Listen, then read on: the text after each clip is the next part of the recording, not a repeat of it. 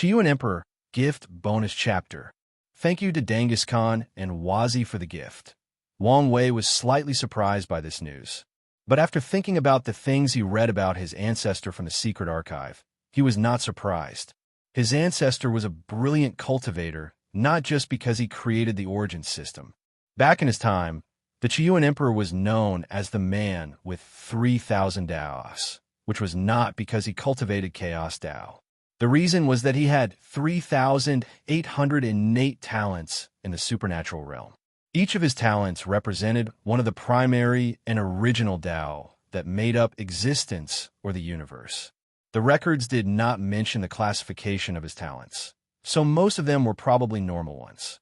But the fact that he had so many of them proved his talent, luck, and strength. Chiyuan lived in a special period of the Myriad Emperor world.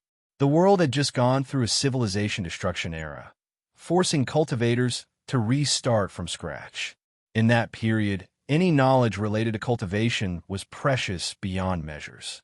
Cultivators would fight for a Tier 1 scripture from ancient times, meaning a scripture that could only cultivate to the body refining realm. Furthermore, cultivators refused to share their techniques because they were precious. Of course, a few intelligent individuals realized this was the perfect opportunity for them to rise. They began to create a cultivation system of their own. Most truly talented cultivators at that time could only develop cultivation techniques that were perfectly suited to them. Only if someone had similar body types as the creator could they cultivate these techniques, and these individuals would never reach the same height as their predecessors.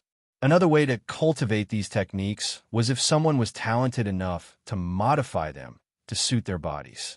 Subsequently, a few geniuses created a perfect cultivation system suited for everybody. Unfortunately, their fate was death at the hands of the ancient aristocratic clans. Before the establishment of the ancient emperor era, the Myriad Emperor world was still recuperating from the Null era, resulting in no heaven while manifesting in countless generations. Nevertheless, the ancient clans survived the catastrophe while preserving the cultivation system of the old era. As such, even though they were severely injured and recuperating, they still had the power to rule the Myriad Emperor world. These clans ensured that no genius would spread a new system or any factions would rise to take power. The ancient clans only needed to wait until the world source regenerated itself. They could cultivate another great emperor and rule the new era with their advantage of resources and cultivation systems. Everything proceeded smoothly until the Wang clan birthed an ambitious young man. As the heir of the Wang clan and the most powerful heaven-chosen of the clan, he had the destiny to bring the ancient clan to greatness. However, the young man saw the downside of the rule of his clan. The environment was not suitable for the ancient cultivation system to thrive. If it became mainstream, it was only a matter of time before the resources of the Myriad Emperor world would be sucked dry. So, Wang Chishan, as he was known back then, told his concerns to his elders. He even suggested that they create a new cultivation system to spread. A new system could solve this problem and bless the clan with enough chi luck to survive for countless generations. Unfortunately, the elders declined. The primordial body system they currently use was created by the heaven-opening emperor, the ancestor of their Wang clan. So, these pedantic elders refused his proposition with no room for debate. However, they acknowledged his concern over resources. So, they planned not to spread the cultivation system even after cultivating a new great emperor. Instead, they will hoard all cultivation resources to ensure that all the emperors came from the ancient clan, creating a monopoly. Wang Chishan became appalled after hearing this. He argued with his clans and the others, but no one listened to him. If he were not the most talented individual of his time, his status would have been revoked, or worse, he would have been killed or imprisoned. Nevertheless, Wang Chishan began a plan for his future as he knew it was not in this family. He used his political skills to turn many Wang clan members into his allies while creating his own cultivation system. After reaching the supernatural realm, Wang Qishan's treachery was discovered and the ancient clan hunted him down. The details of his escape were briefed, but Wang Wei theorized that this escape might have been his ancestor's outlaw trial, since Origin Dao was an outlaw Dao. Wang Wei was not too sure about this, since there was another incident that could have been his trial. After leaving the ancient clan, Wang Chishan eventually met a very talented young man from a cultivation family. His name was Li Ming, also known as the Battle Maniac Emperor. Li Ming's family had a unique cultivation system. However, he was not suited for it, making him an outcast. Nevertheless, Li Ming was very talented, so he developed a plethora of methods to temper his body to be on par with supernatural realm cultivators, overwhelming his family and becoming the patriarch. After meeting Li Ming, the two became friends rapidly. It was as if their meeting was fate, written in the stars. They did not waste time becoming sword brothers. And after spending time with Li Ming, Wang Chishan learned a great deal about the body, allowing him to create the divine body realm in his new system, even making up for some of the flaws in the body refining realm. The two optimized the already existing realms and even completely changed some of them. Afterward, the two began to travel worldwide and through other world communities. They learned about other cultivation systems based on Taoism, Buddhism, bloodline, martial arts, soul, etc. They learned from them to perfect the system. With each new system, he would improve the origin system. And it was during this time that Wang Chishan invented the concept of innate talent and made the origin system unique. Then, the two encountered a great danger in another world community that caused them severe injuries. Luckily, a young lady from a wealthy family saved them, despite her family's disapproval. Her name was Yin Hai, and her name would one day be known throughout the endless void, the Sword Empress. After meeting Yin Hai, Wang Chishan knew someone had sealed her talent for the sword, and after a quick investigation, he knew the heavenly Tao of her world had sentience, so it sealed her out of fear for her talent and future potential. The records on this period are not much. Most likely, there might have been some trouble with Yin Hai's family. However, what is left is that these three began their travel together around the endless void, fighting other heaven chosens and perfecting their cultivation system.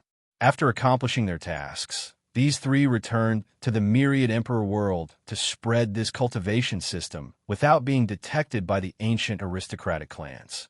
The process was not easy since the clans still had some immortal tier powerhouse alive, but they survived and succeeded in their actions. Then, Wang Chishan participated in the Heaven Will Battle, proved the Tao, and became an eternal emperor. Afterward, he took the Wang clan that followed him, Yin Hai, and Li Ming's family to create a sect, the Tao Opening Sect. He sealed the ancient aristocratic clans for a few generations to prevent them from messing up with his achievement. He then removed the karma for his sworn brother and sister so they could prove the Tao in the subsequent generations. Unfortunately, Li Ming failed and did not become an emperor until much later. So what did my ancestor do? He has done many things. What he is most known for was the Battle of Origin. After becoming a peak, boundless paragon, Qiyuan wanted to change the origin of the Myriad Emperor world to bless with the most luck and destiny, making it a focal point of all history of the entire Eternal Accession world. If he succeeded, the Myriad Emperor world would have the most eternal emperors, the most pseudo-eternal emperors, and first-class emperors. Most major incidents that would affect the entire Chaos world would be linked to it in one way or another. The Myriad Emperor world would become the epicenter of this Chaos world. That would explain a lot, not a Wang Wei. The innate acquire war began in this plane, and there are rumors it also ended here.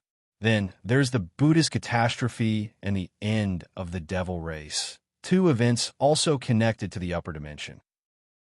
I'm guessing he succeeded? Yes, but it was not easy. All the paragons of the other world communities would not allow such a thing to happen, so they joined to stop him. A lot of paragons from the Myriad Emperor world came to help, but few also did not want this to occur, as this move could place the world in danger. Then there were the paragons from the upper dimension who also did not like the idea of some world in the lower dimension becoming the focal point of history. Wang Wei's eyes lit up more brilliantly than the sun. Did you participate in that battle? No, That was before my time, Wu Hong replied. However, I did travel through space-time to experience it myself.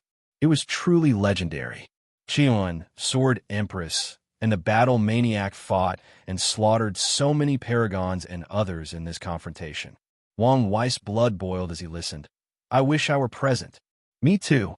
Luckily, I was there for the second battle of origin. There was a second one. Yes. Qiyuan wanted to do the same, this time for the entire Chaos universe. He wanted the Eternal Ascension world to be the focal point of all history of the Chaos universe. That battle involved countless paragons from other Chaos worlds, countless fiend gods, and other races. That battle also started the golden age of the Eternal Ascension world. If the Devil Invasion was the precursor to the Golden Age, the second battle of origin was the beginning, and the ultimate taboo was the end. Wu Hong remembered that epic battle as she killed many paragons, Dao monarchs, immortal kings, and fiend gods. So many chaos worlds of any category died. Not only her hands, but also the paragons from the Eternal Ascension world. Of course, many of their own also fell. Did you guys succeed? You could say we did, and you could also argue we failed. Wang Wei nodded, but no longer asked any more questions since it seemed this was not something she was willing to talk about. Then, he found an anomaly. The Battle Maniac Emperor was the sixth emperor of the sect. The time he proved the Tao was only a few 100 million years before yours. How could he already become a paragon? Before the Devil Invasion, time operated much quicker on the upper dimension than the now relatively synchronized time. Additionally, Qiyuan and Sword Empress ensured Battle Maniac became a paragon as quickly as possible. Their actions even created some conflict with the ancient Desolate Emperor and the Turtle Shell Emperor. Luckily, they solved their differences. I see, nodded Wang Wei. He enjoyed reading about the legends of his ancestors. However, he was not jealous since he had his own journey and did not think it would be less epic. Although I have many more questions, I will stop avoiding the issue. So let's talk. Insecurities. Wang Wei directly told her about the conversation he had with his heart devil, his worries, and the flaws in his Tao heart. Wu Hong frowned slightly before ending the communication. Then, she disappeared and appeared outside his retreat room. And after opening the formations for her, she entered so they could have a face-to-face conversation. The young couple sat opposite each other to have their conversation. I understand how you feel, but what do you want me to do to fix the situation? Asked Wu Hong. You should understand that there are some things I physically cannot say even if I want to. I'm aware of this, and I come to terms with that. Then what can I do? If you want, I can link my existence with yours. What does that mean? It means if you die, I die. And if I die, you also die.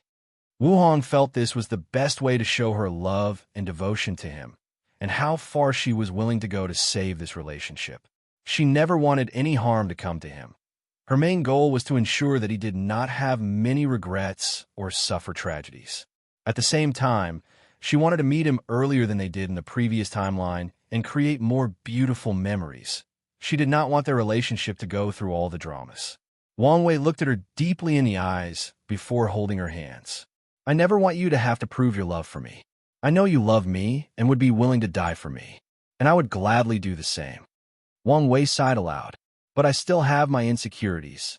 For heaven's sake, you are Empress Wu, a beautiful and renowned eternal emperor. No, a boundless paragon. Your name and beauty are probably known throughout primordial chaos. I cannot imagine how many men more handsome and capable than me who desire you. So why me? Why did you choose me of all people? Wang Wei did not evade her eyes as he said these words. I've thought about this many times. What is so special about me that you, of all people, choose me? The first explanation I used to convince myself was my potential. But upon deeper analysis, it did not make sense. My paragon soul made me unique, but I know for sure many people have the same soul or something similar. My background is nothing compared to your achievement. The only thing special about me is that I'm from Earth. But with the recent encounter with Hong Jun, I doubt I'm the only one. Wang Wei paused as he felt his voice was slightly elevated, so he took a moment to control himself. I've thought about it all. I try to convince myself that you did not care about these things as they were artificial. I convince myself you love me because of who I am, my personality, or how I make you feel. But is that really enough? Are those things enough to make me worthy of you? Wang Wei once again sighed out loud. After his recent conversation with Heart Devil, he realized his real problem was not whether Wu Hong was planning his downfall. He did not care about that. He knew her and her character, so he did not think she would do such a thing. And even if she did, he did not mind dying for the chance at finding love. The real issue was his hidden insecurities about their companionship. Although Wang Wei was a confident person about his future, he had to admit he had many insecurities about his relationship with Wu Hong. Of course, the secrets they had to keep did not make things better, even though he understood it was simply unavoidable. There was a significant gap in their status, and without filling it, he literally could not access these secrets. Yes, these things are enough, replied Wu Hong as she held his hands. I love you because you are not like these other men. You did not want me simply for my body, beauty, strength, or reputation. You treated me like a real person instead of the famed Empress Wu. You never tried to change to appease my likes or dislikes. You never wanted to change me into something I was not. You never wanted to possess me or treat me as a consoling prize for conquering the famous cold and prideful beauty, Empress Wu. Wu Hong looked slightly disgusted as she said the last sentence. She had met too many men like this. I love you because you were you, she said with great conviction, squeezing his hands and not wanting to let go, even if heaven and earth had suddenly disappeared. And Wang Wei squeezed back. Now, I acknowledge the power unbalance in our relationship, and I never want you to feel that you have to be worthy to be with me. I support you in your cultivation journey, not because I want you to reach the same status as me or so that we can be socially compatible. I simply want to support you in all your endeavors, just like you have done or will do for me. I just want you, or us, to be happy. Wang Wei held her hands even tighter than before, then gently laid his foreheads against hers. I know this about you, and this is one of the many reasons that I love you. But sometimes I cannot help my insecurities get the best of me. I know how you feel. You do? Of course, I have my own insecurities as well. What are you insecure about? You? Me? You have no idea how charming you are. Although I know I'm handsome, it's not to the point of causing insecurities. Look at all the women in my generation. They all want to kill me instead of being attracted by my charm, said Wang Wei with a smile. That's because you live in a glorious age. All the women in your generation are focused on the throne and have no time or desire for companionship, which would make things complicated for their future. However, after you prove the Tao and ascend with your looks, strength, achievement, smooth tongue, and personality, I can already foresee how many women will throw themselves at you. Wang Wei laughed joyously before he saw the sneering and severe look on Wu Hong's face. You're serious? She sneered even deeper. In the other timeline, Wang Wei had attracted so many women even though he was not as accomplished as he would be and always being cold and indifferent like some emo kid. However, she could already imagine how things would be 100 times worse in this timeline.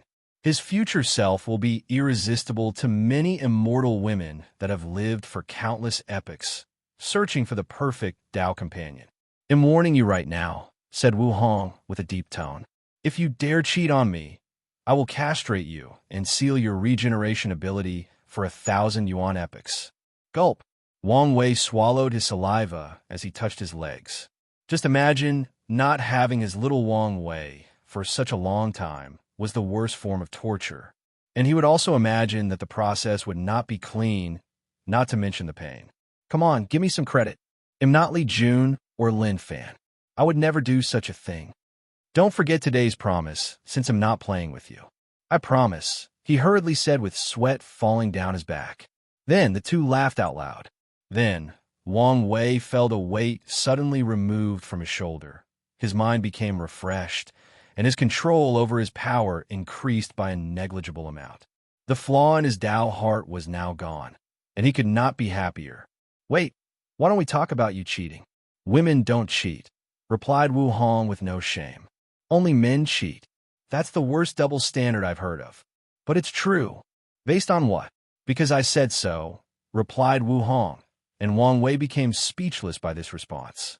However, he soon lost the strength to argue when Wu Hong kissed him. Instantly, he gave up arguing for man's sake. At this moment, she was correct. While this young couple indulged in their animalistic instincts, a bird with enormous wings traveled in the endless space. The bird was unique as it had a small world inside its body. After traveling for a few days, the bird suddenly stopped, and the person living inside its body suddenly opened his eyes before appearing outside. The man looked at a compass in his hand before muttering, "We've arrived." As he looked around, the man thought, "According to the information, I should be near the abyss gap. Luckily, I don't have to go deeper." The man then followed the compass to a specific location in the void. At first, there was nothing until the man used a few techniques to see an enormous pitch-black coffin appear. And before the man could do anything, even react, an irresistible power swallowed him. When he reappeared, he was in a dark and stale space. But before he could look around and analyze the situation, the man heard a deep voice. "I've finally found you." Limit Breaker, an older man with long white hair tied loosely in a bun, a long white beard, and wearing a plain black robe, looked at the trespasser before him. His pure eyes, which seemed to contain the entire world, calmly looked at the young man before him. "A clone?" the older man said in a deep voice. Then his eyes seemed to penetrate an infinite distance to see a young man sealed underneath a mountain. Finally found a perfect nine-extremity Tao foundation. Although he cannot reach the absolute peak power of 5 root, is still 5 root. "Who are you?" asked Di Tian's clone with vigilance. "And what do you mean you've been waiting for me?" He did not understand the words coming out of this person's mouth. Di Tian used a massive amount of luck to reach this place. Most of these lucks were gathered by sleepers when both Buddhism and the devil race were destroyed. Many people swallowed the chi luck of these two groups, and his sleepers took part in the feast. He tried using his luck to counter heavenly Daos scheming against him, but according to his calculation, his luck only allowed for his survival and even his reincarnation.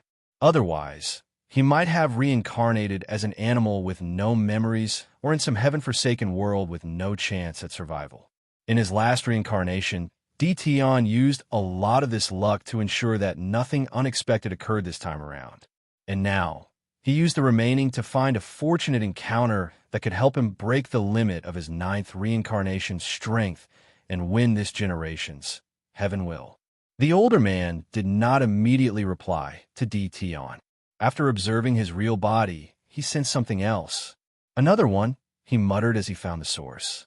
Then, he saw a naked young man with gray hair and eyes lying on a bed with another woman. However, the older man's heart skipped a beat as the woman looked straight at him. Odd. Why does this person who only has the strength of an eternal emperor give me a sense of dread? No, why did she notice me in the first place? And why does she seem familiar? After thinking about it for a while, the older man decided not to think about the situation. He did not have time to waste. After a quick check, he saw the gray-eyes young man was an unorthodox 9-extremity foundation, but he was not perfect and would only have 4 root strength at best. Although commendable for having such a result with an unorthodox method, it was not what he was looking for. However, he sensed another extremity aura from that boy's body and checked. 3 root? Forget it. Then the older man searched the entire endless void for another 9-extremity foundation. He essentially saw almost every secret of the lower dimension, but did not find anything. Once he finished, the older man became a little more transparent. Finally, he laid eyes on Di Tian. "My name is Emperor 9 Pillars. You can call me 9 Pillar." The clone immediately cupped his hands and said, "Young generation, Di Tian has seen the noble Empyrean. I don't have time to waste, so it'll get to the point."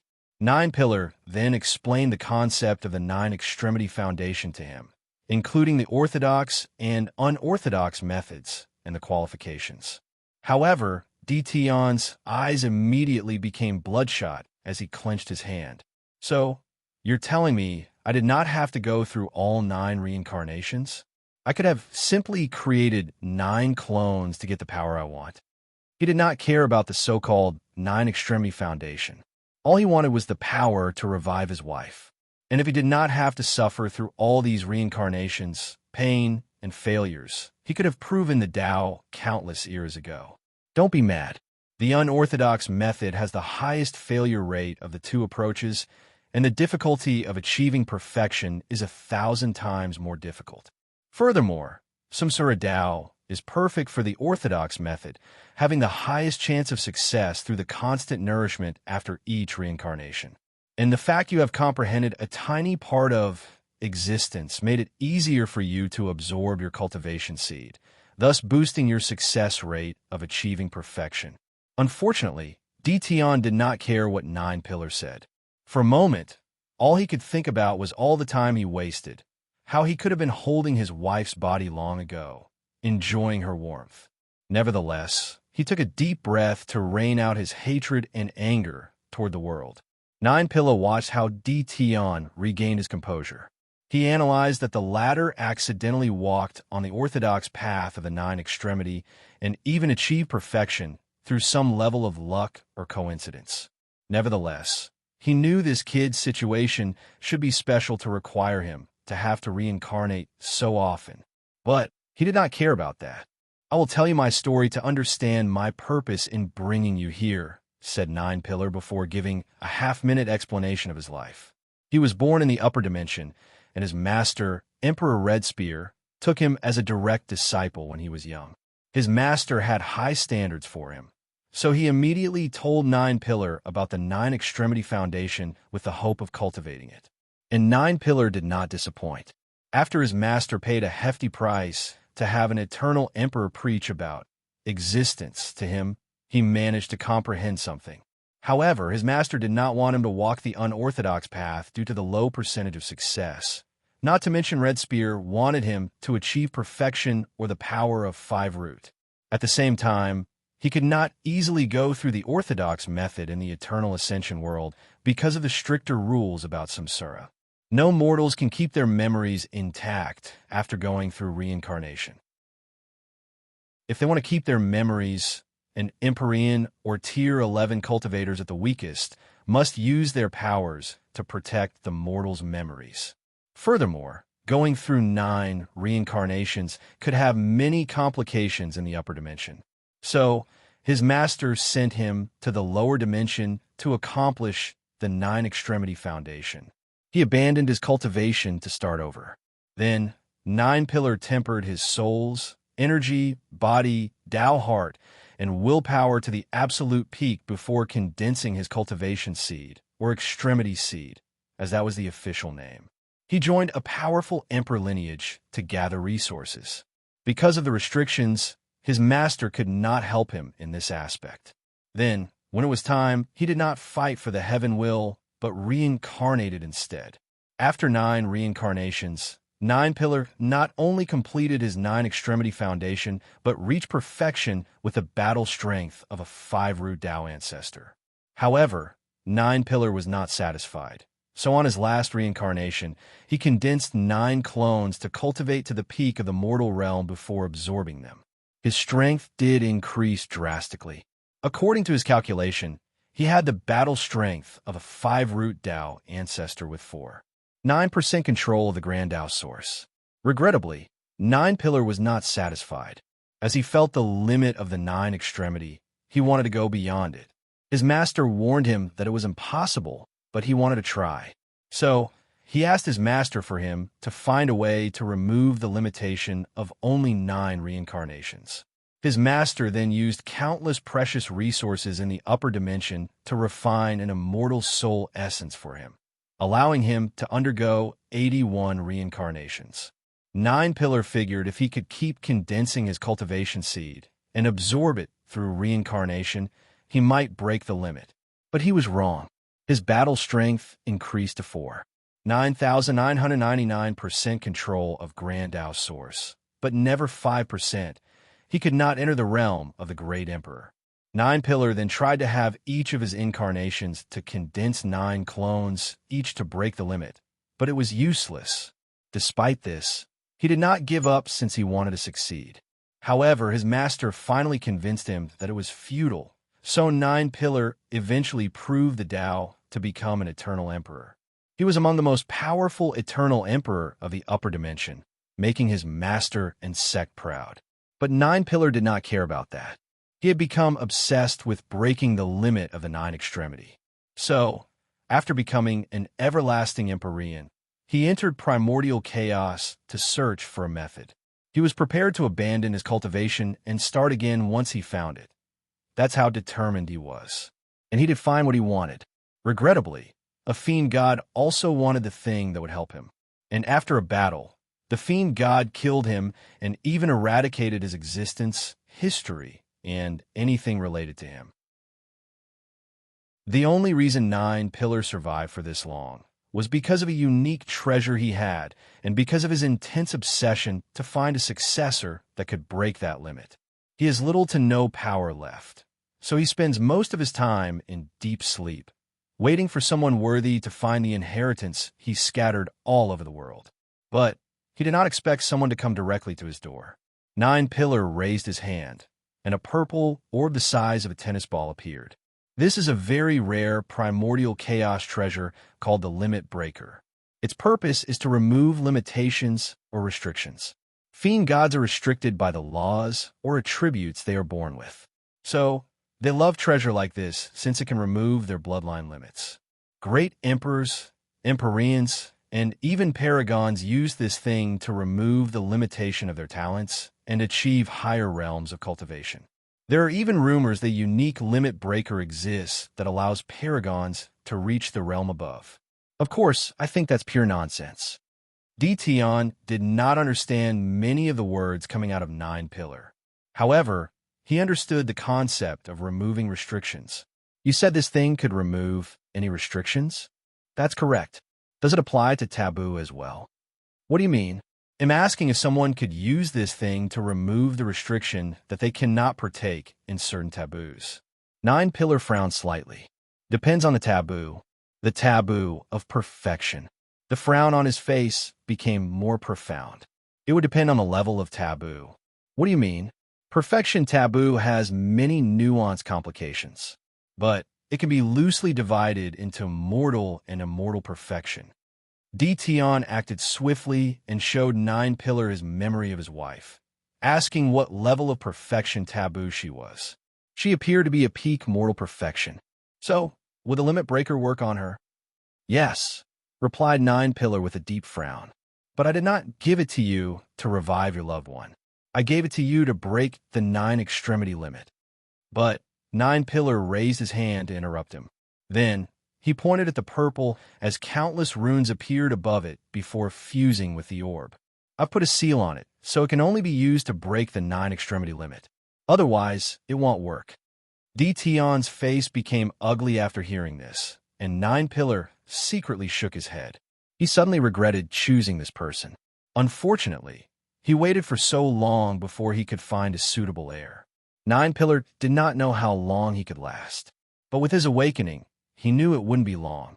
I guess I don't need to give him my other inheritances. His coffin was extremely precious, but he decided it would be buried with him. Nevertheless, he still had one last thing to do.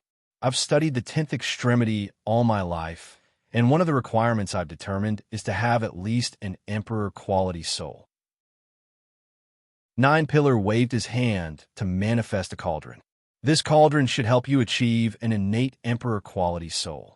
Tion had controlled his emotions, hiding his thoughts deep in the back of his mind. So, he respectfully asked, is there a difference between acquired and innate emperor soul? He knew great emperors would reach such quality after accessing the Grand Tao source. But he felt that Nine Pillar's words hinted at a difference. There is. People with innate emperor, Empyrean, and even the rare paragon quality soul are numerous times more talented than people who have to acquire it through cultivation. A higher quality of soul increases comprehension. But people born with higher soul qualities are naturally more gifted than people who acquire them through cultivation. Not to mention, they also get a boost after accessing the Grand Tao source, added 9 Pillar. I don't have much time. The cauldron will refine your soul into an innate Emperor soul, elevating your comprehension beyond your current state. Then, you'll be able to bear the power of the limit breaker and reach 10 extremity, 9 Pillar said with glowing eyes. Tion's woe. 9 Pillar had an expectant look, followed by regret. He knew he would not live to see his dream accomplished. However, he was satisfied with knowing it would eventually be fulfilled. He glanced at Tion before controlling the power of the coffin and using it on the limit breaker. He used the coffin to escape with this precious treasure from Fiend God. After so long, he knew his enemy was alive and even more powerful than ever. As such, he decided to take precautions to prevent the Fiend God from sensing the limit breaker and coming after it. 9 Pillar handed the 2 treasures to the clone before waving his hand. In an instant, Tion's clone appeared before the mountain where the real body was. Meanwhile, 9 Pillar's gaze penetrated the upper dimension to check on his master and sect. And as expected, they were now all gone. He sighed deeply before shaking his head. He wanted to leave the coffin for his sect, but based on what he learned of the upper dimension, they could not keep such a treasure. So, he decided to disappear with it. And that's exactly what he did. With his obsession removed, he had nothing to keep tethering him in the world of the living. So, 9 Pillar and the coffin disappeared from this world as if they had never existed. Myriad Emperor World, Western White Tiger Continent. Inside the sealed mountain, Tion looked at the limit breaker before him, deep in thought. What should I do? Which is the right choice? These questions echoed in the depth of his min, occupating all his thoughts. After syncing memories with the clone, he analyzed the situation, realizing he had to make an important choice. Absorb the limit breaker now, or wait later to remove 9 Pillar's seal. With Wang Wei as my opponent, I may not be able to win this generation's heaven, well, even with the 9 Extremity Foundation. So, I need the limit breaker to prove the Tao. He never thought about going to otherworld communities to prove the Tao. Every great emperor has a special connection to the worlds they prove the Tao to, and he needed that connection to revive Ning-Er. He used materials and laws from the Myriad Emperor world to create her. As such, she has an imprint in his world. An example of the imprint's importance was that she used it to live on for many years as a spirit. If Tion proves the Tao in another world, the plan he has to revive might fail, or at the very least, become hundreds of times more difficult since he could not access her imprints in the Myriad Emperor world. Tion looked at the purple orb floating before him, his eyes full of complex emotions. On the other end, after I prove the Tao and revive her, will she be my perfect Ning-Er or someone who just looks like her? Tion asked himself how he would feel if it was the latter, and he did not know the answer. He did not want to know. And with the limit breaker, he did not have to find the answer. His Ning-Er will be the perfect creature he envisioned and created. Then, everything would be back to normal. Maybe Wang Wei will not reach the 10th extremity. Maybe I can still win with my current strength. He wanted to convince himself dearly of this truth. After all, a person as powerful as 9 Pillars searched for numerous Yuan epochs for a method, and he died after finding the answer. So, it is not far-fetched that Wang Wei would fail, especially given the available time. But he knew better than anything to underestimate an enemy, especially someone like Wang Wei. Tion took a deep to enter a logical thinking state. I have 2 options. Find a way to break the 10th extremity limit on my own to use this limit breaker on Ning-Er, or find another limit breaker or something of the same effect. As he analyzed the 2 options, none of them were ideal. Although he was intelligent, Tion knew it would not take intelligence to find a way to break the limit. Such a feat would require imagination and ingenuity, something Wang Wei seemed to have in abundance, but he did not. The second option could cause a problem if his wife were not resurrected on a specific timetable. No, I don't have to choose. I can use the limit breaker to prove the Tao. Then, gather Ning-Er's imprints, but not immediately revive her. Subsequently, I got to the upper dimension to search for methods to perfectly revive her. He learned from Nine Pillar how vast the world, truly vast. So, he did not think there would be only one limit breaker. So, no matter what he had to do or how long it took him, he was determined to find what he wanted. After making a plan, Tion suddenly felt his mind open up as if a group of dark clouds had been dispersed after a storm. He felt the world was brighter and had a new sense of purpose. Then, a rare smile appeared on the corner of his mouth. Without hesitation, he began refining the limit breaker to fuse later after he entered the quasi-emperor realm. Central Chilean continent, Dao opening sect. Wu Hong had a slight frown, thinking deeply about what had just occurred. She tried to rack her memories to find who was peeking at her, but she could not remember him.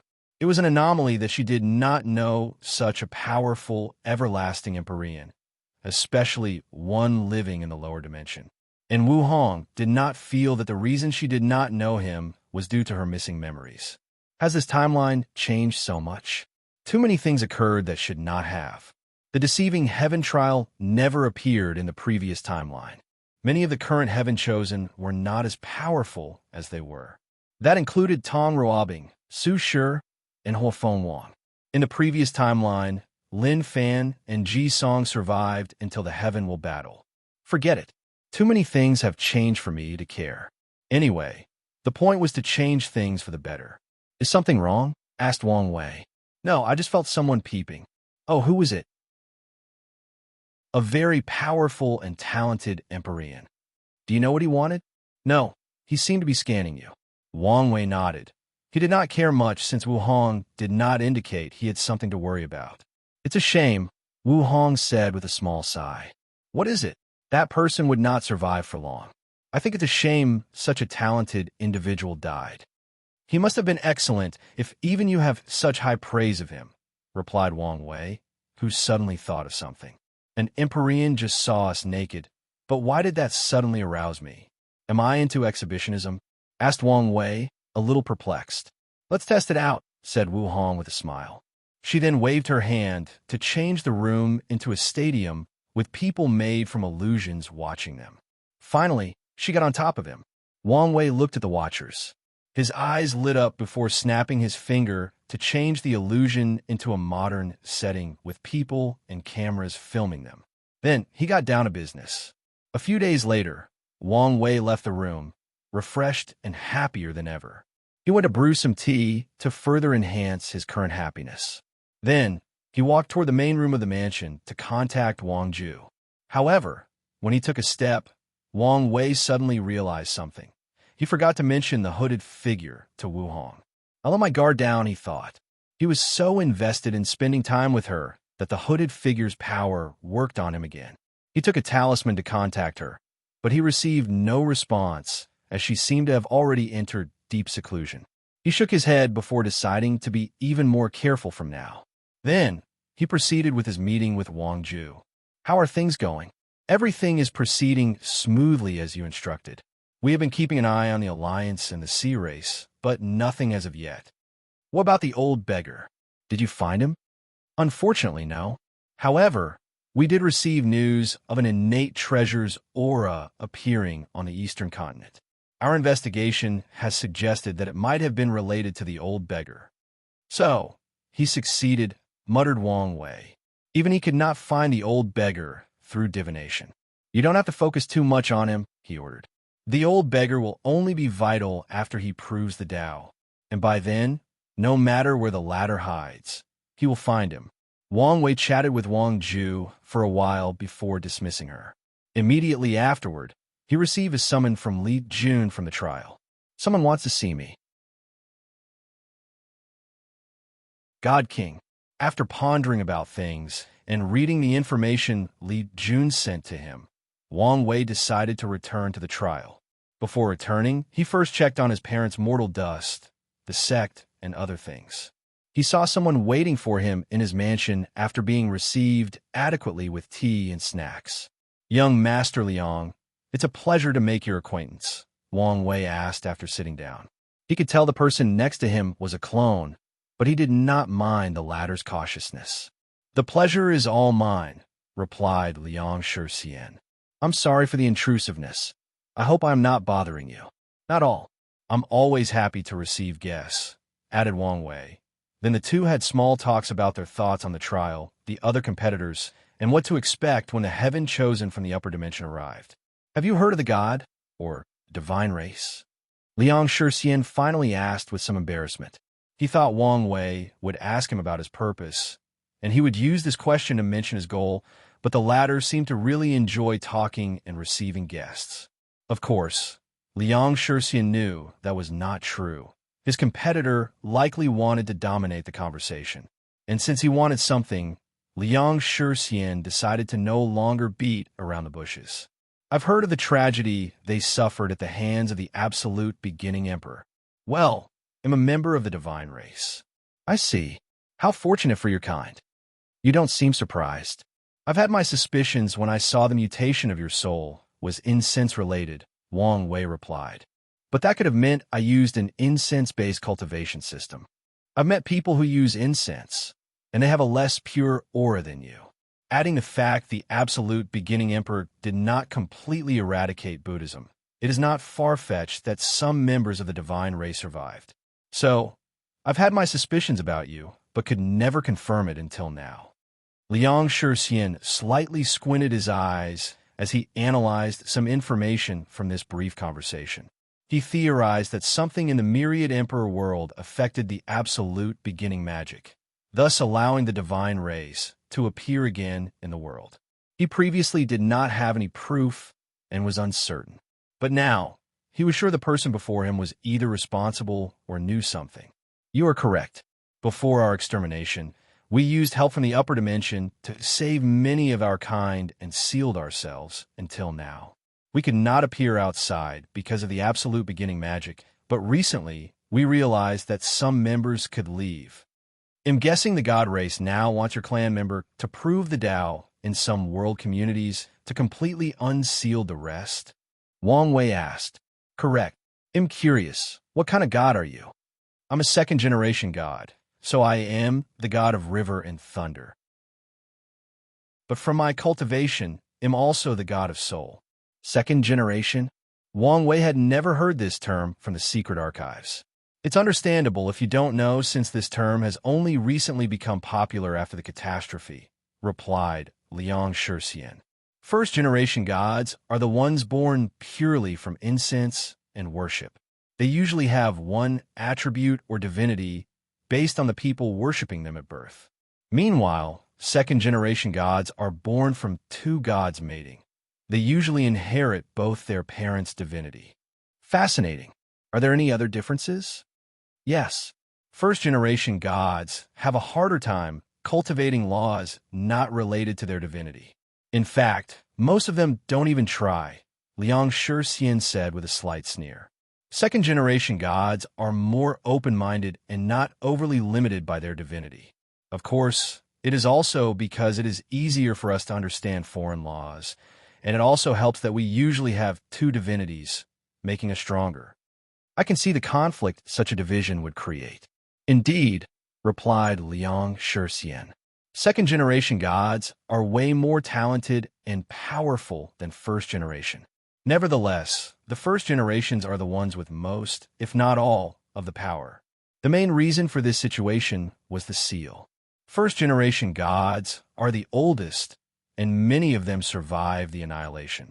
Second-generation gods did not increase their population to a substantial level until after living in the sealed world. As such, they were younger but with no power. The first generation had many immortal tier powerhouses, but the second generation could not become immortals in the sealed world. The only immortal tier powerhouses they had were the rare second-generation gods that existed before the catastrophe and survived. But many of them are old-fashioned and share similar views as the first generation. Luckily, only second generations could leave the sealed world, and as soon as someone proves the Tao, the power scale will shift to their side. So, why are you telling me all of this? Asked Wang Wei when he realized Liang Shixian did not want to mention the inner conflicts of his race. I need your help with something. Liang Shixian took out a book before handing it to Wang Wei. After inspecting it, the latter read it. What a good idea. How come I never thought of that? It's perfect for my situation, thought Wang Wei. You want to create the fourth path of immortality? Correct. Besides the Emperor path, the Tao path, and the immortal path, I believe a soul path is also viable. Just like there are immortal venerables, Tao ancestors, I want to create God kings. Interesting. I like the idea, but why are you coming to me? Because I want your help to help me create that path. I've observed your trials, whether it is the soul or willpower trial. You excel at both of them. I understand why you came to me. I want to know why you didn't create this path on your own. If I could, do you think I would ask you? Of course you could. Based on your work so far, it's obvious you could create this path after proving the Tao. Liang Shixian quieted down for a moment. I don't want to become emperor. Excuse me. It's as you heard, I despise the emperor path. Why do I have to compete like Poison Gus stuck in a cave to be the final winner? I refuse to participate in Heavenly Tao's cruel game. So, my goal is to create a path that is above the emperor path.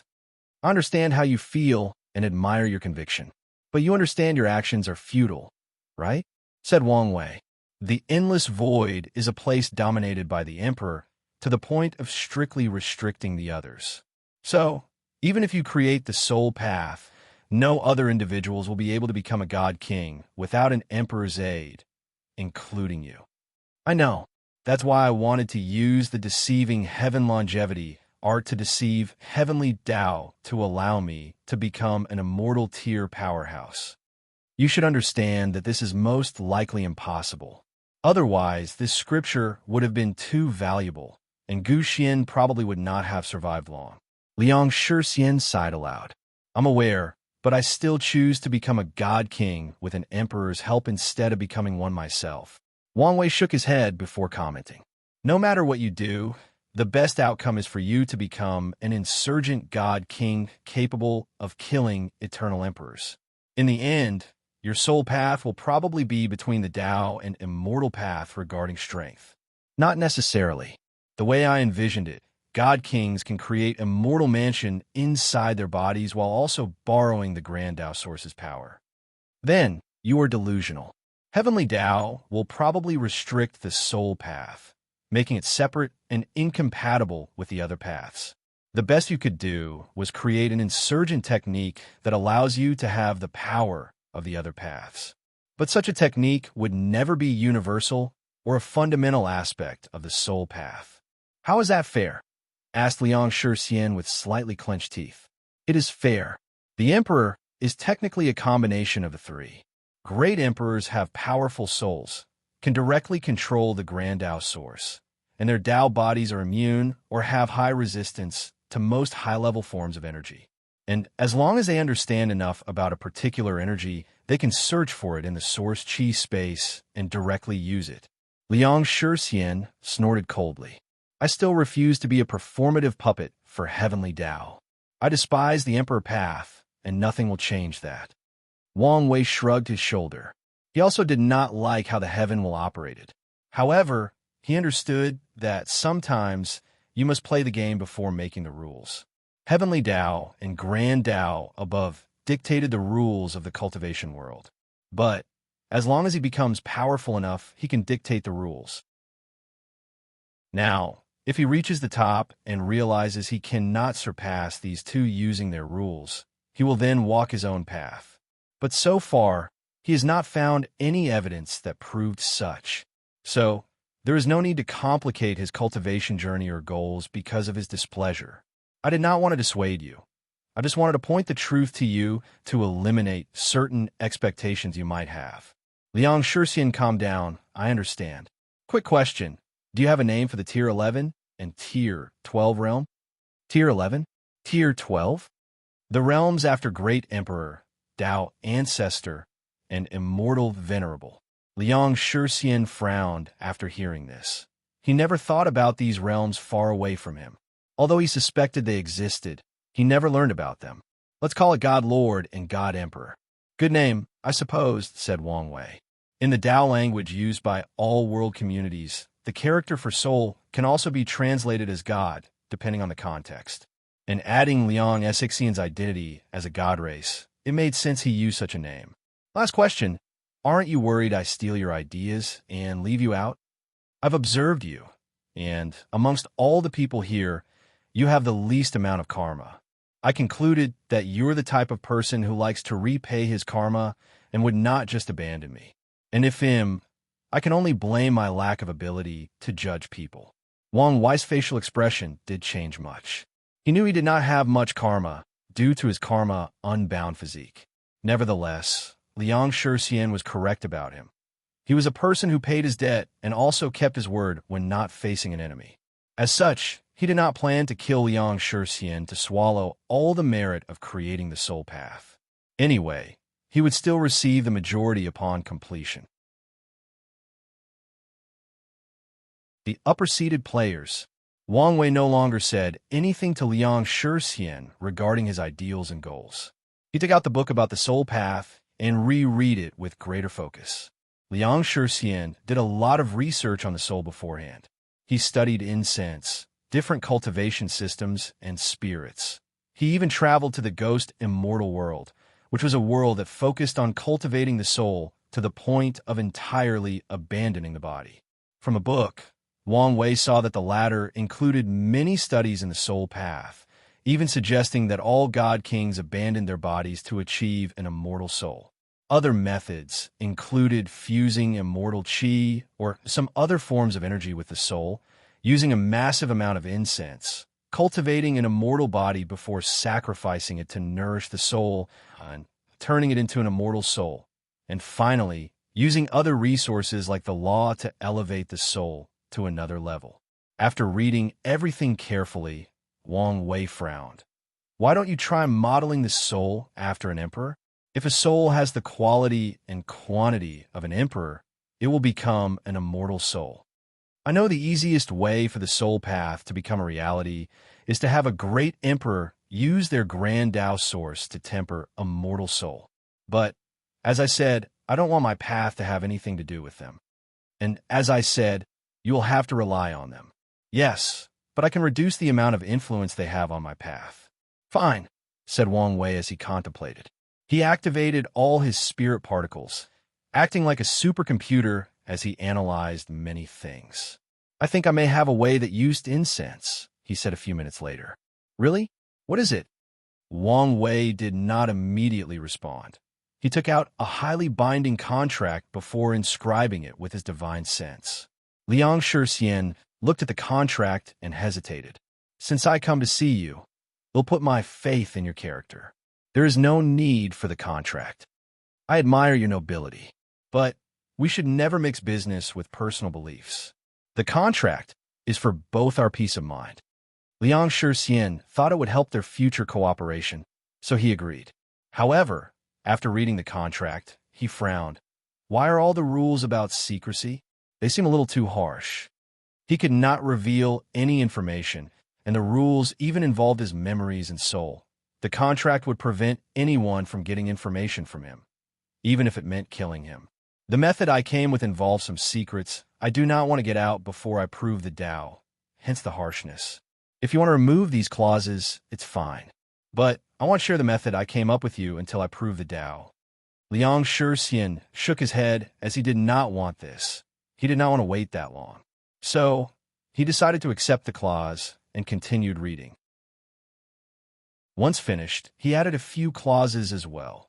Wang Wei had to use other means not involved with the emperor's path, and the final division of merit would be decided based on the ingenuity method he thought of.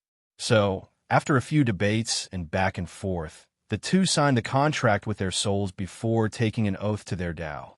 Finally, Wang Wei told him the method he thought of for the soul path. The required secrecy was because this method involved another one of his plans after becoming emperor that would affect the entire endless void. He did not want the information to leak and cause trouble. With his mouth slightly opened, Liang Shixian looked at him. You're crazy and ambitious, but I'm glad I chose you. He had eyes on both Wang Wei and Chu Luo as his partner, and chose the former after close observation. Chu Luo had an unapproachable vibe that kept most people at a distance. If your plan works, Shouldn't there be no need for a great emperor? That's possible, but very unlikely. I figured. Afterward, the two discussed the plan's possible success and the division of merit. Once everyone was satisfied with the outcome, Liang Shixian left. He had accomplished his primary goal of coming here. He did not want to leave, yet since he still hoped to get his hands on the inheritance despite knowing it was improbable. So, he decided to watch to the end to see if there was an opportunity. Time passed, and it was time for the combat aspect of the trial. Wang Wei flew to the plaza and saw two podiums facing each other, with 6 seats. The one on the left with his name on the second seat had the words lower-seated player, while the other had the title upper-seated player. Wang Wei shook his head, as he could tell Lord Spirit used these titles to raise contradiction and fighting between these two groups. Without saying much, he sat in his position. Not long afterward, everyone arrived. Chu Luo sat on the first seat, Wang Wei on the second, Ji Langfang on the third, Tong Ruobing on the fourth, Shi Qian on the fifth, and Jingwu Hua on the last. As for the other participants, they sat on the side of the two podiums. Lord Spirit manifested with her eerie smile. I know many of you have been anticipating this moment for some time. As such, I won't waste your time. Let's begin. She pointed her finger to the first seat on the other podium. The number 1 seated player from the upper dimension is Xiao Tiandi, owner of what is considered the best physique for cultivation, the innate Tao Source physique. A light beam came from the sky, descending on the first seat. Then, a young man dressed in ordinary, almost shabby clothes appeared.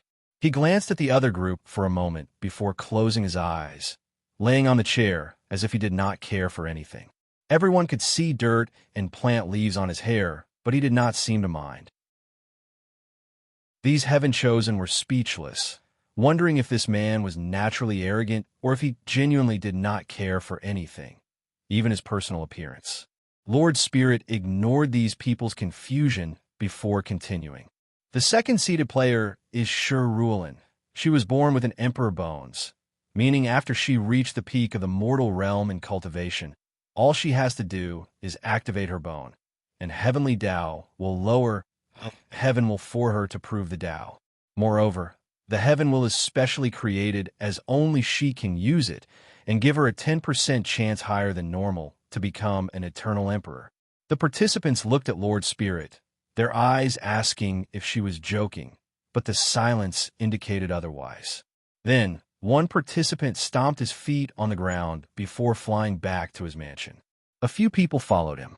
The words, "This is unfair," could be heard from them, even from a distance. Meanwhile, a young woman appeared in the second seat. She had a blue hanfu and short hair, which was quite surprising to many since only monks or nuns cut their hair. And after Buddhism's destruction, the practice has become less prominent, except in a few martial worlds where it is more common for women to cut their hair. But even then, it is still not as commonly seen. Shi Ruolin looked at the opposite team and waved her hand in enthusiasm. However, she quickly realized something and stopped. Instead, she became serious and cupped her hands before bowing slightly to them. The others returned the salute. "The third place goes to Ao Qiani," said Lord Spirit, one of the most talented younger generation of the primordial dragon race. For those who don't know, primordial dragons are chaos life forms born from pure or orderly chaos chi. They're a race that does not exist in the endless void. A young man dressed in tight, white martial clothes appeared, with 2 horns on his head. He looked at the opposing team with disdain before looking at the people next to him. "I understand not being first, but how could I lose to her?" "Didn't I slap you around the last time we met?" said Shi Ruolin with a gentle smile. "I had just shed my scale and was still in a vulnerable state. How does that count?" "You dragons always have an excuse for your defeat," replied Shi Ruolin while shaking her head. She decided not to engage with this prideful idiot. "The fourth place goes to Shi Shangyan, a member of the celestial race," Lord Spirit announced. However, everyone was confused, including Wang Wei, since they'd never heard of such a race. Ao Tiani sneered even more after seeing these people's reactions. The Celestials are a unique race born in the source chi space from immortal chi gaining sentience and condensing a body, similar to the spirit race. As such, They have an unparalleled talent for the immortal path. All celestial races are born with an inactive immortal mansion in their bodies. They do not need anyone's help to become immortal venerables. On top of it all, 80% of them who decide to become immortal venerables are insurgents. And that's because their unique immortal mansion can give birth to 4 types of unique immortal chi: yellow, profound, earth, and heaven. Yellow immortal chi grants them battle prowess on par with third-class emperors. Profound immortal chi corresponds to second class, earth to first class, and the potent heavenly immortal chi grants battle prowess on par with eternal emperors. The participants looked at a beautiful woman with black hair and a long golden robe. Her beauty was unparalleled, on par, if not surpassing Su Sure. Not to mention, she had a cold and natural, noble aura emanating from her body. Most people did not care about her beauty, as they were still shocked at the fact such a powerful race existed. These heaven chosens always knew that heaven and earth were unfair, but they did not think it was to this point. Longevity resources. Shi Shangyan looked at the shocked expression on these people's faces and mentally shook her head. Although it looked like the celestial race was powerful beyond reason, it was not. In the Eternal Ascension world, the number of great emperors' battle force a faction did not matter. What dictated the authority of any faction was the number of paragons, or Tier 12 cultivators they had. And in this regard, the celestial race's innate talent did not help because of the fundamental flaw of the immortal path. Just because someone was an insurgent in Tier 10, it did not mean they could become one in Tier 11 or above. For example, the clan members who cultivated heavenly immortal chi had less than a 5% chance of sublimating it to golden immortal chi on par with regular Empyreans. If they wanted to continue becoming insurgents, they had to be like everyone else and search for rare and unique chis in the source chi space, an inherently dangerous place for them despite being born there. Throughout the history of the celestial race, many geniuses have tried to elevate the immortal path to a higher level. And it was not just the celestial race, but also many other cultivators. There was a brief period of history where a movement to weaken the emperor path took place. During that time, many heaven-defying geniuses of the immortal path took place, and a few noteworthy people are still remembered to this day. The myriad chi immortal sovereign, for example. He created a method for his body to hold more than one immortal mansion. His goal was to create 3,800 immortal mansions, a number that symbolized the number of primary Daos in all existence. In each mansion, he refined a unique and powerful insurgent chi. The myriad chi immortal sovereign was an unparalleled genius regarding understanding and controlling energy. So, after using countless yuan epochs and an incalculable amount of resources, he built more than 2,000 immortal mansions with unique chi, becoming an insurgent immortal sovereign capable of killing everlasting Empyreans. Not defeat, but kill. Although he could not erase their existence, he could force them to enter limbo and revive them. However, in one of his battles against an Empyrean, the latter caught him off guard and destroyed hundreds of the immortal mansions inside his body. Although he defeated his enemy, Myriad Chi realized the weakness or frailty of the immortal and Tao path. The immortal mansion or inner world was an apparent weakness for them. Meanwhile, the imprint of the emperor path could only be removed by Tao wills and some unique treasures.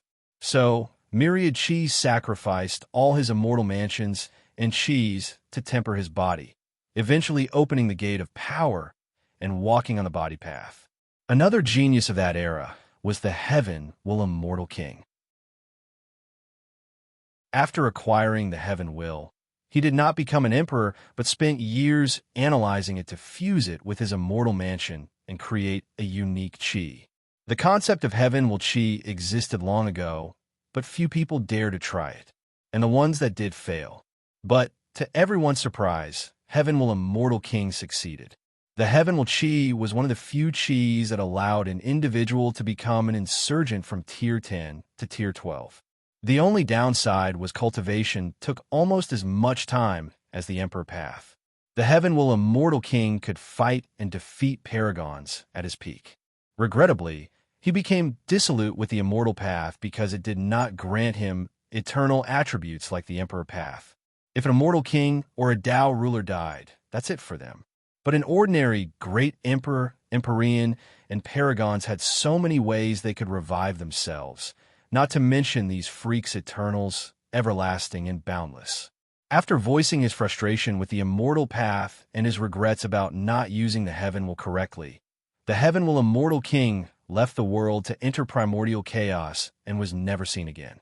Many people believe he wanted to find a way for the immortal path to acquire eternal attributes, but most people think he went to prove the Tao in another source chaos world.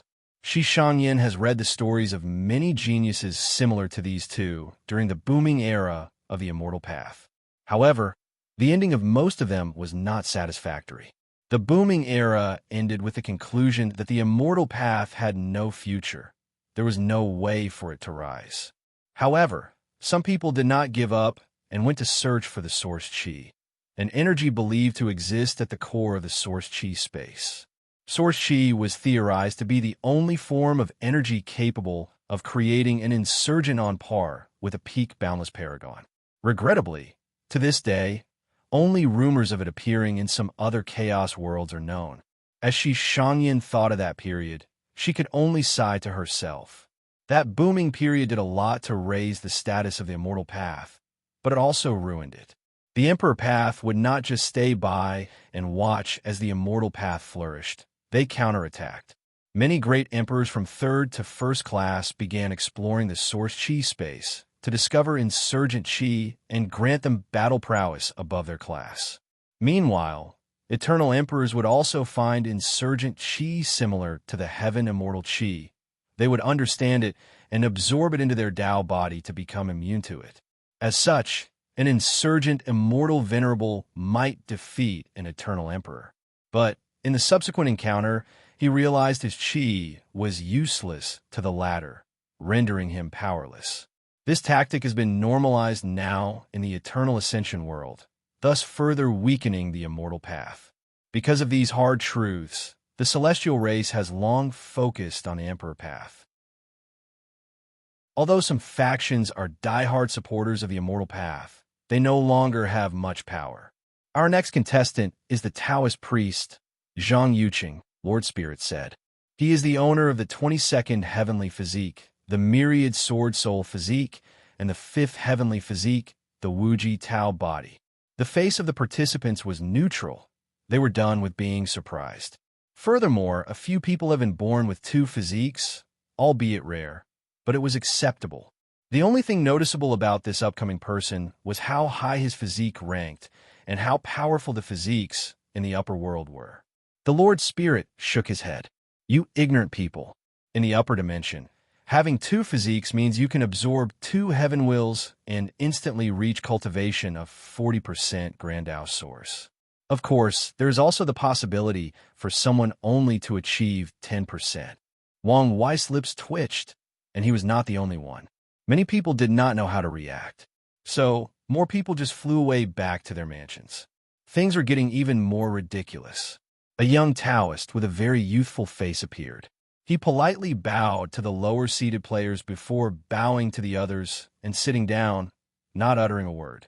And everyone immediately returned the salute, including the previously arrogant Ao Tianyi. Even Xiao Tiandi opened his eyes and nodded before going to sleep. Wang Wei and the others took notice of this behavior, thus placing even more emphasis on this young Taoist.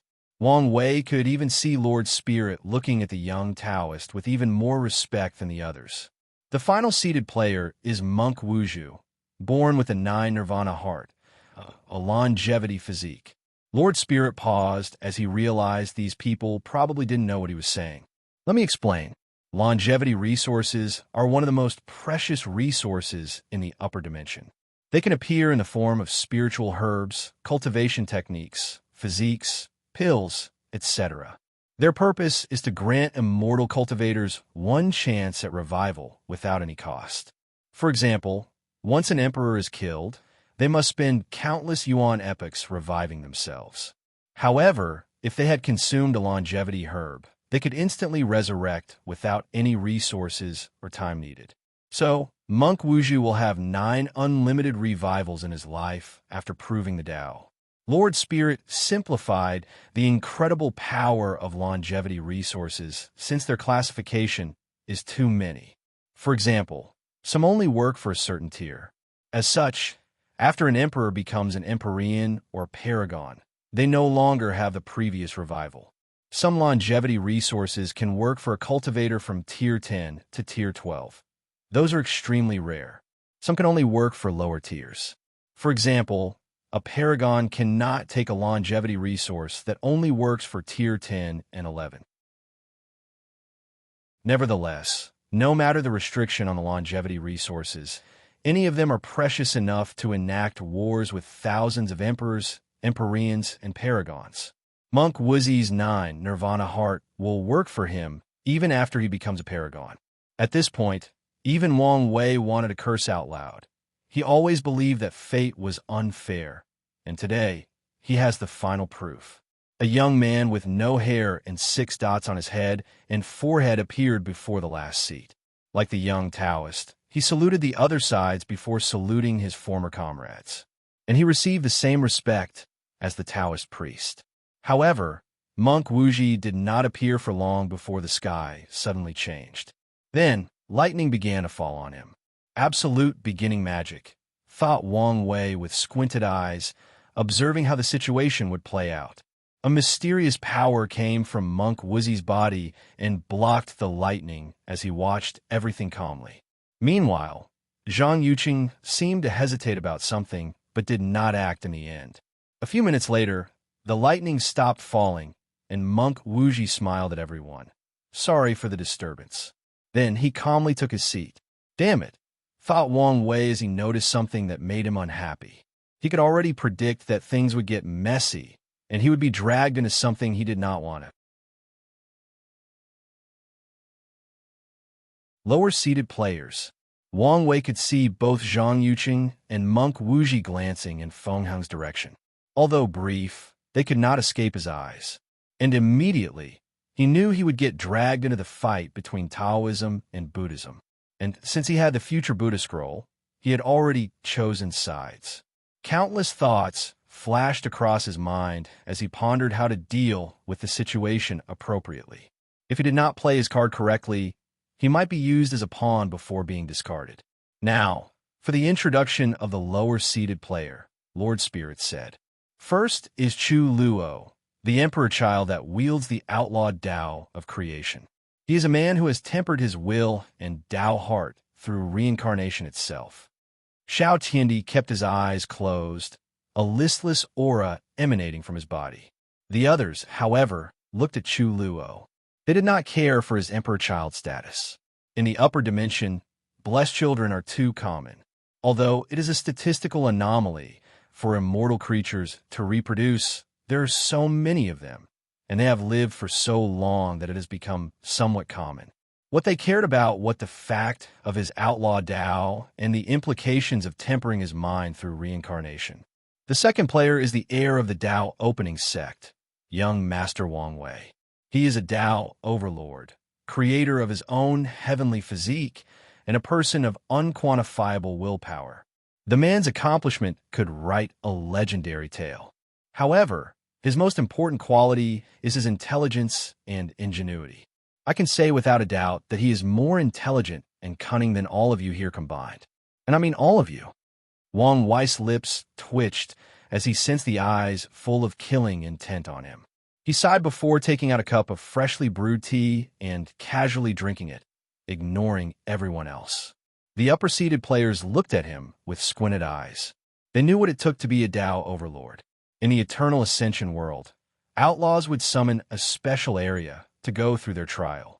Cultivators must do so before comprehending and using the outlaw laws. Otherwise, they won't even be able to enter any cultivation stage that requires understanding and using laws.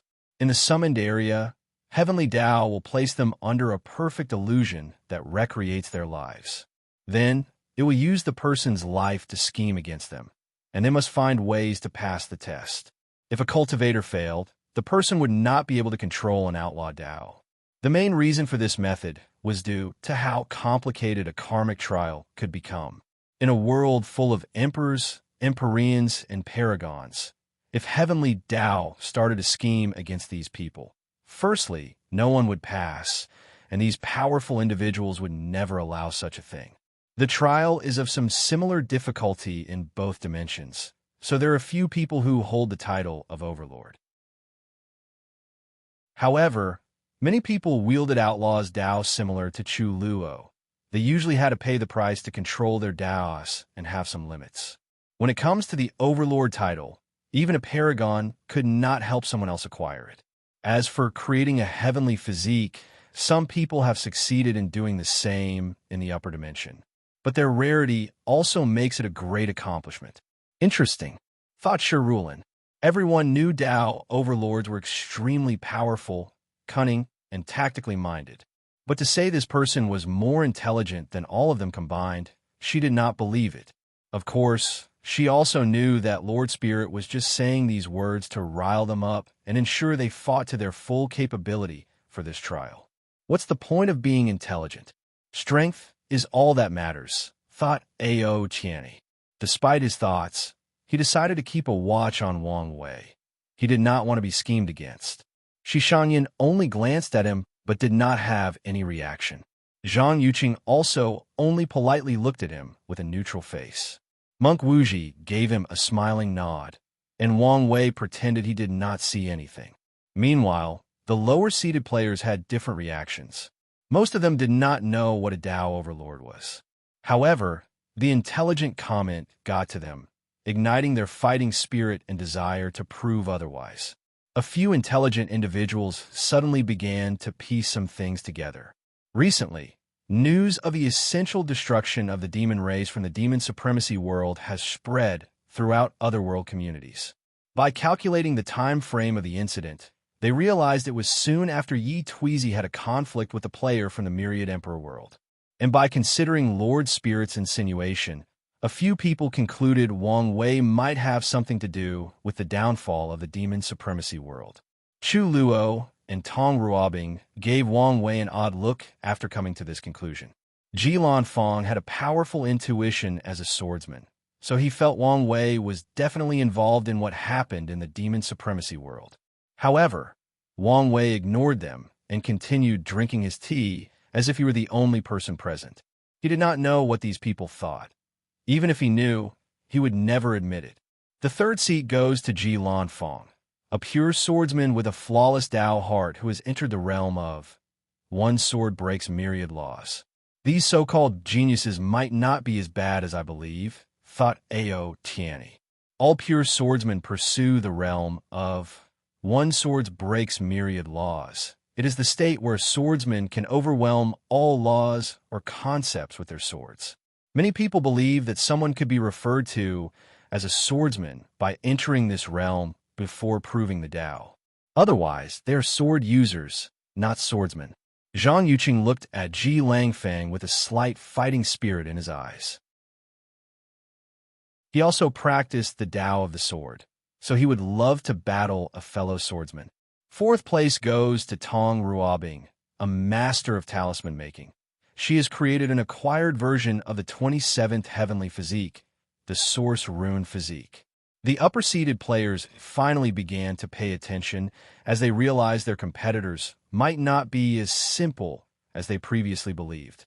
The Source Rune Physique is considered the best talent for professions like alchemy, talisman, pill refining, and arrays.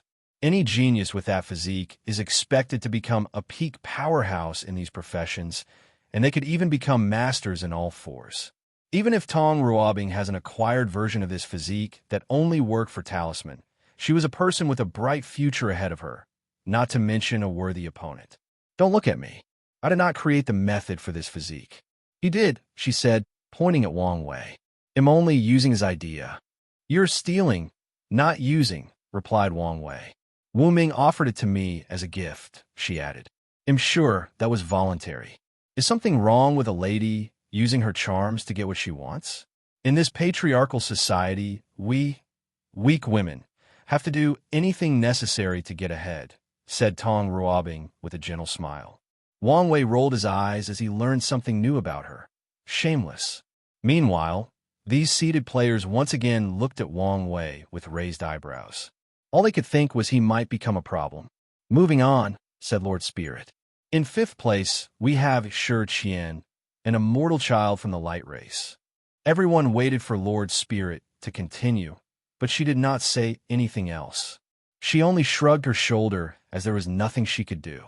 In the grand scheme of things, there was nothing remarkable about Shi Qian. Her status as an immortal child was worthless in the eyes of these upper dimensions heaven-chosens.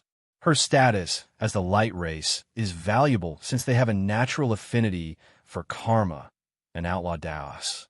However, this affinity or control of karma had its limits. Lord Spirit believed some other people would be better in that spot, Su Shi or even Liang Xian, for example. However, he could not arbitrarily change the ranking as he saw fit. Our final seeded player is Miss Jingwu Hua, an emperor offspring and three-legged golden crow that has once suffered a defeat in a previous heaven-will battle at the hands of an eternal emperor. However, she sealed herself for countless generations, tempering her willpower in the process to try again. On top of it all, her father left a special reward to ensure she succeeded on the second try. Jingwu Hua looked at Lord Spirit angrily. She did not expect him to bring out her pain and display it to the public. Moreover, she wanted to know how he knew so much. The upper-seated players paid some attention to Jingwu Hua. They understood how scary some immortals could be once they decided to leave trump cards to their descendants. In the Eternal Ascension world, it's normal for some mortal who has not started cultivating to suddenly take out a talisman capable of wounding an Empyrean or Tao monarch. It all depends on how pampered their influential parents are. She lost to an eternal emperor? Could it have been the Heaven Devour Emperor? That would make much sense timing-wise, thought Wang Wei. At the same time, he also thought Lord Spirit seemed to know too much, which could be an issue. Lord Spirit, I have some questions, Wang Wei suddenly said, making Lord Spirit's heart jump. She felt things were about to get complicated. Unionized. Young Master Wang Wei, what is your question? Lord Spirit said, what is your purpose in bringing these geniuses from the upper dimension? Lord Spirit frowned. Of course, to test all the participants and choose the best person to inherit the Master's mantle. That's what I thought. So, what are you doing to deal with the political ramification of these upper dimension geniuses' existence and ensure we can do our best for this trial? I'm not following. All right, let me direct. These people's backgrounds are a problem. How do we know they would not retaliate against us after we defeat them? How are we supposed to fight to the fullest of our abilities if we have to worry about the possible revenge from the upper dimension? The participants looked Lord Spirit, their eyes saying that this was a valid concern. Suddenly, Ao Tianyi snorted coldly. You people think too highly of yourself. Wang Wei glanced at him before looking back at Lord Spirit. See, if it were not for his background, I would have long used his scale for armor, his muscle for bows, consumed his blood for its vitality, and his flesh for the taste. But now, what can I do? Wang Wei felt an intense, killing intent locking him. He ignored him before feigning a shocked look on his face. Oh my God, how stupid of me. I've already offended him. What am I going to do? You should indeed be scared. Do you think the Tao opening sect is what it used to be? Our dragon race can easily slaughter it. You and I both know as long as the name of our two boundless paragon exists, nothing will happen to the Tao opening sect, Wang Wei replied casually, making Ao Tianyi red in embarrassment. He did not think the latter knew so much about the upper dimension. Interesting, thought Wang Wei. He noticed 4 of the upper-seated player react once he mentioned the boundless paragon of the Tao opening sect. However, Zhang Yuqing and Monk Wuji seemed not to care, as if these titles held no weight against them, no, against their factions. So, he took note of this reaction. Wang Wei then looked directly at Lord Spirit. See, all I had to is use a little spiritual hint to make him angry, and he began to threaten me with his background. So, how am I supposed to fight them fairly, knowing they might retaliate? Although the deceiving heaven longevity art is an insurgent technique, and most definitely a longevity scripture, it is not worth risking my life and the possible destruction of my faction. The lower-seeded players and other participants quickly analyzed much information. It made sense that this scripture was a longevity resource, hence why even the upper dimension geniuses were interested. Subsequently, the possibility of retaliation was a genuine problem. Logically, it made no sense to risk their life for this trial. "You don't have to worry about retaliation," said Shishangyan. "We have our own pride, and so do the factions behind us." "But how do I know of this?" replied Wang Wei. "I've only met you today."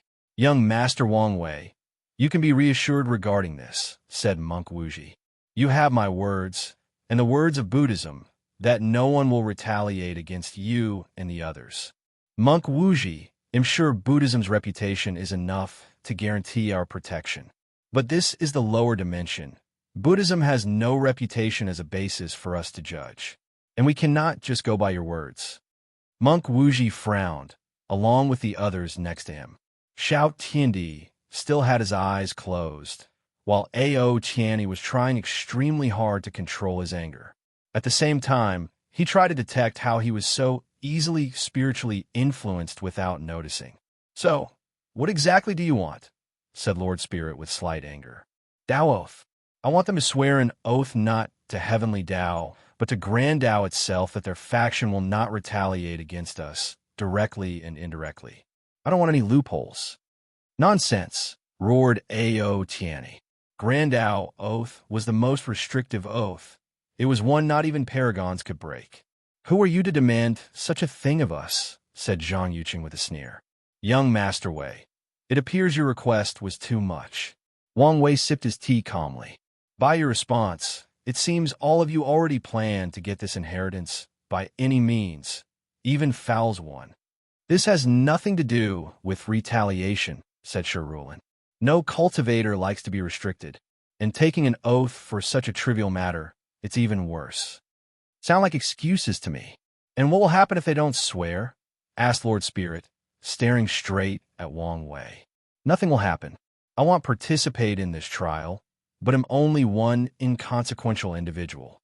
Lord Spirit had veins appear on his forehead, as he already knew what the latter was planning. "And as expected, I will also forfeit," said Chu Luo. "Count me in," added Ji Lanfeng, who was drinking from his gourd after seeing Wang Wei casually drinking his tea. "I will support my fellow countrymen," said Tong Ruobing. Shi Qian hesitated, as she did not want to bring trouble to her parents by offending these upper dimensions big shots.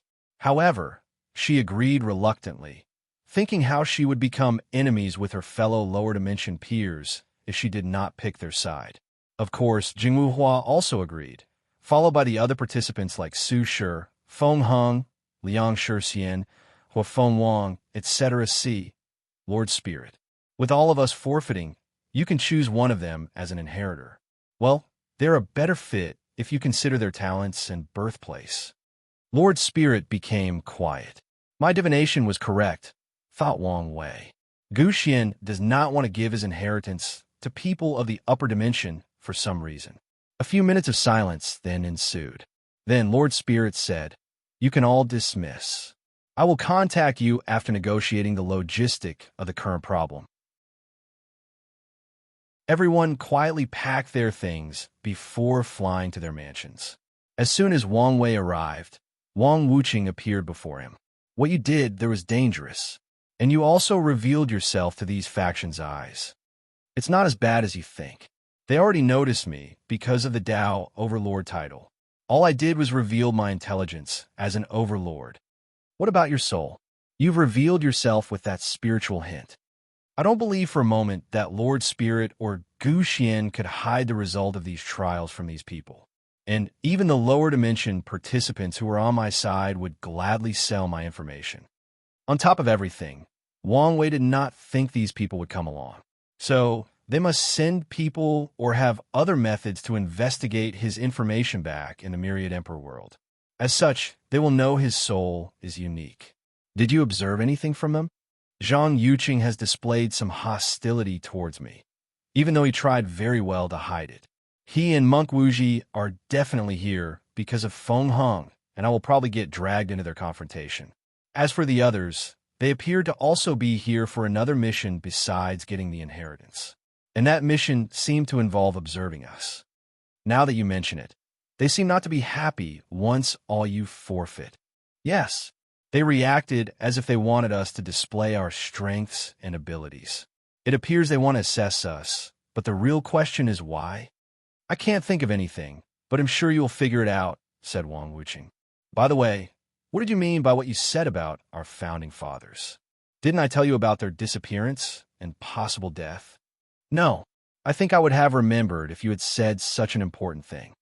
Wang Wei then remembered he told Wang Wuqing about his encounter with Empyrean Blackheart during his outlaw trial. But he was not detailed in his encounter, so he did not mention he learned of the founder's disappearance. Well, now you know.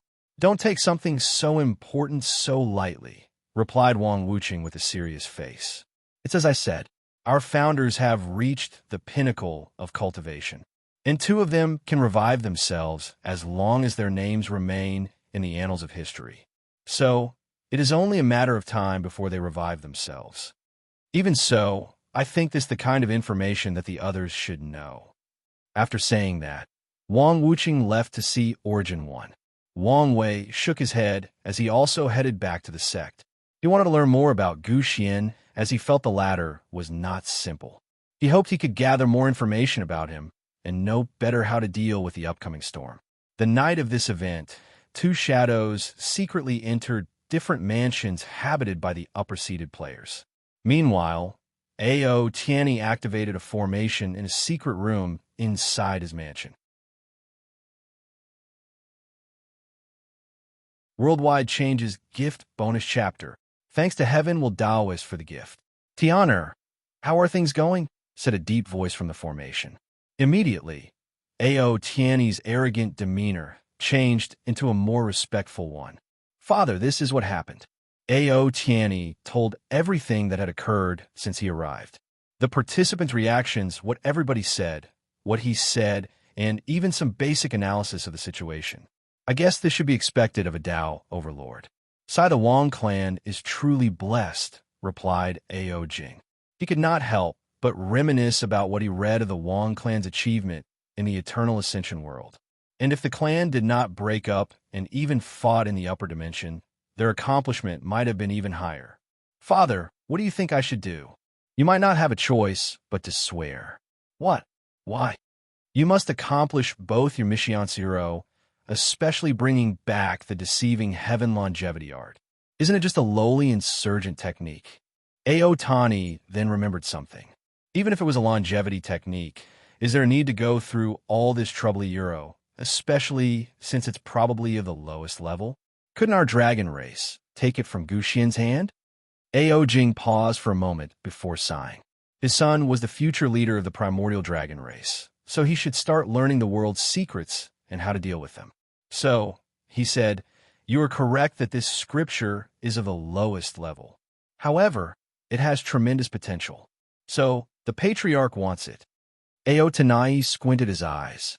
The dragon race's patriarch was one of the 7 ruling paragons of the Eternal Ascension. So, he knew it was a big deal for the latter to want something. So, why didn't the patriarch take it from Gu Xian? Isn't he just a Dao monarch? Gu Xian has disappeared from the face of the world. He is most likely hiding inside the lawless zone, and he's been using a proxy to communicate with us for this trial. On top of everything, he appears not to want anyone in the upper dimension to get their hands on the scripture. So, you must get it no matter what. A.O. Tianyi frowned even deeper. Father, why does it seem this mission is not as simple as it seems? Why do I have to observe these heaven chosens?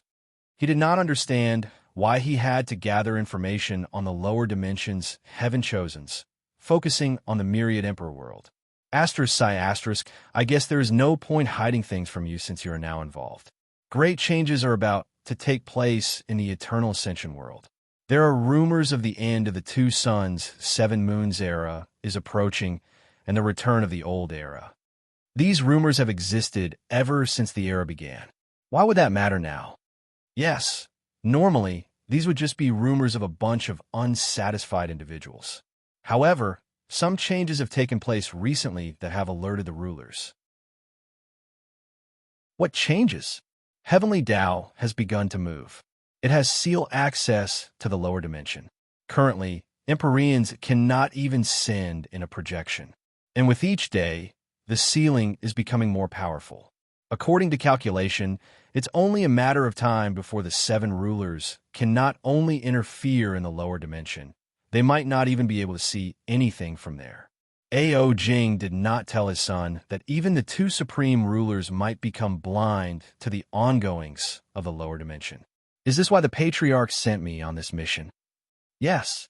The Patriarch calculated that the rise of the myriad Emperor world might be the cause of heavenly Taoist actions. So, he wants you to gather information on the Heaven Chosens to detect the people responsible for leading this new era. As for the deceiving heaven longevity art, the Patriarch deduced the changes of the myriad Emperor world might be the prelude to something else. So, he wanted another longevity scripture as insurance for the future. I see. So, if Guxian wants you to swear the oath, do so. I will, replied Ao Tianyi with slightly gritted teeth. What about Zhang Yuqin and Monk Wuji? Don't get involved in their conflict. They probably have no desire for the inheritance. So, as long as you stay out of their way, there should be no problem. As you wish, father. All right, do your best. Ao Tianyi closed the communication array before heading to rest. But before he reached his destination, he sensed someone outside his mansion. He used his divine sense to determine who it was. Her? Interesting. Then, you want to open the door. Zhang Yuqing's mansion. Master, this all that happened, he said to an array. This Wang Wei will be a problem, as I expected, said a cold and indifferent voice. You know your mission? Yes. Eliminate Feng Heng and prevent him from spreading Buddhism. Act fast, as you do not have much time. Is something wrong? Heavenly Tao has begun to revolt against my suppression, and it will not let you stay long in the lower dimension, replied Taoist Supreme Unity. Master, are you all right? Don't worry about me. Just finish your mission, Taoist Supreme Unity replied in his eternal indifferent voice. Then he disconnected the communication. Zhang Yuqing did not mind since he knew his master was always this direct and cold. He was used to it by now. Nevertheless, he was determined to succeed in his mission. He knew his master was in a deadlock with Methriel Mother Buddha. But if Feng Heng successfully spread Buddhism in the lower dimension, the luck and incense gathered by the Methriel Buddha might be enough for her to surpass his master. Feng Heng must die, and if that Wang Wei gets in my way, I will also annihilate him. After making a resolution, Zhang Yuqing went to rest. Monk Wuzi's mansion. You know what to do, said a melodious voice. Yes, great Buddha. Remember to use a friendly approach. Don't rush or force things. And if things don't work out, it's okay to let it go. I will, replied Monk Wuji. I know I can count on you. After the communication ended, Monk Wuji bowed to the formation before going to cultivate. Shi Ruolin's mansion. She opened the door for someone outside. I did not expect to be receiving guests today. I am sorry for the late intrusion. No problem. Come in, Miss Su Shi, right? That's right. Shi Ruolin led her to the dining room and had her maid serve tea. So, to what do I owe this visit? I wanted to know something and figured I had the highest chance of succeeding by asking you. Oh, and why would I help you? Shi Ruolin asked with a smile. You can ask me whatever you want. Anything? Yes. It seems that desperation has clouded your judgment, commented Shi Ruolin. Very well. Let's see what you want to know first. I want to know how to revive someone that had their existence injured. Did that person die as a mortal? Does that matter? Of course. Yes. Shi Ruolin thought for a moment. Existence wounds are severe even for emperors. However, most eternal emperors can heal their existence injuries by themselves. A few talented ones can heal others, and some extremely talented individuals can even use existence reconstruction. That's when they recreate a person's existence and revive them even after being completely erased from reality. However, Such a talent has not appeared in a... Sure Rulin suddenly remembered that peerless empress that incurred fear in the seven rulers. She might be capable of this. Whoever you want to revive might require only healing their existence. However, since they are mortals and will probably be dead for a long period by the time you prove the Tao, you might need the ability of existence reconstruction. I see, replied Su Shi, deep in thought. She knew she had no choice but to prove the Tao in this generation because the longer she took, the less chance she had to revive her husband. Furthermore, she must be an eternal emperor. Now, for my payment, said Shi Rulin with a mesmerizing smile. Eternal Ascension World, Dragon Nest. A long dragon with beautiful and noble purple scales suddenly opened his eyes. Should I report things now to the Patriarch? Ao Jing did not want to, but he knew he had no choice. The current era was simply terrible. No tier 12 powerhouses of any path were allowed to exist, forcing him to stay in the Empyrean realm for too long. On top of it all, he was not happy with the situation of the Dragon Clan. In ancient times, there were many tribes of dragons. Azure dragons, primordial dragons, fiend dragons, and so many more. The Dragon Clan was united yet independent, with each tribe having its own autonomy. But now, all dragons had to obey the Patriarch, a blood dragon. If anyone disobeyed him, they would be annihilated. And this is not the only reason Ao Jing did not like the current era. He was born near the very end of the Golden Age and remembered how prosperous the Eternal Ascension world used to be. But now, with the seven rulers promoting heaven while emperors instead of Tao emperors, the Eternal Ascension world was weak both regarding its high-end power and low-end ones. If he were not for the two supreme rulers, the world would have long been invaded by foreign forces. After thinking about these things, Ao Jing shook his head before heading to report to the Patriarch. He also removed his idea of downplaying some of the information he received. He did not dare to lie to a paragon.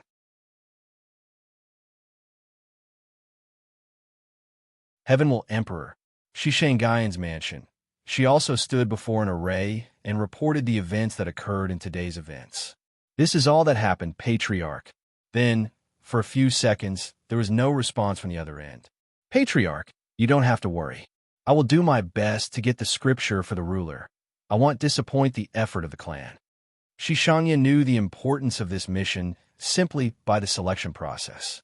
One of the rulers held a large-scale competition with all the factions underneath her, and Shishangyan was the final winner, an act that brought great honor to the Celestial clan as they had the opportunity to display their loyalties to the ruler. You don't need to care about the mission, said the Celestial Patriarch after half a minute of silence. What do you mean? Our clan has decided to revolt against the ruler.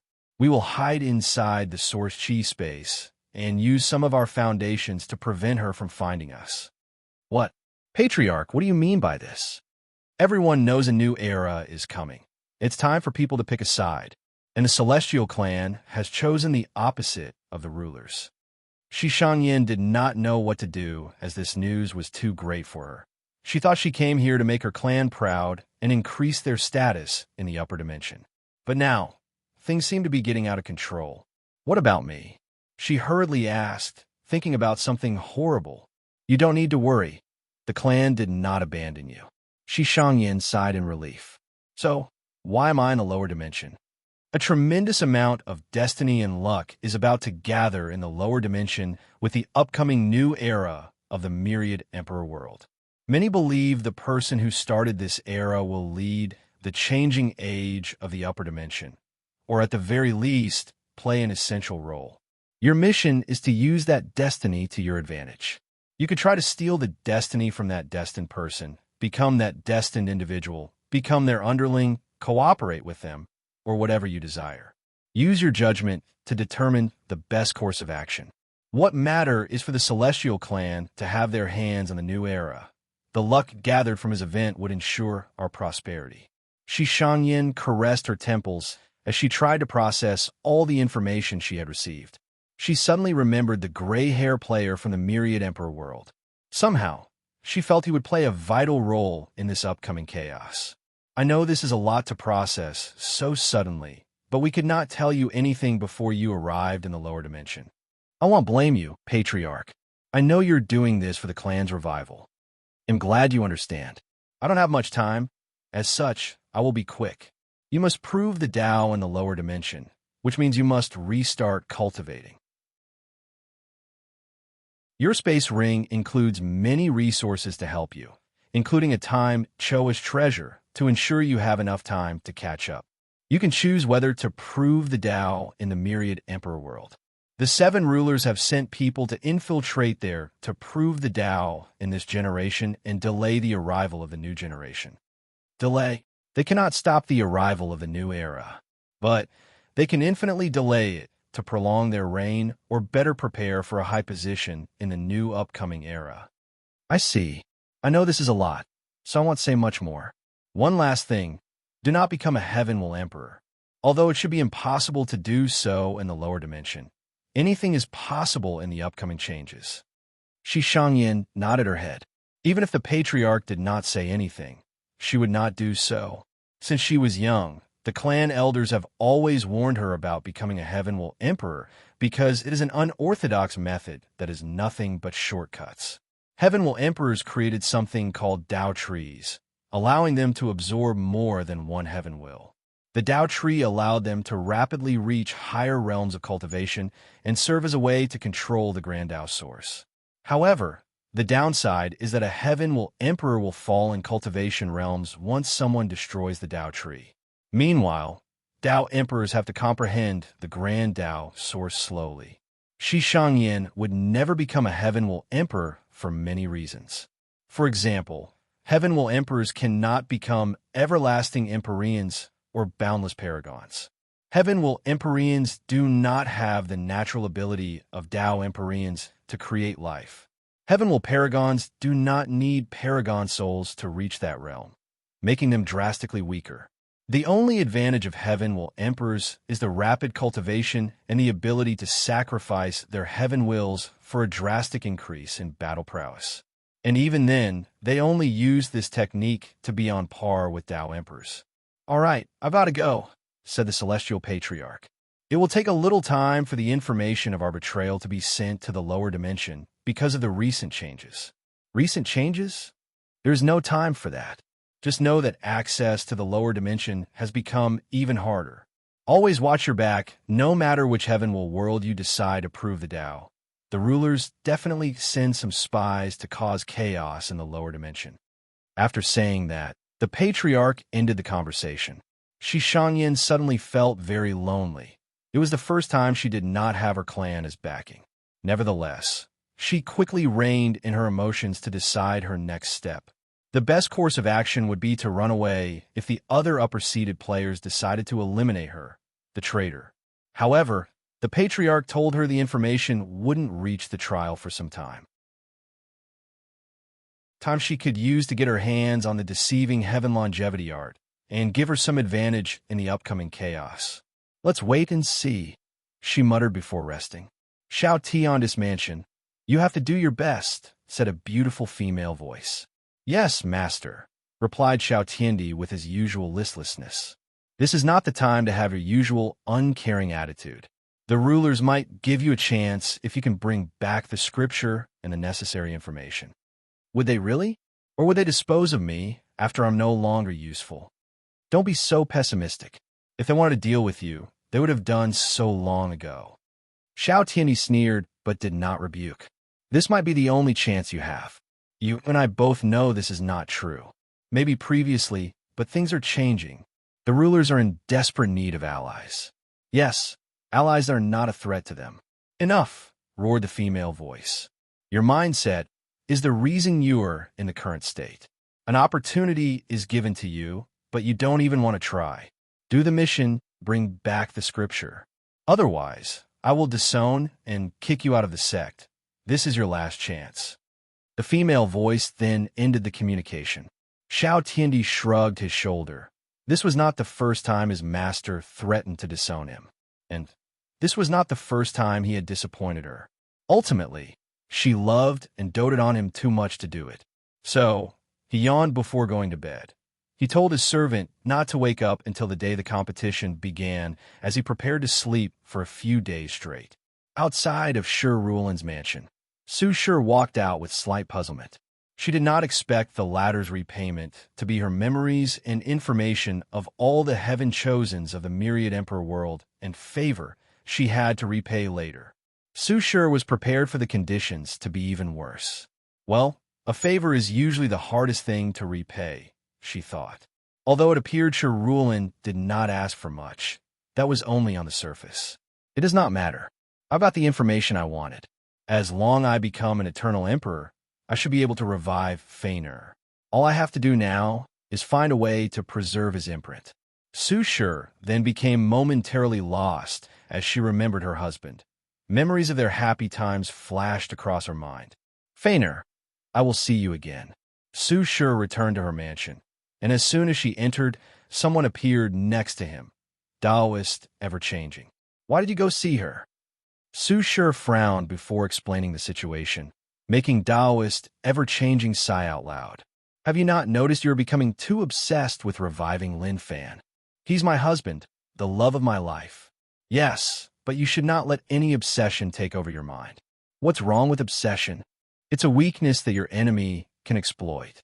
Su Sure quieted down as she knew this was true. I won't let it become my weakness. Taoist, ever-changing, sighed again before disappearing. His blatant display of disappointment made Su Sure unhappy for the entire night. Ao, Tiany's mansion. Huafeng Wang from the Myriad Emperor world, right? He asked over tea table. That's me. So what brings you to see me?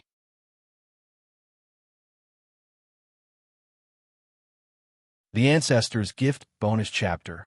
Thanks to Heaven will Taoist for the gift. I came to make a deal with you, Huafeng Wang said. Oh, I'm listening. I want your source blood. Immediately, a terrifying killing intent emanated from Ao Tiany's body. All dragons' race are highly particular about their source blood because of how precious any dragon bloodline is. However, he quickly calmed down. Instinctive reaction, Ao Tiany explained casually. You do know how precious true dragon bloodline is. So, what do you want to exchange? You can name your price. You can be my woman, said Ao Tiany with a lascivious smile. If you don't want to exchange, I can live. What's with the reaction? It would be your honor to become my woman. Honor, replied Huafeng Wang with a sneer. I've read about how arrogant you innate life forms are, but I did not think it was even worse than the scriptures described. Innate life forms? You dare compare my noble bloodline with these lowly things? Is there a difference? In the end, the world is ruled by acquired lives. No matter how prideful you are or how much benefit your bloodline gives you, it does not change the fact that acquired lives rule this world. I can guarantee many of my ancestors have hunted your kind in the upper dimension. Ao Tiany's eyes turned red as he knew she was correct. This truth has been the bane of all races bred by heaven and earth. It did not matter they were the first creatures in existence, and it did not matter they were born noble and more powerful. They were no longer the ruler of the world. Ao Tiany wanted nothing but to pounce on the person before him. But he remembered where he was and his father's mission. So, he took a deep breath to calm down. Meanwhile, Huafeng Wang secretly sighed in relief. She needed to be assertive and other for the negotiation to be relatively fair. She remembered the argument Wang Wei used in the evening and theorized their ancient clan still had some backing in the upper dimension in the form of the heaven-opening emperor, the Wang clan's ancestor.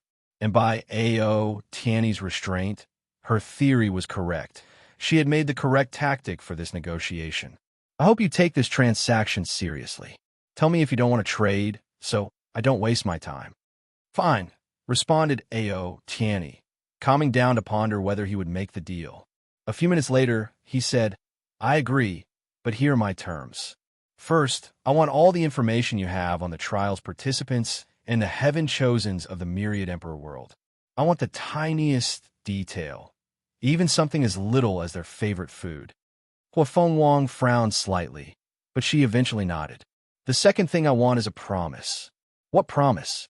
I won't agree to anything if you don't specify, she added. Ao Tianyi did not immediately answer, but took out a mirror, instantly alerting Huafeng Wang and making her on guard. No need to be worried. I just don't want anyone or anything to listen to our conversation. Then, he activated the mirror to block the room and prevent outside forces from spying. Huafeng Wang remained on guard during the entire process, ready to call upon her Dao protector at any moment. If you can prove the Dao, I want you to be an inactive emperor. Oh, Tianyi said casually. What do you mean? In simple terms, I want you to not accomplish anything as an emperor. You can preach the Tao to repay karma, but there is no need to do anything more for the world.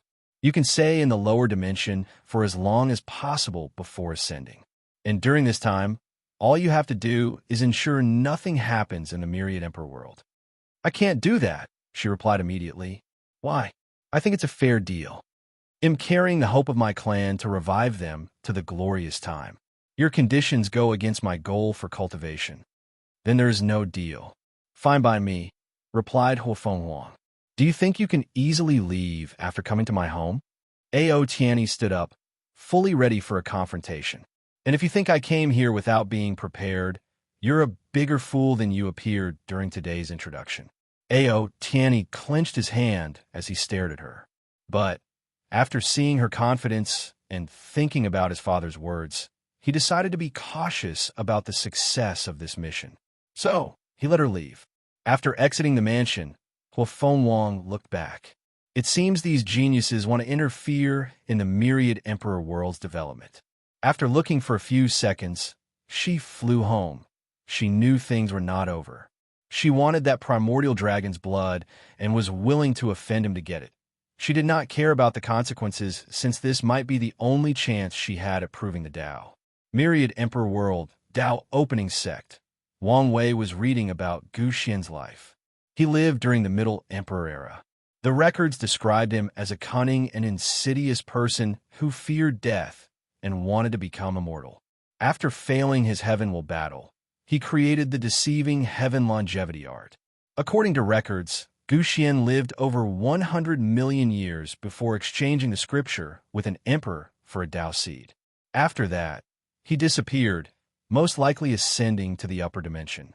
While Wang Wei analyzed the information he had, he suddenly received a communication talisman from Wang Wuqing. Then, he used his sect master token to teleport to a secret realm where Wang Wuqing waited for him. As soon as he appeared, Wang Wuqing gave him another token. This will take you to a special place in the sect. Go immediately. What's going on? You were supposed to take a trial once you reached Quasi-Emperor Realm before you could go that place. But now, the situation has changed. Wang Wei frowned. Remember, be respectful. Wang Wuqing then disappeared. Wang Wei looked at the token in his hand for a moment before activating it. He then found himself in a large place with a pool. In front of the pool were 9 phantoms, 3 in the middle and 6 behind them. The first phantom looked like him, young, handsome, with long dark hair and bright eyes. He had a gentle and reassuring smile. The one to his right was a beautiful woman with a mole on her chin, a serious face, and eyes sharper than a sword. Wang Wei recognized the one on the right as he saw him in the battle tower. He still remembered that sundering battle intent. Then, he glanced at the people at the back. There was a middle-aged man to the far left. Wang Wei could see his muscle despite being a translucent phantom. Next to the muscular man was another middle-aged man wearing a turtle shell. Wang Wei refused to comment on this person's fashion sense. The person after that was an older man with long white hair and a beard, dressed in red. Somehow, Wang Wei could smell the scent of medicine from him. The fourth person was a young man with golden hair. Righteousness and cruelness perfectly describe his face and demeanor. The fifth person on the back was an ordinary-looking young man. The only way to describe that person was ordinary.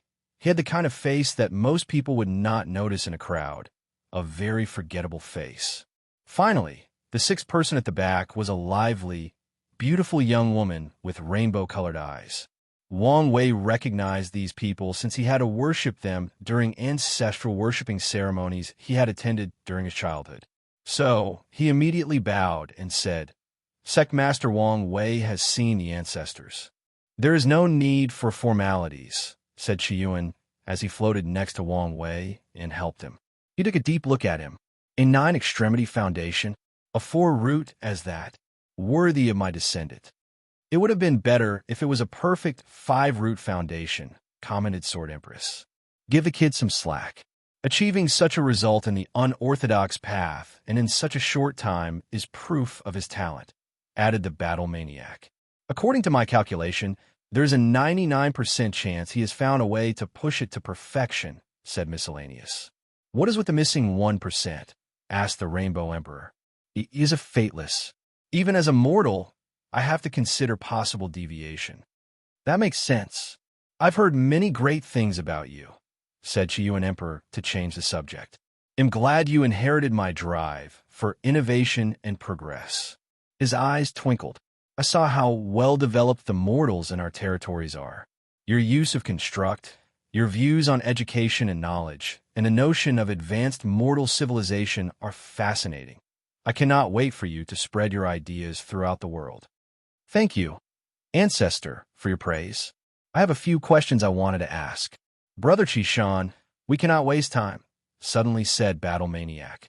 That's right. Our presence could make the situation worse, added the Sword Empress. Let's do what we came for and leave. All right, Qiyuan replied with some sadness. He then looked at Wang Wei seriously.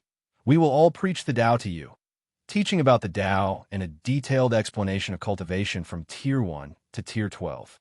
Wang Wei's eyes immediately lit up after hearing this. With this process, not only will his understanding of law and Tao reach another level, he won't have to worry about finding methods to break through to the Empyrean and Paragon realm in the future. Thank you for your guidance. Let's begin, said Qiyuan with a smile.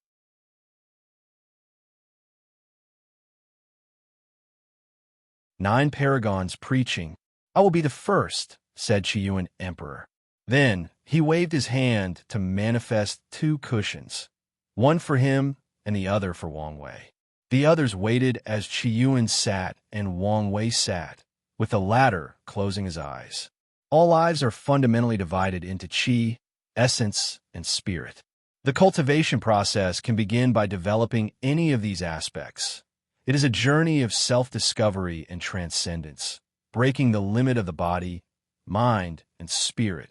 Wang Wei did not hesitate to deploy his spirit particles and future Buddha self to improve his comprehension.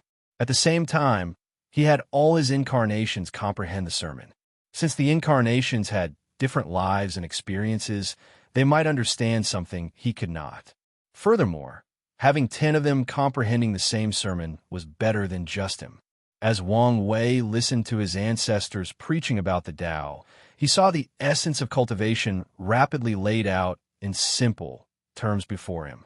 Then, the Qiyuan Emperor explained the origin system to him from the body-tempering realm to the quasi-emperor realm. Wang Wei had to admit there was something unique about seeing the system's creator explain things to him. Even though he had entered the Duyi realm and pushed the origin system beyond its limit, there were many things he did not know or think about regarding it. But now, with its creator explaining it to him, he finally understood. After explaining the origin system to the quasi-emperor realm, the Qiyuan Emperor then explained his origin, Tao, and his comprehension after proving the Tao.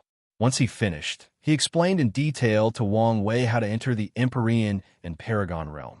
After an unknown amount of time, Wang Wei opened his eyes, full of awe and respect.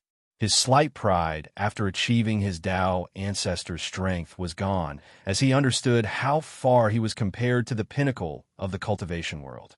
He decided to be more humbled as his journey had just begun, and he had a long way to go. Then he checked on the law tree inside his sea of consciousness. He could see it was slowly turning silver. With a smile, he said, "Thank you, Ancestor."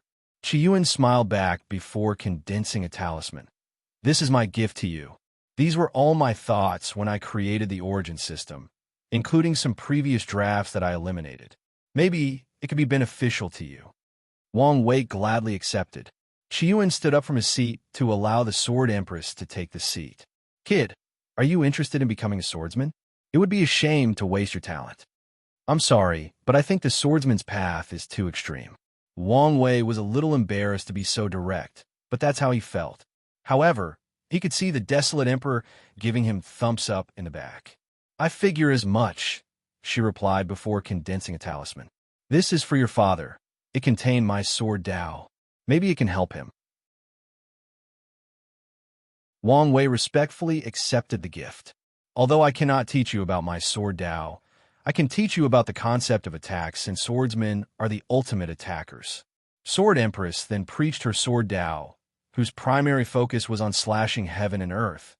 Her entire Dao involved how to properly destroy heavenly Dao, who is the embodiment of myriad Daos. However, her sermon also focused on the best way for a person's attack to reach its maximum potential and go beyond the limit.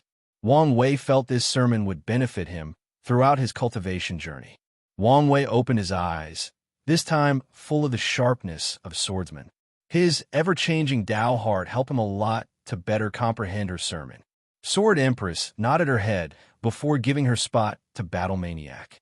Your dream combat technique is ingenious, so I will use it to help you. Then, Wang Wei found himself in a vivid dream. And in that dream, he spent eons doing only one thing: fighting.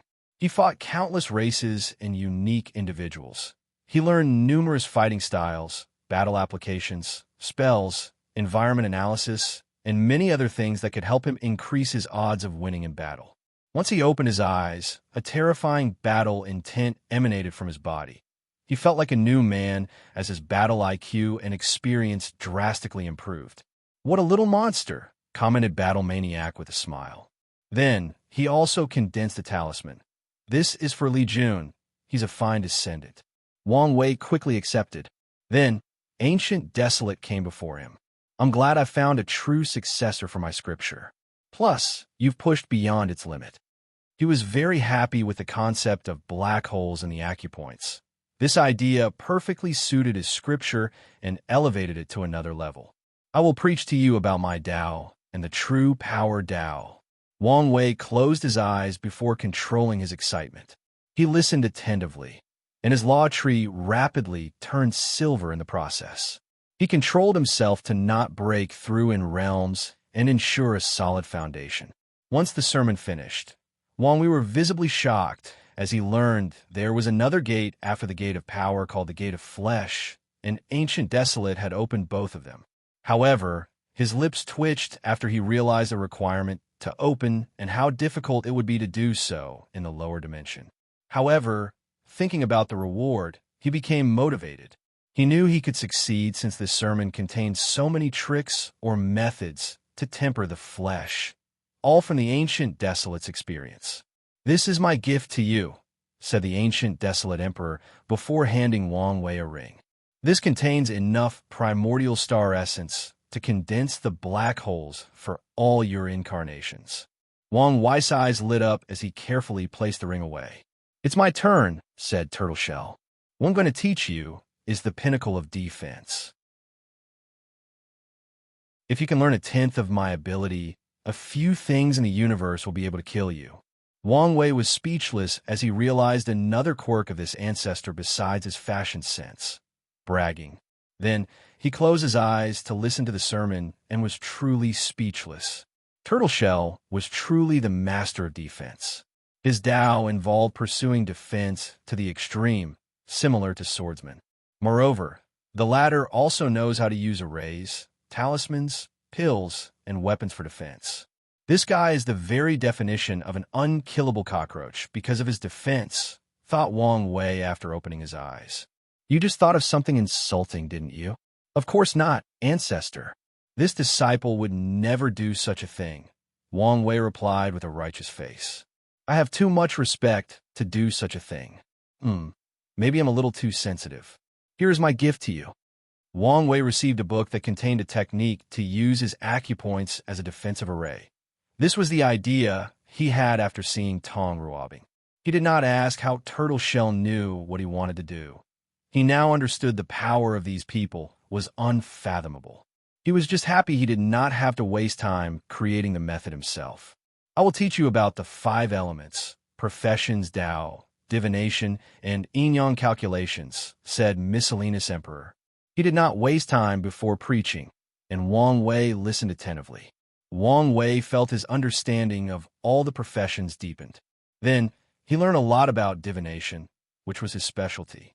Yin-yang calculation was the same as divination, but used another system similar to mathematics. Through a diagram made of symbols, a person can calculate all the secrets or knowledge between heaven and earth.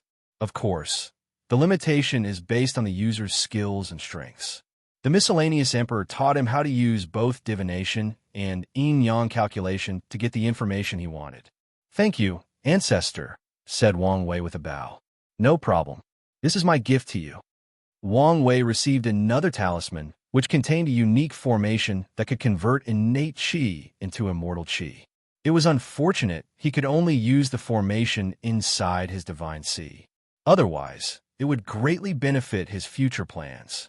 "This is another gift for that girl Yen Liling," he added before giving him another talisman. The Hell Judgment took the seat afterward and preached without saying much. In the midst of comprehension, Wang Wei frowned slightly before continuing. He could sense that the Hell Judgment Tao was a unique one that combined good and evil, the soul, and even yin and yang and other things. After preaching, Hell Judgment asked, "Did you notice?" "Yes," nodded Wang Wei. He realized a flaw on his cultivation path, his soul. Since he had such a powerful soul and never had to worry about cultivating it, he also barely used it in most of his battles. As such, his soul was not used to its full potential. The Hell Judgment pointed out this flaw to him and showed him a path on how to better use his soul. Wang Wei looked at his law tree that had turned silver. He could also sense the soul law added in addition to the 5 elements. Afterward, it was the Shadow Ruler. "My Tao is not really suited for you, but hopefully you can learn something from it."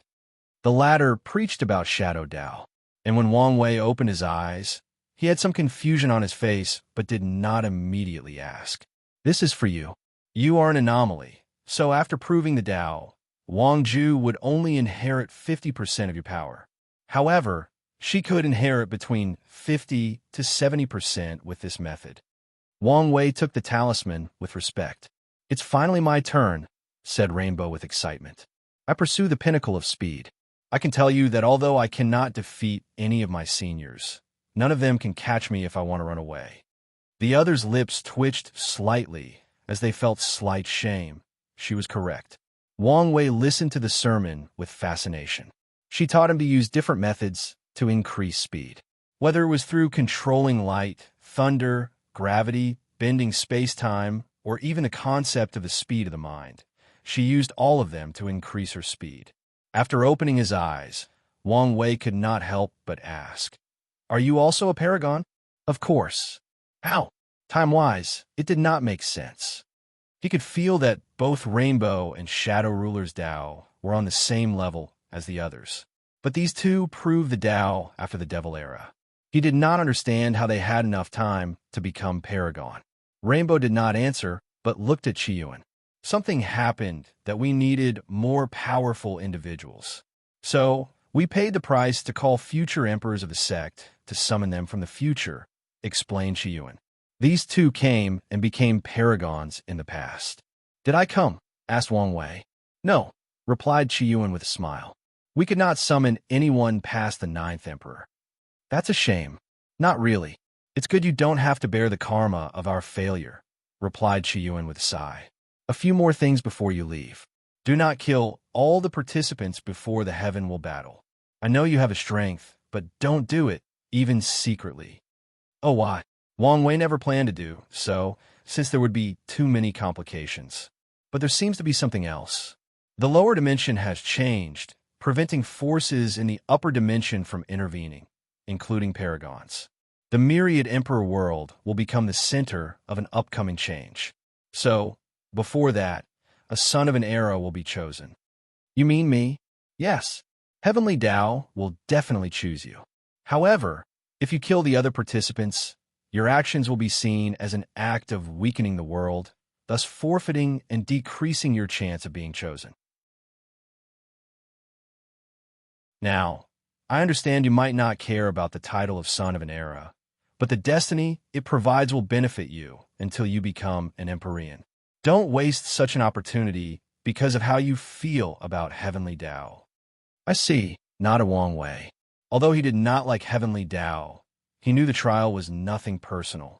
Furthermore, he could control his emotions and do things he did not like for the sake of benefit.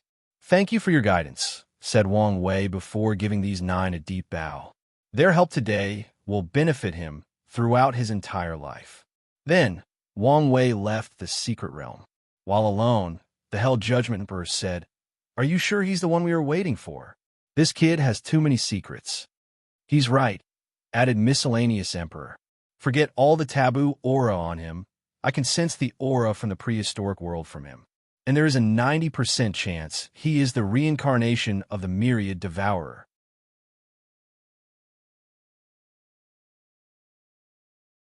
Inextinguishable Gift Bonus Chapter. Thanks to Punchtatic5 for the gift. Yuen frowned as he remembered some things long ago. The prehistoric world was a unique, normal chaos world floating in primordial chaos. The special aspect of it was no individual could enter, no matter who it was. People could leave the world, but not enter. Furthermore, an intense aura of taboo emanated from the prehistoric world. Many people knew one of the 13 taboos was inside, but no one knew what it was and why it was a taboo. As for Myriad Devour, it was also related to the prehistoric word. The entire primordial chaos was in turmoil during the Second Origin Battle. Then, a significant world collision occurred. Many source and normal chaos worlds clashed with the prehistoric world. This event was an anomaly that many people believed was artificially created. However, no one cared whether that was the truth because of the benefit of this event. The clash released a large quantity of world essence, a rare resource for people who wanted to cultivate a Paragon soul or Tier 12 soul. Many Paragons and other powerful entities fought for the world's essence. Because of this event, many people reached the peak of the Paragon realm because of the world essence, including Shadow Ruler and Rainbow. But not long afterward, a creature that was a massive accumulation of Paragon soul quantity and quality appeared in primordial chaos. The creature had immense willpower and only used it as a form of battle. It did not have laws, Tao, bloodline, or any spells, just pure willpower and spiritual power. The creature would devour anything weaker than it, including some Tier 10 and 11 fiend gods and even many normal chaos worlds. Regarding strength, the creature was only on par with some of the weakest Paragons, and barely at that. However, its willpower granted unimaginable protection. Moreover, a mysterious and mighty power protected the Myriad Devourer whenever someone more powerful tried to harm him. Many people feared the Myriad Devourer was an experiment from the prehistoric world to create the 14th taboo. Luckily, the creature disappeared one day, never showing up again. "His past does not matter," said Yuen. "What matters is he might be the one to show us the path forward." "I agree," said Sword Empress. "You're only saying that because of his relationship with Wu Hong," commented Battle Maniac. So, Yuen Emperor looked at Miscellaneous. "Go hide all information about him. We don't want these parasites to notice his anomaly and become extreme in their attempt to get rid of him." Miscellaneous frowned before sighing. He looked at Wang Wei that was flying toward his mansion. With a wave of his mind, he placed an invisible formation on him to hide his taboo auras, his connection to the prehistoric, and even elevated the formation Wu Hong placed on his soul from an Empyrean level to the peak of the Paragon realm. He also left a way for Wang Wei to detect and control the formation once he became a great emperor. Once he was done, Miscellaneous Phantom became even more transparent. "Are you all right?" asked Yuen. "He'll survive." Yuen then looked at Sword Empress. "How is your situation?" "I've stabilized my injury, but my strength has dropped to the Emperor realm, and it's the weakest 3rd class." "Why do you sound so salty?" commented Battle Maniac. "At least you're alive. Look at us." She ignored him. "I bet she's salty. Wu Hong survived with Empyrean strength," said Ancient Desolate with laughter.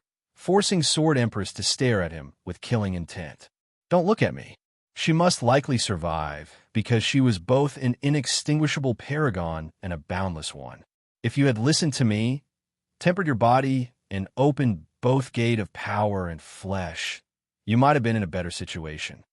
Ancient Desolate never understood why these swordsmen refused to temper their bodies. The sword they loved so much was a metal weapon, a solid and hard object. So, wouldn't it make sense for them to temper their bodies to be like a sword, the very thing they admired and pursued with so much passion?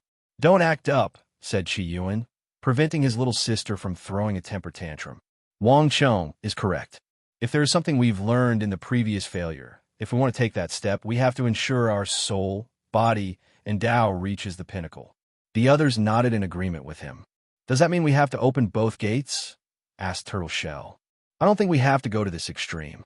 As long as we open the gate of power and tempered our body to withstand Paragon strength, we should be all right, added Miscellaneous Emperor. That makes sense. How are things going? Qi Yuan continued. I've gathered some resources for your revival, but things are going slow. What's the issue? Time Eater is hunting me down, she said with clenched teeth. He even cornered me once. The room quieted down before Ancient Desolate started laughing uncontrollably. That brat you almost killed after he confessed to you is hunting you down? How embarrassing. Ha ha. Time Eater was a paragon of their era, fascinated by the Sword Empress. However, she despised and almost killed him with her sword after he tried to pester her after rejection. Unfortunately, he did not participate in the ultimate taboo and became one of the 7 parasites weakening the world today. Do you want to die? Said the Sword Empress. But Ancient Desolate did not care nor stop laughing. It'll kill him after I return to peak strength, she thought. Of course, she knew that would not be so easy, not because of a lack of trying. Ancient Desolate was an inextinguishable paragon, meaning he had all the life savings of a boundless paragon, and even methods the latter did not have. You wait. I've already taken your advice and started temper my body. When you revive, it'll take my revenge for all the time you made fun of my weak fleshly body. Ancient Desolate shrugged his shoulder. He always thought she had wasted her potential by now tempering her body. He thought she would have learned her lesson after losing to Wu Hong by 1 move because of her fleshly body. But no, instead, she doubled down on cultivating her sword Tao. Luckily, the recent failures made her realize the truth, and his years of advising her made the Sword Empress realize the truth. As for getting beaten once they revived, he did not care since he could take it. Anything else to report? Asked Qi Yuan, who was used to these 2 bickerings. Supreme Unity found me, but Methreya stopped him. Methreya? I thought she had joined with the 7 parasites? Asked Battle Maniac. She's not like that, Sword Empress said. I don't know why she kept the power balance for so many years, but she must have her reason. I think she's also waiting for someone. Or power changed her, added Hell Judgment with a sneer. Look what happened to Supreme Unity. Don't say such a stupid thing. I'm afraid it's only because of her that all of us in Limbo have not been hunted down by Supreme Unity. No one commented regarding this. We already knew the method Supreme Unity got was flawed, so it's not surprising that he changed, added Shadow Ruler. But what about Methreya? Before leaving, she told me there might be something wrong with her method, but she was willing to take the chance, said Sword Empress with a frown. Do you think we should have settled for a flawed method? Said Rainbow with a slightly lower voice. After all, we got nothing in the end, and now our peers have surpassed us. The room quieted down for a moment before Qi Yuan said, We made a choice and should live with it. You don't have any regret? Asked Turtle Shell. No, because I see hope. You mean the kid? Do you really think he could show us the way forward? Qi Yuan was quiet as he looked at Wang Wei in the distance. In the Chaos universe, we know 2 people have succeeded, and he could be the 3rd. And as long as he succeeds, we can learn from him and succeed as well. If he fails, we will start the 3rd battle of origin and try again. After that, the 9 disappeared as if they had never existed. It was rare for them to appear in the lower dimension without being detected by Supreme Unity. Unfortunately, they also could not stay for long. Battle Tower. Wang Wei had just finished fighting a six-leaf immortal venerable. He lost, but he did not mind. After the sermon, his main body reached peak four-leaf strength. With his battle experience, he can survive for dozens of years in a battle with five-leaf and a few days with six-leaf. After checking his strength, he left the tower. 90,000 years passed inside that secret room, but only a few hours passed outside. Wang Wei guessed it had something to do with the pool behind his ancestors. Then, he sent the gifts to Li Jun and Yin Liling before continuing to look for information on Gu Xian. Regrettably, not long afterward, he received the notice someone had come to see him from the trial.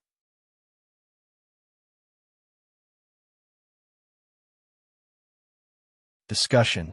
Wang Wei teleported to his mansion, where he saw a maid waiting for him. She immediately bowed to him before notifying him of the visitor's identity. Wang Wei then frowned before entering the guest room.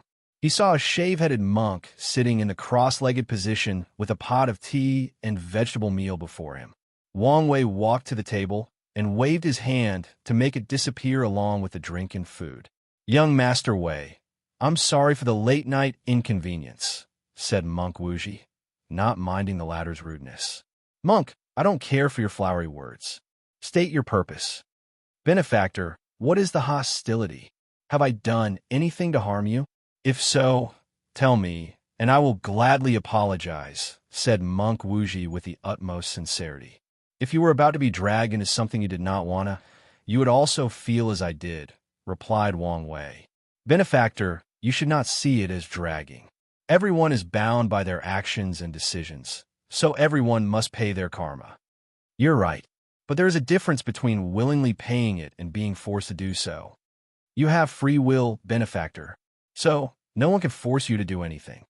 "Do you genuinely believe that?" asked Wang Wei, staring deep into the monk's eyes. "Does your word have weight, or are you just spewing nonsense to get what you want?" Monk Wizzy began to sweat secretly after hearing this question. He could see an invisible karmic balance dangling above his head. The balance prevented would determine his fate based on his reaction. If he lies, he will receive a backlash for lying and allowing his words to have no weight or significance.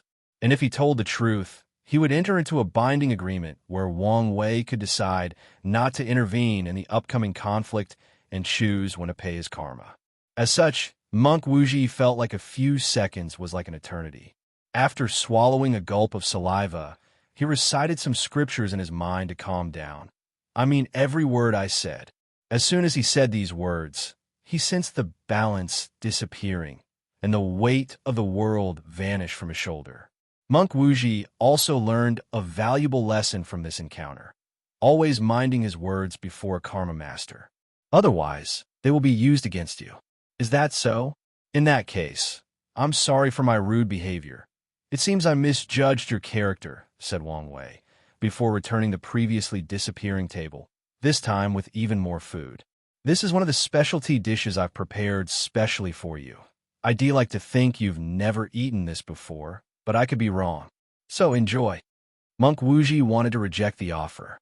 After all, as someone from the upper dimension, what great and unique food he had not tested, especially for a man of his status. However, after smelling the unique fragrance of the meal, he decided not to be rude as a guest. So, he took a bite, and the taste was heavenly. That's the only way he could describe it. Although the ingredients were not nearly as good as the ones he was used to, the combination, the spices, and the techniques used for the preparation were sublime. Furthermore, he had never tested this recipe before. Monk Wuji then enjoyed himself. The only downgrade to the meal was the tea, as he considered it subpar. However, after taking out his tea, everything was perfect. Wang Wei had to admit his tea was nothing compared to the upper dimension. So, after exchanging the meal's recipe for some more tea, the two got along as they talked over the dinner. And when they finished a few hours later, they finally got to business. "Little Wuji, what brings you to see me today?" The monk was now used to the latter's shamelessness. He did not even care when his seniority was reduced to a younger brother despite being older than the latter by a few 100,000 years. "I need your help keeping Feng Hung safe. I guess it would be related to him, Wang Wei replied casually. Does that mean Zhang Yuqing wants to eradicate him? Yes, and I cannot allow that to happen. I cannot directly help you, said Wang Wei. If you're worried about picking a side, I don't think you have much choice. I'm fully aware of this, but there is a difference between active and passive participants. So, you can help me, but not directly, reiterated Monk Wuji. So, how do you plan to help? I can promise to help spread buddyism in the lower dimension. And if something happens to Feng Heng, I will officially take his place after proving the Tao. You can give me an honorary Buddha title or something to help me better lead the faction. Monk Wuji pondered for a moment. He did not mind giving the latter an honorary title to lead the lower dimension Buddhism sect. He also did not mind the latter being the leader and controlling Buddhism in the lower dimension. Ultimately, he still had to ascend, and no matter what he did, the genuine leader of Buddhism will always be his master, Mithriya Mother Buddha. He only had one problem. Feng Heng cannot die. Oh, why is that? He is the key to breaking the absolute beginning magic. Once he dies, everything will go wrong. That's not an issue. After I have proven the Tao, I will break the absolute beginning magic. It does not matter. Feng Heng cannot die. Wang Wei squinted his eyes as countless thoughts rushed through his mind. He remembered some of the history lessons from Earth. After Buddhism arrived on the mainland from India, Taoism reinvented itself and included many concepts of Buddhism into its philosophies. And Buddhism was also reorganized to be more suited to the time and the ancient culture. Now, something similar was occurring in this world. Feng Heng's Neo-Buddhism was deeply ingrained with Taoist ideologies. Furthermore, he connected their Qi luck, making his new sect extremely precious. Once it spreads throughout the lower and upper dimensions, it will bring a fatal blow to Taoism. And as the linchpin of this new faction, Feng Heng's value was incalculable. I would not be surprised if the upper dimension prepared an alternative method for him to prove the Tao and become emperor. This idea was not too far-fetched if he could devise alternate methods to make someone a great emperor. After thinking for a moment, he asked, "How powerful are you and Zhang Yuqing?" Monk Wuji did not answer. I know this is a sensitive topic, but I need to gauge your level of strength to determine if I'm getting over my head. After pondering for a moment, the monk decided to be honest. I have 7-leaf immortal venerable strength, and Zhang Yuqing has peak 7-leaf to 8-leaf. 7-leaf? The only way to achieve such strength is through the 9-extremity foundation. Did you, too, fail your foundation establishment process? Monk Wuji smiled wryly. There were some complications. Wang Wei could guess what the complications were.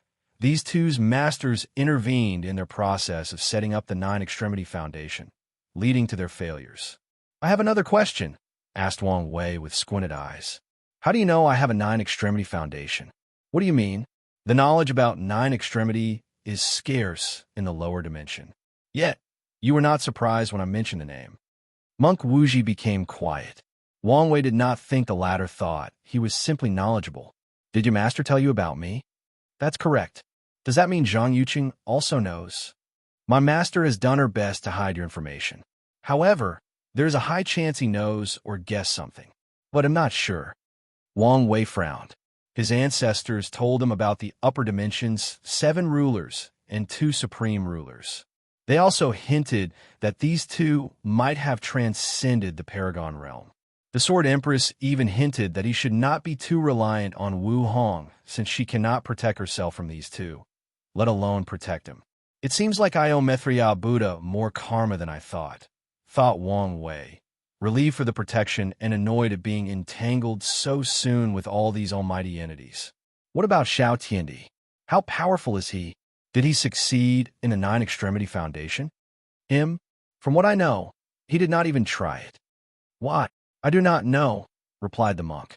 He only knew it was a great sensation when the innate Tao Source Physique owner did not try to establish the best foundation for cultivation. So you 2 are stronger than him? Well, not necessarily, replied the monk with slight embarrassment. Xiao Tiandi only has 6-leaf strength. However, he has mastered many secret techniques that could elevate his power to 9 leaf and beyond. I'm sure you two have similar methods. It's not the same, replied the monk. He has mastered so many of them that it's unnatural. Furthermore, those secret techniques usually have a price to pay, but also mastered other secret techniques that negated the price. The monk smiled wryly, lost in thought. There is also a high chance he knows a secret technique that can nullify his opponent's secret technique. And if he does not, he can analyze and create one during battle. Anyway, we have never beaten him in battle.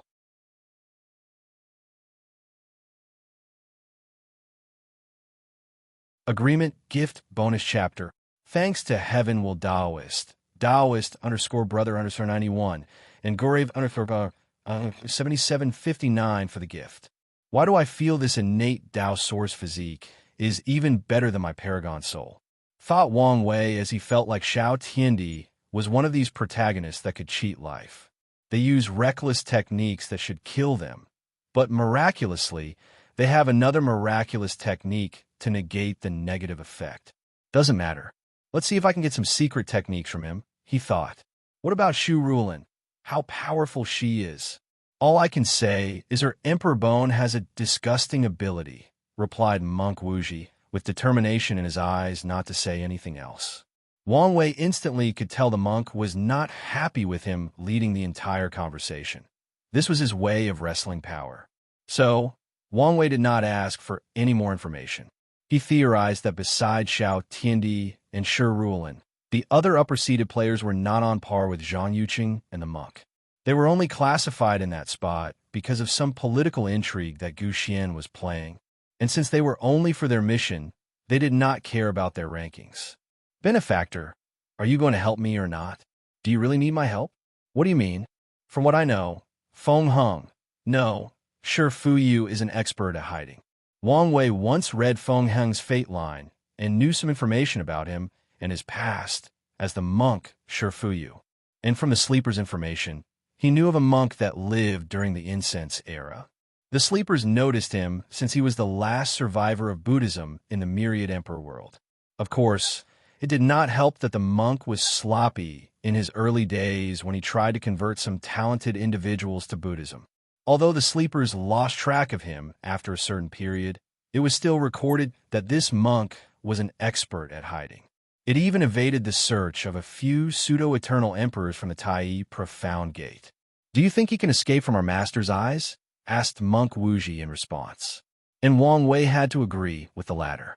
These two's masters were one of the reasons he did not want to be so noticeable in their competition. What if their masters will descended and use their bodies during their confrontation? He will be directly under these people's eyes, which makes him uncomfortable. One last question. What will happen to Feng Heng's status in the Tai Profound Gate? Monk Wuji pondered for a moment before saying, in the best-case scenario, he will remain where he is from. If not, it will not affect the overall plan. Wang Wei squinted his eyes as he could analyze much information from those two sentences. Feng Heng had very likely already converted many upper echelons of the Tai Profound Gate into his Neo-Buddhism sect, including some immortal-level powerhouses. Secondly, Zhang Yuqing's master has not had access to the Myriad Emperor world for quite some time now. Otherwise, he would have long alerted the Tai Profound Gate and not let the situation reach such a late stage. Wang Wei took out a talisman he had made that contained his full strength. After seeing and sensing the power inside, Monk Wuji's eyes lit up. He knew he could defeat Zhang Yuqing with that power. I will help you, but I have one condition. What is it? I want to study your 9 Nirvana heart. Impossible, don't overreact, monk. Plus, it's not like it's going to hurt you. I refuse. Fine, but you're on your own. Once Feng Heng dies, I will take on his cause to pay my karma.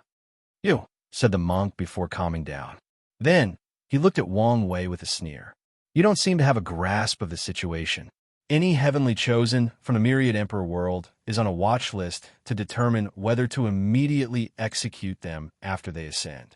The entire Eternal Ascension world has been blocked preventing anything or anyone from entering and leaving.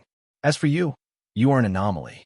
All the things you have achieved make you a glowing light in a dimly lit room, and your light has not been extinguished in advance because of my master. If one day she decides to no longer protect you, Empress will barely be able to save you from the other paragons in her current state. And if my master does not stop supreme unity, your only fate is destruction.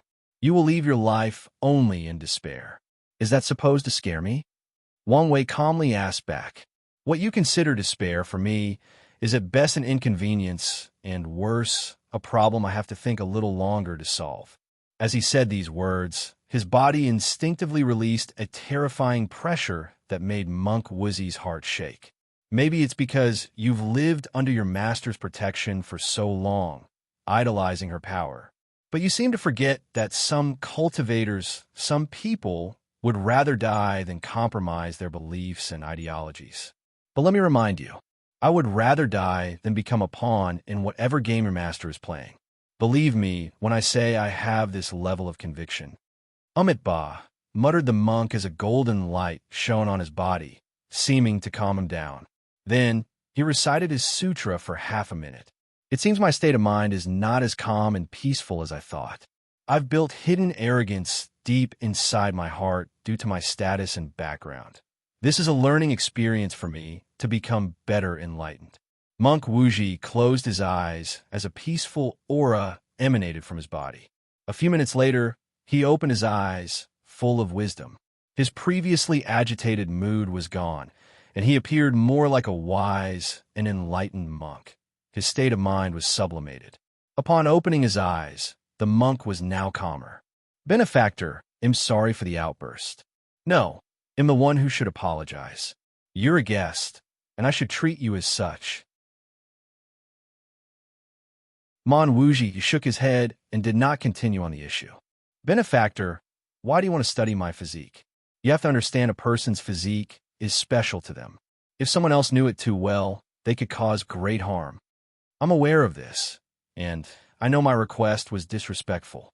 As you can guess, I wanted to create a longevity technique based on your physique to acquire 9 lives after proving the Tao. And I promised to share this technique with you, granting you an additional 9 lives. Wang Wei had this idea the moment he learned about longevity resources. He wanted to use his 9 incarnations to each grant him an additional life after proving the Tao. And if he could study Monk Wuzzy's physique, he would have a higher chance of success. That's not a bad idea, thought Monk Wuji. Before today, he had never thought about that since he knew he would have 9 lives the moment he proved the Tao. And these 9 lives would accompany him to the Paragon realm. And if he had an additional 9, even if they were only available in the Emperor realm, it would help him tremendously. I agree with your condition, said the monk after thinking for a moment. But I have a condition of my own. Please, I want the Tao opening sect to help in the protection plan. What do you mean?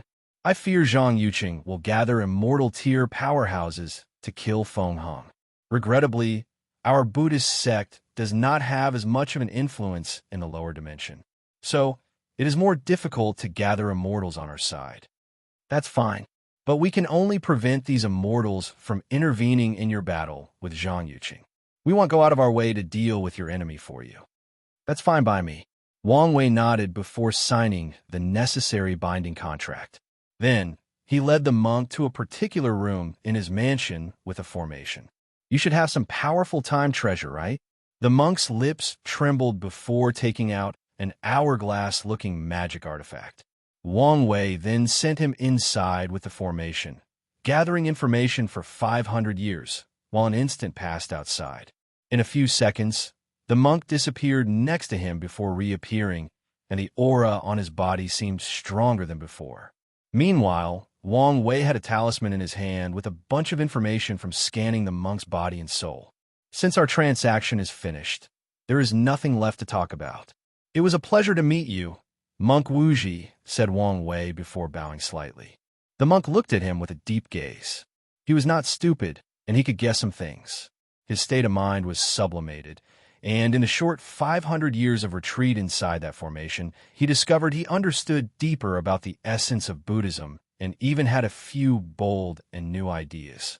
All of these changes resulted in his strength increase to the peak of 7 leaf, close to 8 leaf, the same as Zhang Yuqing. "The pleasure was all mine," replied the monk with a bow before leaving the mansion. "You've taken too great of a risk," said Wang Wuqing, who suddenly appeared. "Calculated risks. If the ancestor did not tell me some information about the upper dimension situation, I would have used a less aggressive method. It's good you have thought things through properly. But how about getting the sect involved in this battle? There is a high chance that Mithriya is why Supreme Unity has not hunted down our ancestors in Limbo. So, we have already picked a side." Wang Wuqing sighed out loud. These things were beginning to be above his weight class. So, he left to gather other people to enter this mess. "All right, let's see if there were some actions in the middle of the night," muttered Wang Wei before activating the quantum arrays to spy on people.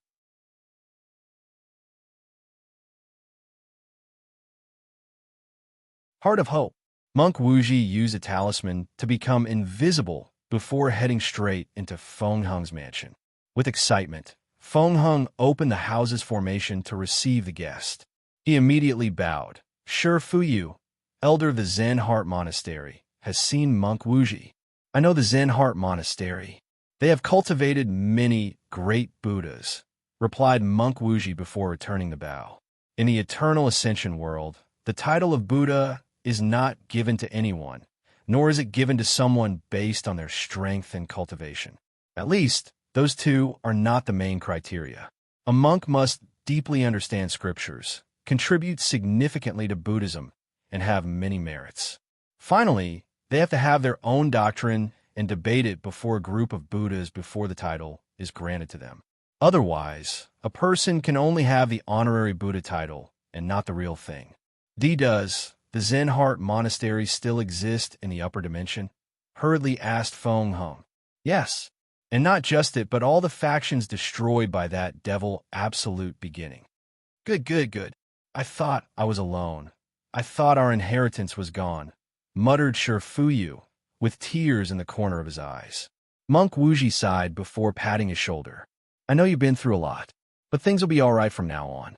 My master has given her words she will do everything possible to atone for her mistake back then. I would never dare blame the Mithriya mother." "A mistake is a mistake," said Monk Wuji sternly. "As such, even my master cannot ignore this fact." Shi Fuyu exhaled softly, feeling some weight lifting from his shoulder. He felt the burden he had carried for millions of years was worth it after hearing these reassuring words. At least his pain and suffering were acknowledged. "I'm sorry for my rudeness," said Shi Fuyu as he realized he was still at the entrance, which was very rude. "Come in, ill-served tea." "No need. I'm in a hurry." "In that case, Reverend Wuji, what brings you to see me?" asked Shi Fuyu. "My master sent a few things for you," replied Monk Wuji before giving him a space ring. "These are some of the lost inheritance from back then, along with a few more from the upper dimension. There are also better methods to purify incense and prevent the same problem from occurring again."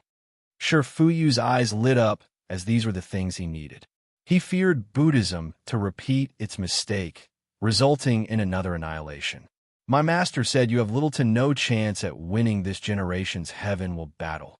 Shi Fuyu frowned. "Is it because of Wang Wei? If nothing unexpected occurs, it will be between him and Di Tian. Tao Buddhism's Qi luck is connected to the myriad emperor world. So, it would be ideal to prove the Tao there. If I prove the Tao in other world communities, I might not be able to eradicate the absolute beginning magic completely." "My master is aware of this," replied the monk, taking out a scroll and handing it over. "You can participate in the final battle if you want. But if all fails, this is your way out." Shi Fuyu looked at the scroll's title, Merit-Proving Tao Method.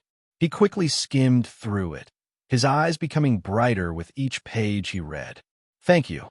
No need for formality. All you need is inside the space ring," added Monk Wuji. "My master said Wang Wei will be a great ally, so try not to become enemies with him." Shi Fuyu raised his brow. "I know you want Buddhism to rule the upcoming era. But that's not possible. We already had our turn, so we must wait a while again to maintain the universe's balance. But haven't we paid enough? Yes, nodded Monk Wuji. Our destruction was a mistake in the first place, an anomaly. So, Heavenly Tao owes us and will aid in our revival. But it cannot allow us to rule another era so soon. Sure, Fuyu sighed in frustration. He had suspicions once he saw the glorious age of the myriad emperor world. Acquiring the yin-yang eyes required too many things to go right. And given how easy it was for him to create a flaw in the absolute beginning magic, he had suspicions that something was helping him. Of course, sure, Fuyu did underestimate his efforts and contributions. Last thing, said Monk Wuji, Zhang Yuqing will definitely try to kill you. So, during this time, stay in your mansion behind the formations. The monk sighed aloud. The best course of action was to hide inside the western pure bliss land. However, I doubt Zhang Yuqing will give you a chance. Reverend, I can help you. You are not his opponent. So, there is no need to risk your life. That may be so, but I still have the heart of hope. Sure, Fuyu could live for long because the Buddhist sect blessed them with the hopes of the entire sect. This was the heart of hope. This blessing granted him many abilities, including pseudo-immortality, increased comprehension, and expert hiding methods. However, he also sacrificed it for battle strength. Don't waste such a precious thing, hurriedly said Monk Wuji. While proving the Tao, if you fail short of becoming an eternal emperor, you can use it to ask Heavenly Tao for help to give you a final push. Heavenly Tao owes the lower dimension of Buddhism a great karma, since it was destroyed because of a miscalculation. As such, Sure Fuyu can use the Heart of Hope to ask Heavenly Tao for help to become an eternal emperor. I understand, replied Sure Fuyu. Monk Wuji nodded. Once everything is over, your main job is to quietly spread Buddhism as far as possible in the endless void. Sure Fuyu escorted the monk out with a smile. And once he was alone, a sharp look appeared in his eyes. He looked at the scroll again before looking at a large number of purple spheres inside the space ring. If I can prove the Tao and use this merit method, I will be one of the most powerful Buddhas the lower dimension has ever seen. Only with such strength can I properly lead Buddhism. Although he admired the Maitreya, Feng Heng had his ambitions and goals. As such, he was unwilling to give up on the heaven-will battle so easily. As for the lack of strength, sometimes absolute strength does not determine the final victor. So, he went to rest, planning for the future. He decided to be cautious and stay in his mansion until the people from the upper dimension left. Wang Wei's mansion. Through the quantum array, he saw Monk Wuji sneaking into Feng Heng's mansion. He also saw the recording of Su Shi and Hua Feng Huang's visit. It was easy to guess Su Shi's motive because she was obsessed with her husband's revival. Regarding Hua Feng Wang, her motive could be many. So, Wang Wei closed his eyes, connected to the karma thread he had on her, and divined some information. Bloodline? She wanted his bloodline? He thought. It seems the negotiation did not go as planned. Regrettably, this was all the information he could gather since Ao Qianni seemed to have some weird power protecting him. Nevertheless, he was satisfied. Nonetheless, he was satisfied with the information he got. He felt it would be a few days before the situation with the oath was resolved. So, he decided to use this time to increase his strength. He went to his space-time incarnation to enter a quick retreat. Using the primordial star essence from his ancestor and the human mushroom, he finally opened all one. 269 million acupoints, and his true power Tao realm strength reached 33 primordial dragon force. Wang Wei clenched his hand as he sensed the surge of power flowing through his veins. According to his calculations, he had 6-leaf, immortal venerable strength if he used all his might, including domain and soul. And with the previous flaw in his Tao heart removed, he was in peak shape, ready for any challenge. After exiting his retreat, he received information that the trial would resume in 2 days. So, he checked on his other incarnations. Nothing much changed in such a short time. However, The Fate incarnation finally created the method for establishing the spiritual foundation/Fate Palace. And the other incarnations have already begun to create their Fate Palaces. They also began exchanging the materials that tempered their bodies with Chaos Ones.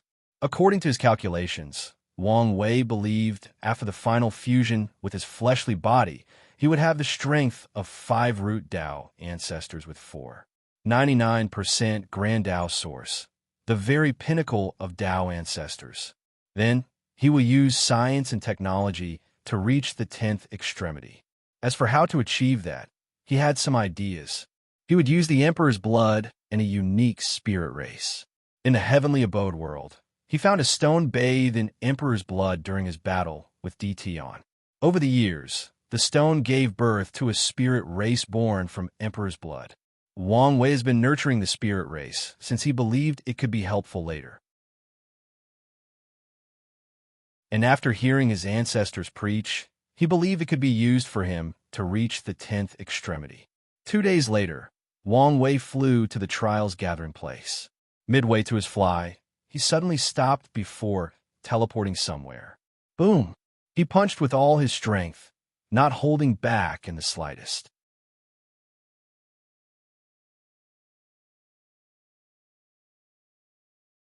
Bloodline battle.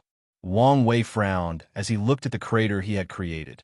He felt he had hit something, but at the same time, it was as if he had hit nothing but air. Moreover, he did not find a single drop of blood. This hooded figure is interesting, he thought as he tried to divine and calculate some information based on the interaction. However, the end result was disappointing. He then spread his divine sense in all directions, trying to find the hooded figure or any clues for that matter. Many people looked at him strangely. They saw him attack someone, but no one could remember who he attacked. And no one thought it was an anomaly that cultivators, as powerful as them, could not remember someone. A few seconds later, some people even believed Wang Wei was taking out his anger for unknown reasons. Gone, thought Wang Wei, shaking his head and flying to his position. Lord Spirit showed up not long after with the usual smile on her face. It was as if the previous thing had never occurred. We have taken your concerns into account and have solved the problem, Lord Spirit said directly before looking at the upper-seated players. Then, Xiao Tiandi stood up begrudgingly and said, Grand Dao above, I, Xiao Tiandi, swore to compete fairly in the competition. And if something happened to me, my sect, and anyone related to me would not seek revenge, directly or indirectly. If I fail to keep my word, I will die a horrible death. As soon as he said these words, a purple lotus appeared from the sky, turning into a scroll with words written on them. Then, it entered Xiao Tiandi's sea of consciousness. Meanwhile, Wang Wei frowned as he had already seen the flaw in this oath. If the faction of these geniuses decided to abandon them, they would be the ones paying the price. Their faction won't pay any consequences. However, he decided not to say anything since he knew of the change currently taking place in the lower dimension. As long as these factions could not readily interfere with him, everything else did not matter. Wang Wei then looked at Tong Ruobing, who was looking at him. He knew she also detected the loophole and wondered if I would do anything about it. So, he only smiled mysteriously, knowing she would probably overthink his action. After Xiao Tanai swore their oath, others did the same, including Monk Wuji and Zhang Yuqing. And none of them were happy about the situation. A few even gave Wang Wei dirty looks, but he did not care. Now that everyone has been dealt with, we can proceed with the combat aspect of the trial. Who will be the first challenger? No one said anything for a moment before someone took the first step. Oh, Lady Hua. Excellent. Who do you want to challenge? Lord Spirit said. Ao Qiani, she replied succinctly. Excellent choice. Young Master Aoi, if you don't mind. Instead of replying, Ao Tiani frowned. Why can she challenge me? She's not even a seated player. Those are the rules of the trial. So, please accept the challenge. Ao Tiani smacked his lips before flying in the air, and Hua Fengwang followed him, staring at him from a distance of 12 meters. She wanted his bloodline and would do anything to acquire it. even using force. Of course, Hua Fenghuang had her confidence. Although she performed mediocre during the entire trial, she had a valid reason. All 5 of her sacred beast bloodlines were not perfectly fused yet, and each time she perfected a fusion, she would receive some form of nourishment and drastically increase her strength. Now, she perfected all 5 bloodlines, bringing her power to another level. However, she could feel that the dragon bloodline was not on par with the others, affecting the balance. So, she wanted to fix the issue as soon as possible. Let's test things first, Hua Fenghuang thought before rushing toward her opponent and punching him. Ao Tianyi sneered as he returned the attack. When would he ever fear clashing head-on with people as a primordial dragon, born with a mighty fleshly body? Boom! The air shook due to the sheer force of these two's fists clashing. The clouds scattered, and if it were not for the powerful formation of the trial space, everything would have shaken, and even the space would have been destroyed. After the first few punches, the two seemed equal in power. This fact seemed to wound Ao Tianyi's pride. So, he increased his strength and punched harder. Bang! Hua Fenghuang exploded into a pool of blood with one attack, making Ao Tianyi sneer even deeper. All primordial dragons with above-average talent can reach the strength of one primordial dragon force in the 3rd layer of the true power Dao realm, without much effort. With his talent, he never had to temper his body, and he reached one primordial dragon force simply by maturing after a few million years. Then, after his father encouraged him to cultivate the clan's body refining method, he now had 10 primordial dragon force. A brilliant flame appeared on the position where Hua Fenghuang died, and her perfectly intact body reappeared. This dragon's body is more powerful than I anticipated, she thought. She thought she would have the advantage with her 22,000 dragon elephant force power. Unfortunately, her opponent had the power of the 3rd realm. Nevertheless, she accomplished her objective by gazing at the opponent's fleshly body and defensive capabilities. She waved her hand to manifest a pure white saber, her bloodline artifact. The 5th stage of the primordial system is called the Bloodline Awakened Realm.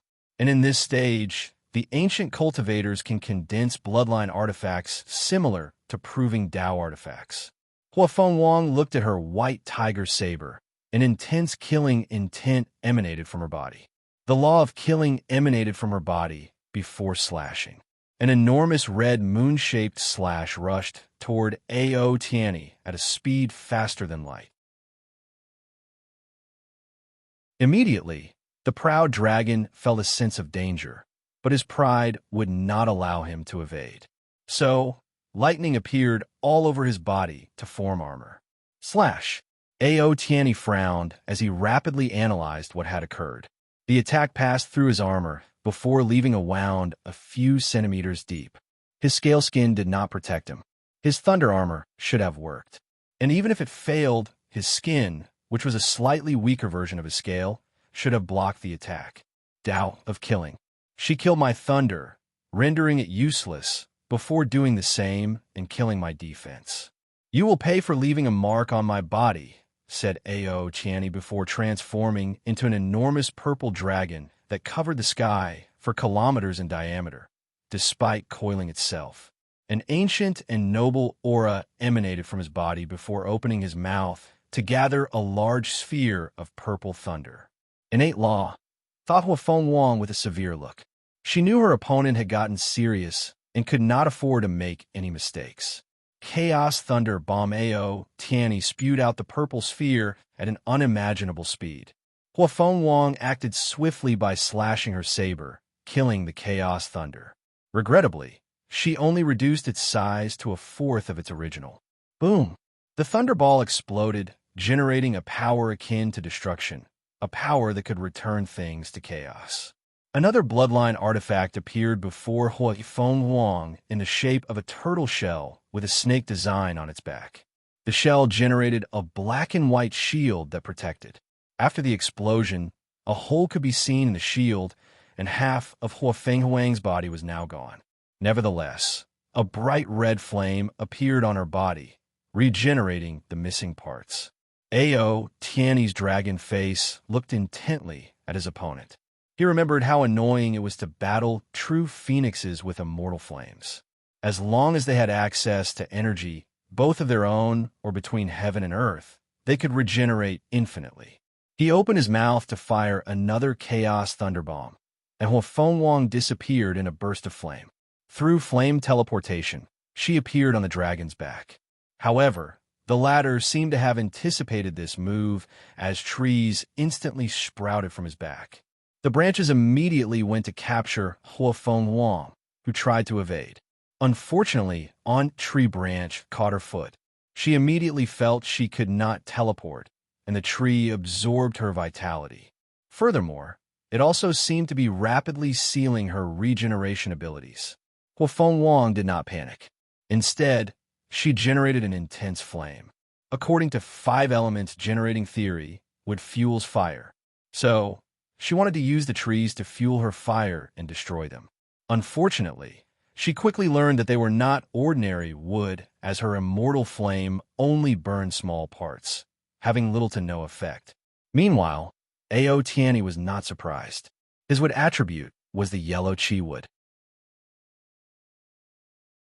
The yellow chi tree was one of the first trees in existence, capable of holding and nourishing all things in existence. With his unique yellow chi wood innate law that had a special, he could do many things with the tree. Huafeng Wang's mind worked rapidly, knowing she needed a powerful attack to escape this situation. So, she acted decisively.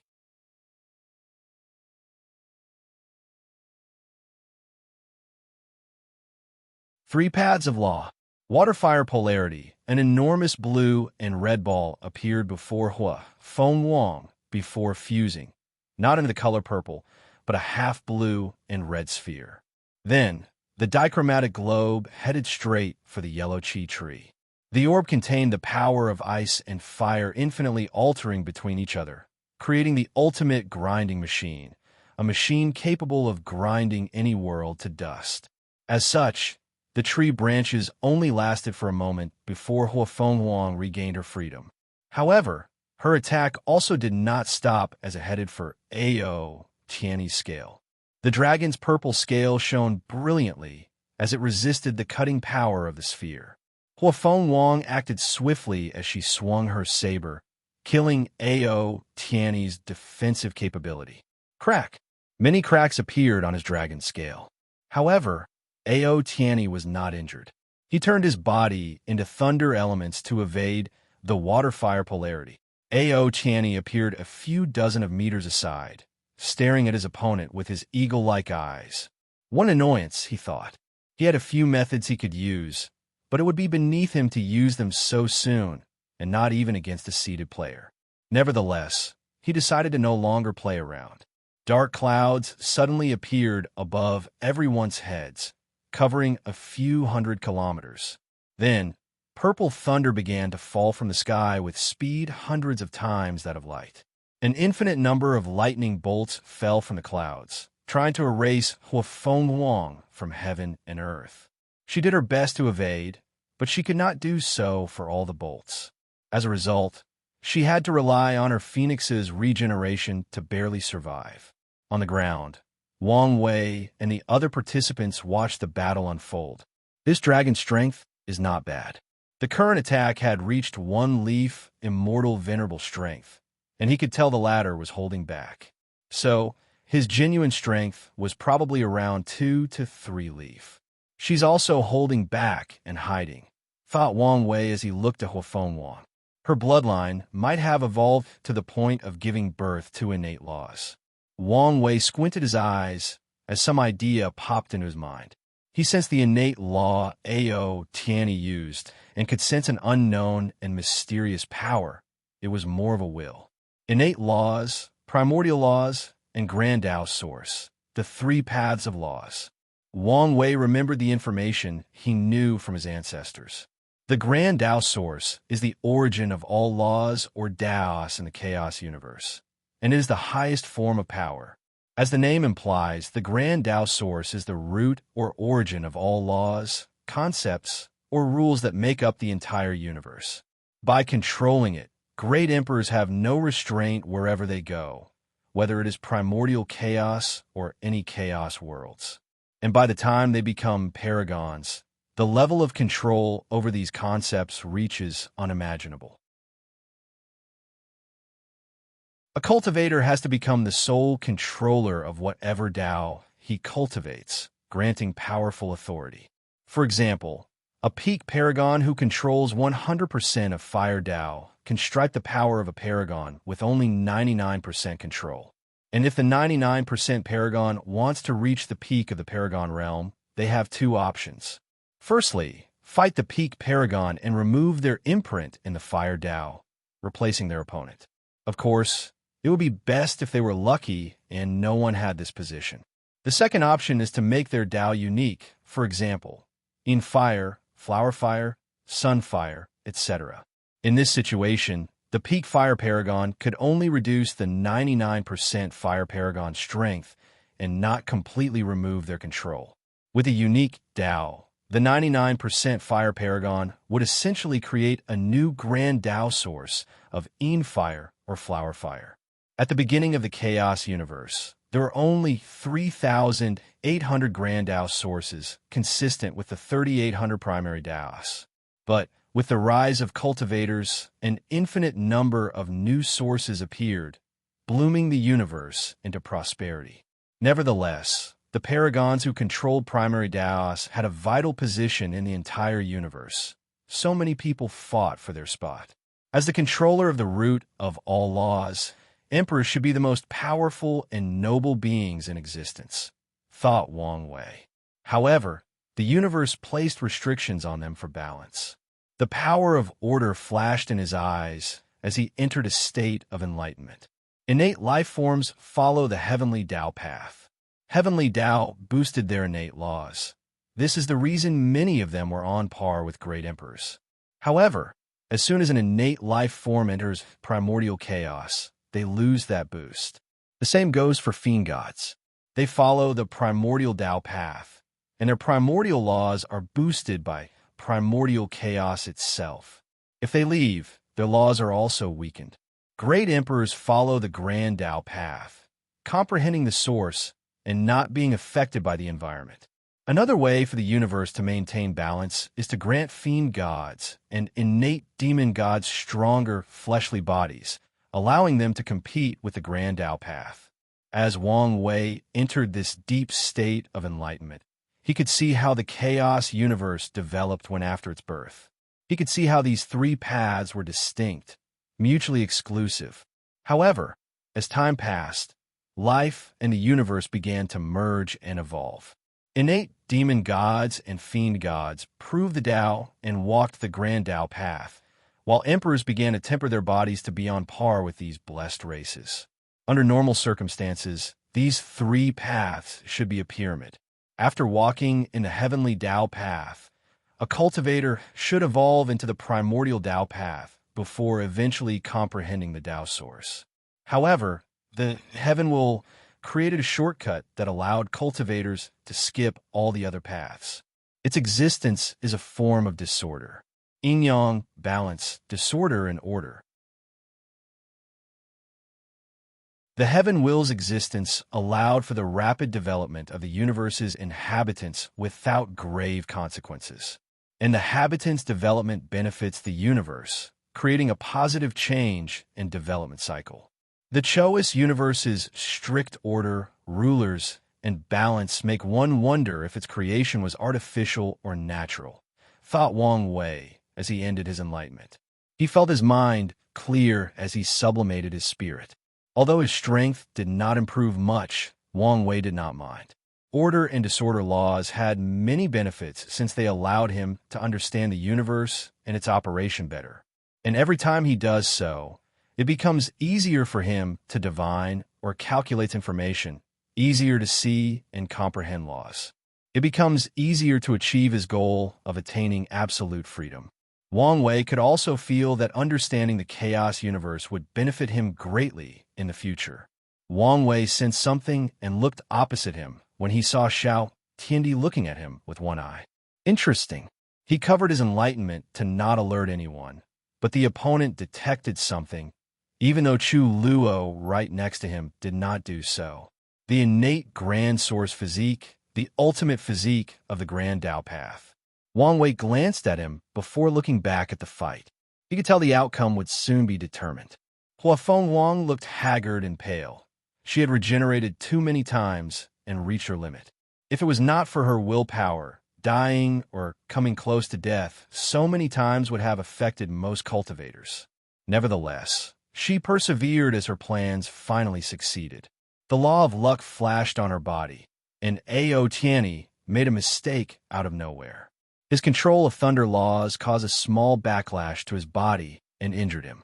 Huafeng Wang acted swiftly as she used her slaughter law, directly linking to Ao Tianyi's heart.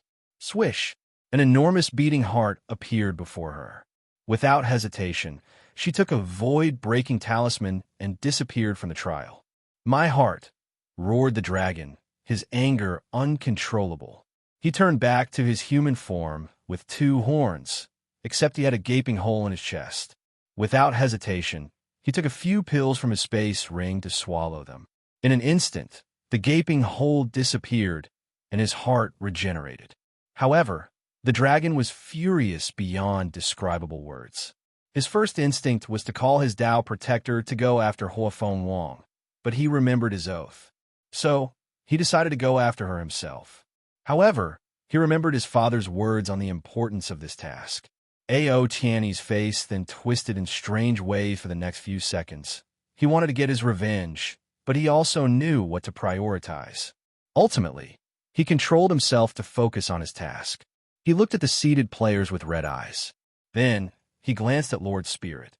"Since she ran away, is this consider my victory?" "That's correct. Can I challenge people now?" "If you wish." "Second seat, I challenge you." Wang Wei smiled. "Little dragon, are you sure you want to make this mistake? Don't waste my time, and watch your tongue when speaking to me." "Hee, as you wish. Anyway, I also want a dragon heart."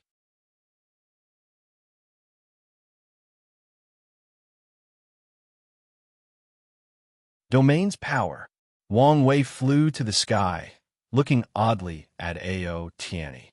"What's with the look? I feel pity for what is about to happen to you.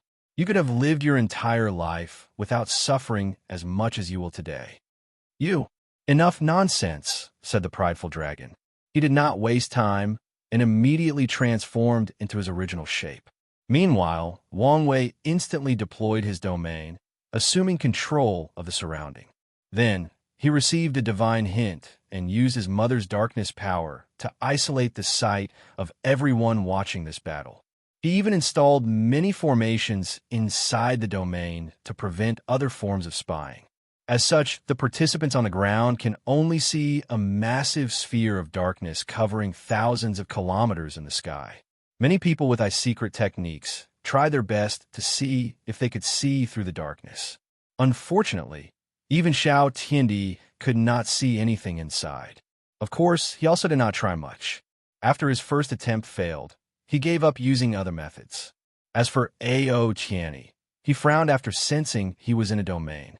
He immediately used the technique of law oscillation to make his innate laws vibrate and resonate with the surrounding, effectively rendering domains useless to him.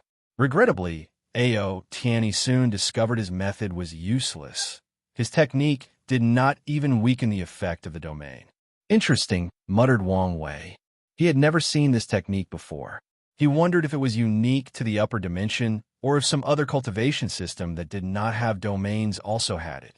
Most people will use domain to combat domain or use brute force to break them. Maybe the primordial system had such a method, but it was lost to history, rapidly thought Wang Wei. Meanwhile, Ao Tianyi sensed it was his opportunity when the enemy was distracted to attack. So, he created numerous tree branches before coating them with his chaos thunder, creating a thunder aura around the branches. This attack was the perfect combination of his 2 innate laws. Unfortunately for him, with just one look, his attack stopped as if frozen in time. And to his horror, Ao Tianyi realized he also was immobile. Wang Wei then waved his hand, and the tree disappeared. "There are so many ways I could end this battle," Wang Wei said. "For example, death." As soon as he said this word, a dark aura suddenly enveloped Ao Tianyi, and he could feel his body begin to decay. His scale became as thin and fragile as a piece of wood. His majestic dragon body became as thin as a dry mummy, and his vitality diminished at an unfathomable speed. Ao Tianyi pushed his innate law to its maximum to stop the process, but it was useless. Horror and fear overwhelm his mind, thinking about how he will die in just a moment. And right before his demise, he heard his enemy say life, and the process stopped before reverting to his formal appearance. "Interesting, isn't it?" asked Wang Wei with a smile. "But there is more time." Then, the powers of time began to affect Ao Tianyi. The dragon rapidly controlled his fear and acted swiftly. He revealed his third and finally innate law, fire. He fused chaos fire, yellow chi wood, and chaos thunder into a protective armor. He planned to use chaos thunder fire to burn or destroy time itself, while the yellow chi would protected him from any residual power. Unfortunately, his attempt was useless. Wang Wei's time law overwhelmed his innate laws, and Ao Tianyi found his body rapidly aging backward. His kilometers-long body began to shrink until he was the size of his adolescent year, pre-adolescence, and early childhood. But to his horror, things did not stop there. Under that power, he eventually returned to the egg stage of his development while retaining his memories and consciousness. While inside that egg, all vulnerable and powerless, Ao Tianyi could feel he would cease to exist with a thought from his opponent. He would turn into a state as if he was never born. Wang Wei snapped his finger, reverting the dragon to his original state. However, Ao Tianyi could not move, simply out of fear. Wang Wei slowly flew before the dragon while talking.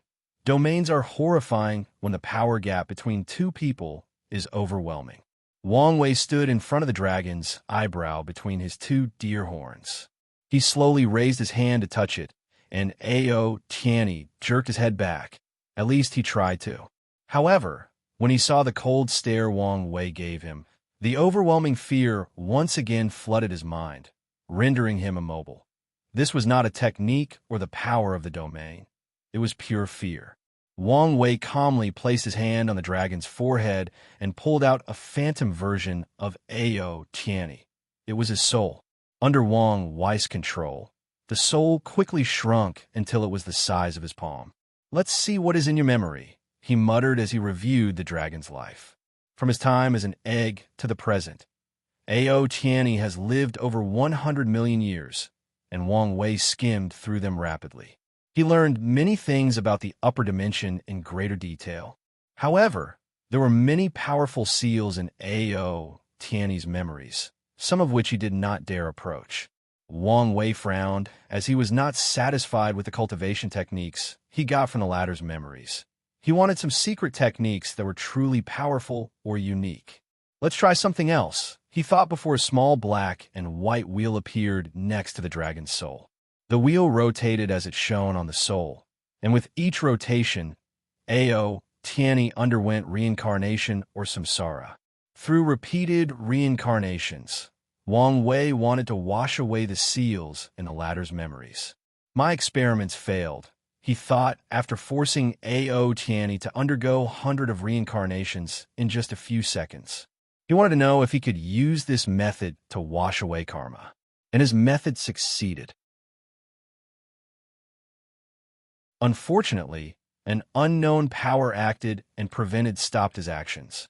So, Wang Wei guessed Heavenly Tao would not allow a mortal to wash away karma for people through this method, since such power is only allowed by great emperors. Another experiment he tried was to see if this technique could help others go through the orthodox path of the Nine Extremity Foundation. However, this part did not work even a little bit. Nevertheless, Wang Wei was satisfied since he broke some powerful seals inside. So, he learned what he could. Most of them were useless to him, except for one particular one. It was a memory of Ao Tianyi and his father, Ao Jing. The latter explained in detail a secret technique of the primordial dragon clan to boost the bloodline process of tempering the body. This method should help me optimize the Fiend God 12-body revolution, thought Wang Wei as he listened attentively. Then, something odd happened.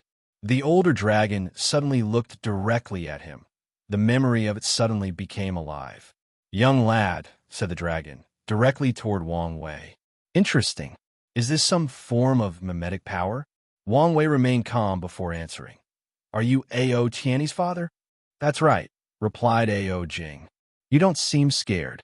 If the lower dimension were not blocked, I would be." "You know a lot," replied Ao Jing. "I won't stay for long. All I have to say is don't kill my son. You can make him suffer, but don't kill him." "That's very unexpected."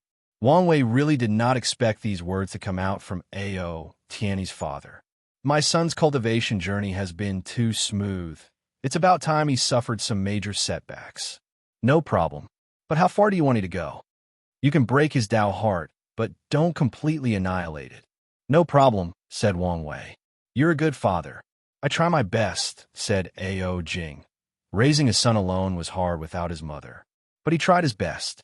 "All right, I'm leaving," said the older dragon before disappearing, and Wang Wei was kicked out from Ao Tianyi's sea of consciousness. "This should be a lesson to me. I should not so easily try to search the souls of these geniuses from the upper dimension," muttered Wang Wei before looking at Ao Tianyi's soul. "Now, what should I do with you? Let's begin by wiping your memories." Since he knew these upper-seated players wanted to observe the lower-dimension geniuses and learn about their capabilities, he could not allow Ao Tianyi to remember everything that occurred during the battle.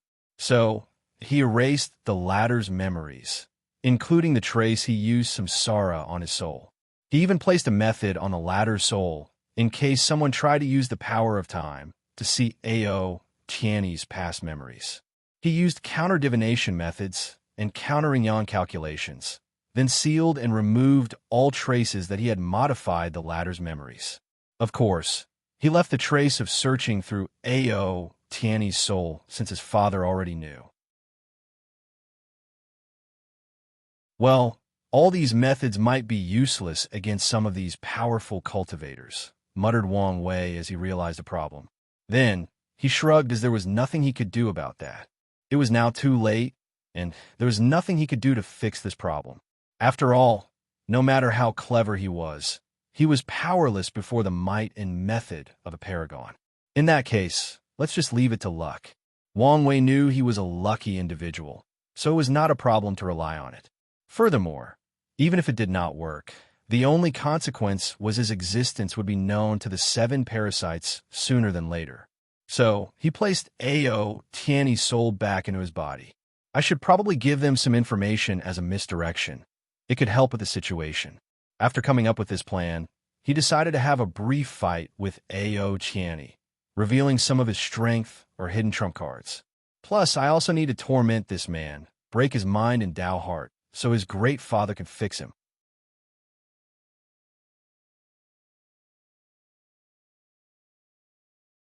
Order Gift Bonus Chapter. Thanks to Gordon_4421 for the chapter _ after dealing with Ao Tianyi's memories. Wang Wei began to fight the latter as if it was their first battle. After opening his eyes, the only thing the dragon remembered was he was in a domain, and his technique was useless against its power. So, he prepared to use brute force to deal with the situation. Meanwhile, Wang Wei pondered what information to reveal. The information needed to be new and somewhat valuable, not garner more suspicions. He'll reveal my order law. His order and disorder law were not mainly used for battle, but he could if he wanted to. Order, no transformation, only human shape. As soon as Wang Wei said these words, a mighty power descended on Ao Tianyi, canceling his dragon transformation. He tried very hard to resist, and for a brief moment he did succeed. But it only lasted for a few seconds before Wang Wei overwhelmed him. Then, he returned to his human shape. Ao Tianyi was unhappy as he could only exert 70 to 80% of his strength in this form. "Little dragon, do you want to give up?" Give me your heart and scale, and everything will be all right. Ao Tianyi suddenly felt an uncontrollable fire in his heart. He opened his mouth to fire a Choice Thunder Firebomb. With a calm look on his face, Wang Wei said, "Order, immunity to chaos, fire, and thunder." Boom! The attack hit on him, generating a powerful explosion. However, Wang Wei appeared to be completely intact. He looked at the tiny burn mark on his skin. Interesting, because I have a chaos flame, I was immune to its attribute. However, I've only got 99% immunity to the thunder. He found some restraint to his order laws besides the ones he already knew. For example, all the orders he executed applied to him and his opponent in the domain, meaning he also could not use any form of transformation. The only way to negate this rule is to use disorder law, but that's also limited. All right, let's try some other things. Order. No laws of any path can be used. Disorder. The exception is the person with the highest soul strength. Ao Tianyi's face changed as he sensed the power of order working on him. However, he relaxed when he discovered his innate laws were not affected. You truly overestimate yourself. How could a mortal affect innate laws that heaven and earth itself bless? I see, muttered Wang Wei, ignoring his words. Innate laws are unique, and if I want to affect them, a price of equal values is needed. Order, law banning. Disorder, highest soul power as exception. Price, divine punishment thunder. Instantly, Ao Tianyi felt he lost control of his innate laws. The power of order sealed them. Meanwhile, Wang Wei felt he could not use the divine punishment thunder sealed inside his body. No, no, no. Impossible, roared Ao Tianyi as he tried everything possible to eliminate the restriction. Secret technique. Bloodline burning. A terrifying power came deep inside his body, drastically increasing his aura. Ao Tianyi's strength reached the beginning of a mortal venerable 3-leaf in an instant. And with newfound power, he tried removing the restriction on him. Your blood is too valuable, so this cannot be allowed, said Wang Wei. Order, no secret techniques. Dang. Ao Tianyi's techniques ceased to work, and his power dropped to 1 leaf. A look of despair appeared on his face. He had lost many battles before, especially before his bloodline became mature. However, this was the first time he felt so powerless when dealing with an opponent. It was like he was nothing but an ant whose fate and destiny was out of its control. He hated the feeling to the core. Order. Only the fleshly body can be used in this battle. Disorder. After one clash, the person with the strongest body will be the only one capable of using it. So, little dragon, are you ready? Asked Wang Wei with a smile that seemed devious and terrifying to Ao Tianyi. He bit the tip of his tongue to use the pain to overcome his trembling heart. He gathered all the strength of his fleshly body before rushing toward his opponent. He knew the latter was powerful from the information he had collected. However, he still had a chance. After all, as a chaos life form, he was born gifted with a strong body. Boom! Crack! Ao Tianyi's arm twisted behind him in an odd and terrifying manner. He did not scream or even wince in pain. However, he looked defeated, like someone whose worldview was shattered. And as he sensed the power in his body leave, the sense of despair he felt skyrocketed. You had no chance from the beginning, commented Wang Wei. Although the confrontation appeared fair, it was not. When Wang Wei prevented the use of transformation, Ao Tianyi could only use 80% of his power.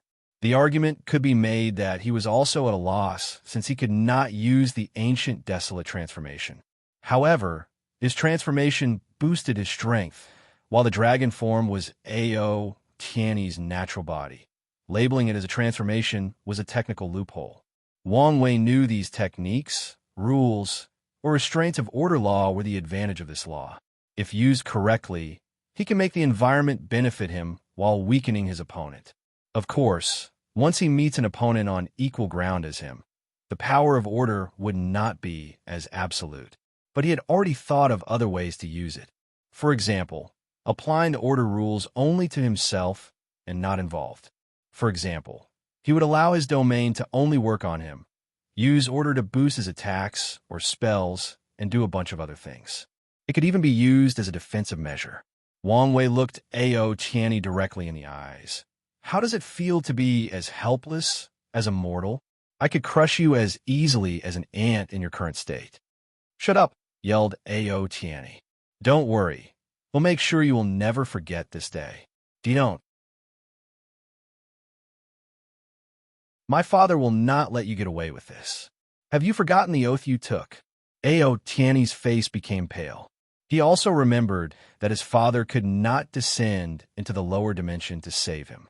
Do you remember what I said I would do you the first time we met? By now, Ao Tianyi's face had lost all colors. Your scale, heart, muscle, blood, and flesh are precious, and I want them all, Wang Wei said calmly in a soft voice.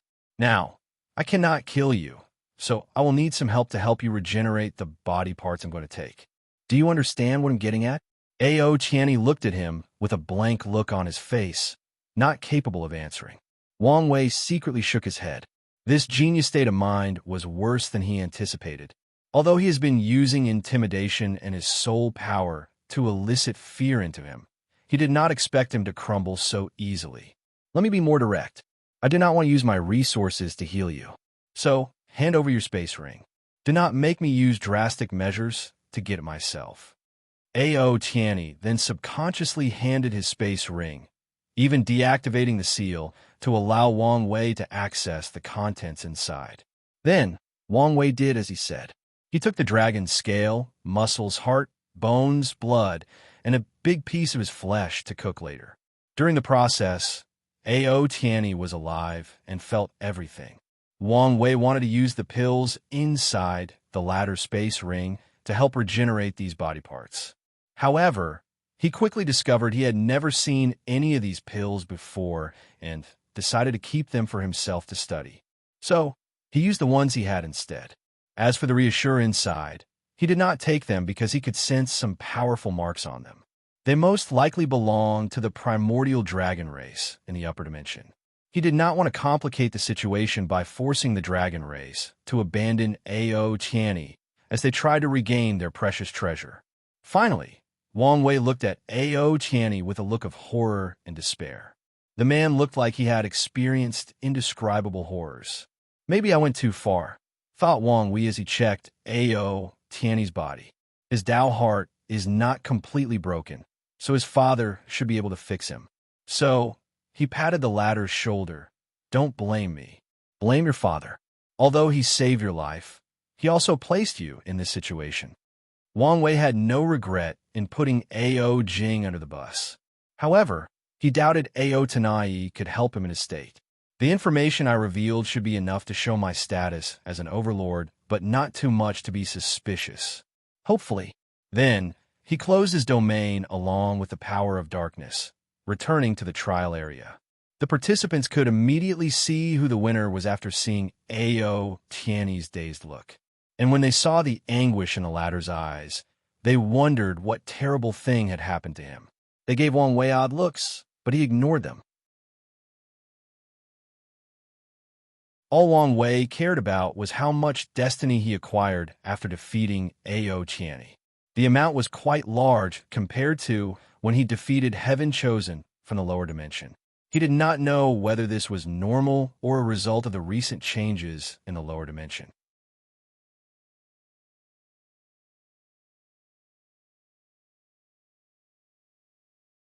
Sword will clash. Wang Wei flew to his seat while ignoring the weird gaze of everybody else. However, as soon as he sat down, Tong Ruobing asked him, "We didn't really take his scale, blood, muscle, and heart, did you?" She remembered the conversation on the first day, and based on what she knew about Wang Wei, it would not be below him to do so. "You sly wench, don't accuse me of doing such horrible things," replied Wang Wei with righteousness. "He's only like that because I placed on some powerful illusion." Tong Ruobing sneered. She watched the fight he had with Ji Song and how he essentially cooked the latter in a fit of rage. As such, he would never underestimate this man's cruelty. His behavior of hiding his fight is weird, she thought. Could it be he did not want others to know what he did to the dragon Or is there another reason he wants to hide? Tong Ruobing decided to wait and observe. Although she wanted to test her strength in comparison to these upper-seeded players and acquire some destiny and luck in the process, she also did not want to drag her faction into some conflict beyond their means. And since she had already detected the loophole in the Tao Oath, Tong Ruobing wanted to be more careful. Maybe this trial's inheritance was not worth all the effort. Anyways, during this trial, she has benefited greatly. Her soul mutated, allowing her to use the power of the origin talisman better. Immortal child Shi was fidgeting inside despite her calm exterior. She did not have the guts to fight any of these geniuses, even with the oath. Her parents were only two loose cultivators lucky enough to be blessed by a great emperor and achieve immortality. Although she appeared noble due to her birth, her background was the worst among all the people present. With her dad's death, her background was further reduced. Maybe I should finally join a sect. Her parents have always been proud of the idea of cultivating a mighty loose cultivator emperor. So, she never joined any factions despite always being hunted. Sure, Qian had her pride as a loose cultivator. However, after seeing the participants, she understood the benefit of a powerful faction. It was not just about resources, but protection and guidance. If she were from a renowned emperor lineage, her mother would not always have to hide and run. No, there is no need for a faction. My father and mother are proud of being loose cultivators, and I will make them happy by proving the Tao as one, she thought with determination. However, she also realized she had little chance of winning this inheritance, unless something extraordinary happened in the last mysterious trial section. And without the inheritance, she had no chance of proving the Tao in her world community. The only option left for her was to go to a weaker world community and prove the Tao. But she did not want to do it. Maybe I can ask the final winner to owe them some karma. Light race great emperors had a higher threshold for the number of people they could wash away for. So, she was precious.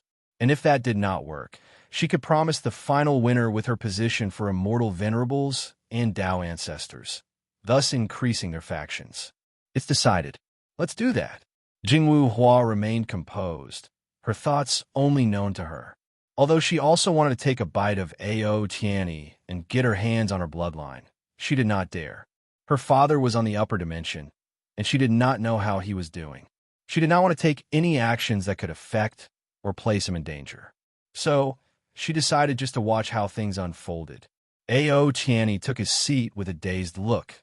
He immediately lowered his head, not daring to look at the opposite side or Wang Wei. Then, Lord Spirit spoke. Who is the next challenger? Are you going to challenge Zhang Yuqing? Asked Wang Wei through divine sense. How do you know? You're a swordsman, so of course you would challenge him. I guess that makes sense. But what do you want? I want to warn you that you're not his opponent. If you want to challenge him, I recommend doing a pure swordsmanship test. Wang Wei estimated Ji Lanfang's strength at the peak of 1 leaf, immortal venerable. And this was not his limit. The latter was only tier 8 like him, and by the time he reached a realm similar to Quasi-Emperor, his power should reach 3 leaf. But even then, he would not be Zhang Yuqing's opponent. The swordsman frowned for a moment, pondering. He took a big gulp from his gourd before saying, I want to challenge the Taoist priest. Young Master Ji, are you sure? Asked Zhang Yuqing. I know I may not be your opponent. So, let's do a battle in the way of the sword. That's fine by me, replied the young Taoist priest as he flew to the sky, and the drunk swordsman followed him. My myriad sword soul physique allows me to learn and use many different sword wills, Zhang Yuqing said as he took out a black and white sword. I've fought and defeated many swordsmen. I've learned from them until I surpass them. Are you implying I will be the same? Zhang Yuqing only smiled in response. Ji Lanfang shook his head at his opponent's remark. He took out his own sword, which was completely dark with no designs. It appeared like a normal sword forged by a mortal blacksmith with mediocre abilities. My sword will is about speed. I believe speed is absolute, and absolute speed is the ultimate path of the sword. Zhang Yuqing shook his head as he did not like these pure swordsmen. Let's begin with something common: gold sword will. Gold is the embodiment of sharpness in the five elements, hence a favorite Tao cultivated by many swordsmen. Zhang Yuqing swung his sword to create a moon-shaped slash. However, he did not use any energy, fleshly body, spiritual strength, or loss. The slash was the physical manifestation of his sword Tao understanding, the representation of his sword will. Ji Lanfang's eyes lit up after seeing the attack. Not bad, but not good enough. He swung his sword to generate his sword will. His slash easily destroyed his opponent before continuing to Zhang Yuqing. What a fast sword! Let's test something else: earth sword will. The new slash he created easily blocked Ji Lanfang's attack. Swordsmen are considered the ultimate attackers. Yet, the basic sword moves contain parrying or defending. I do not understand why so many of you are so obsessed with attacks when defending is also a part of sword. Good question. And the answer is simple. The sword is a weapon for killing, commented Ji Lanfang before attacking again. This time, even faster. Endless void, a secret realm. A hooded individual suddenly appeared before coughing off blood in his hand. I thought I overestimated his ability, but I was still wrong. How can a man who reached such height be defined by common logic? He blamed himself for not being more careful. Although the hooded person knew the reason for his detection was probably because he was too confident in his hiding method and because he could not control his emotions. He should not have spent so much time staring at the young Fate Domination Emperor. This is a warning to me. I prepared for so long, so I should control my emotions and not make such a mistake. The hooded shadow knew this was the opportunity he's been waiting for. The Empress was not with the young Fate Domination Emperor, and the lower dimension of this Choice world was not blocked, preventing outside interference. So, after swallowing a few pills, he headed to a house nearby. Inside a secret room, he activated a formation. A few seconds later, dozens of shadowy figures appeared with no appearances. "Avenger, what do you want?" "It's almost time to act," replied the hooded figure named Avenger. "Already? It's only been 10,000 years." "I don't care about that," said one of the figures. "What about the things you promised us?" "I will give you another quarter." "What about the remaining half?" "You can get it after you kill the target," replied Avenger. Then, he continued in a harsh voice, "Do your best according to the contract. If not, you know the price you'll pay. Since you have delivered, we will also keep our end of the bargain." "That's good. Remember the plan. Be swift and use all your strength. Do not give him time to brief, let alone think or talk." "You're worrying too much." Avenger internally sneered. Only he knew how powerful this man would one day become. And with his intelligence, as long as he has less than a nanosecond to think, he will find a way out of any situation. "If you want the remaining reward, do as I said." "Whatever you say." Then, all the figures dispersed as if they had never existed.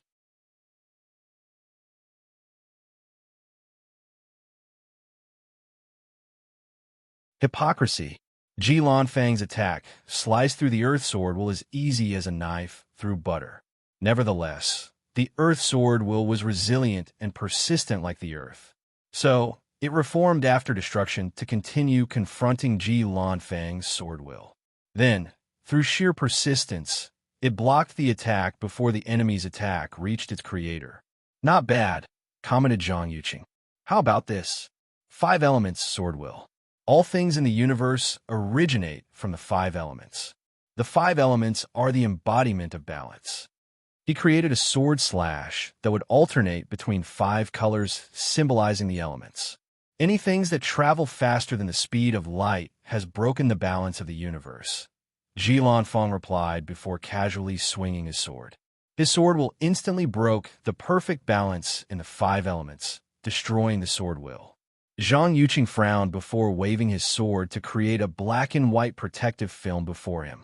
"Yin-yang sword will," said Ji Lanfang. "Although I pursue speed, I also know the concept of solitary yang cannot exist without yin. At extreme speed, time can be perceived to be slow." Ji Lanfang stabbed his sword, creating a sword will that alternated between speed and slowness. When the stab touched the yin-yang protective shield, it also broke the balance of yin and yang before heading toward Zhang Yuqing. The young Taoist priest squinted his eyes before using a blood-red slash to cancel Ji Lanfang's sword will.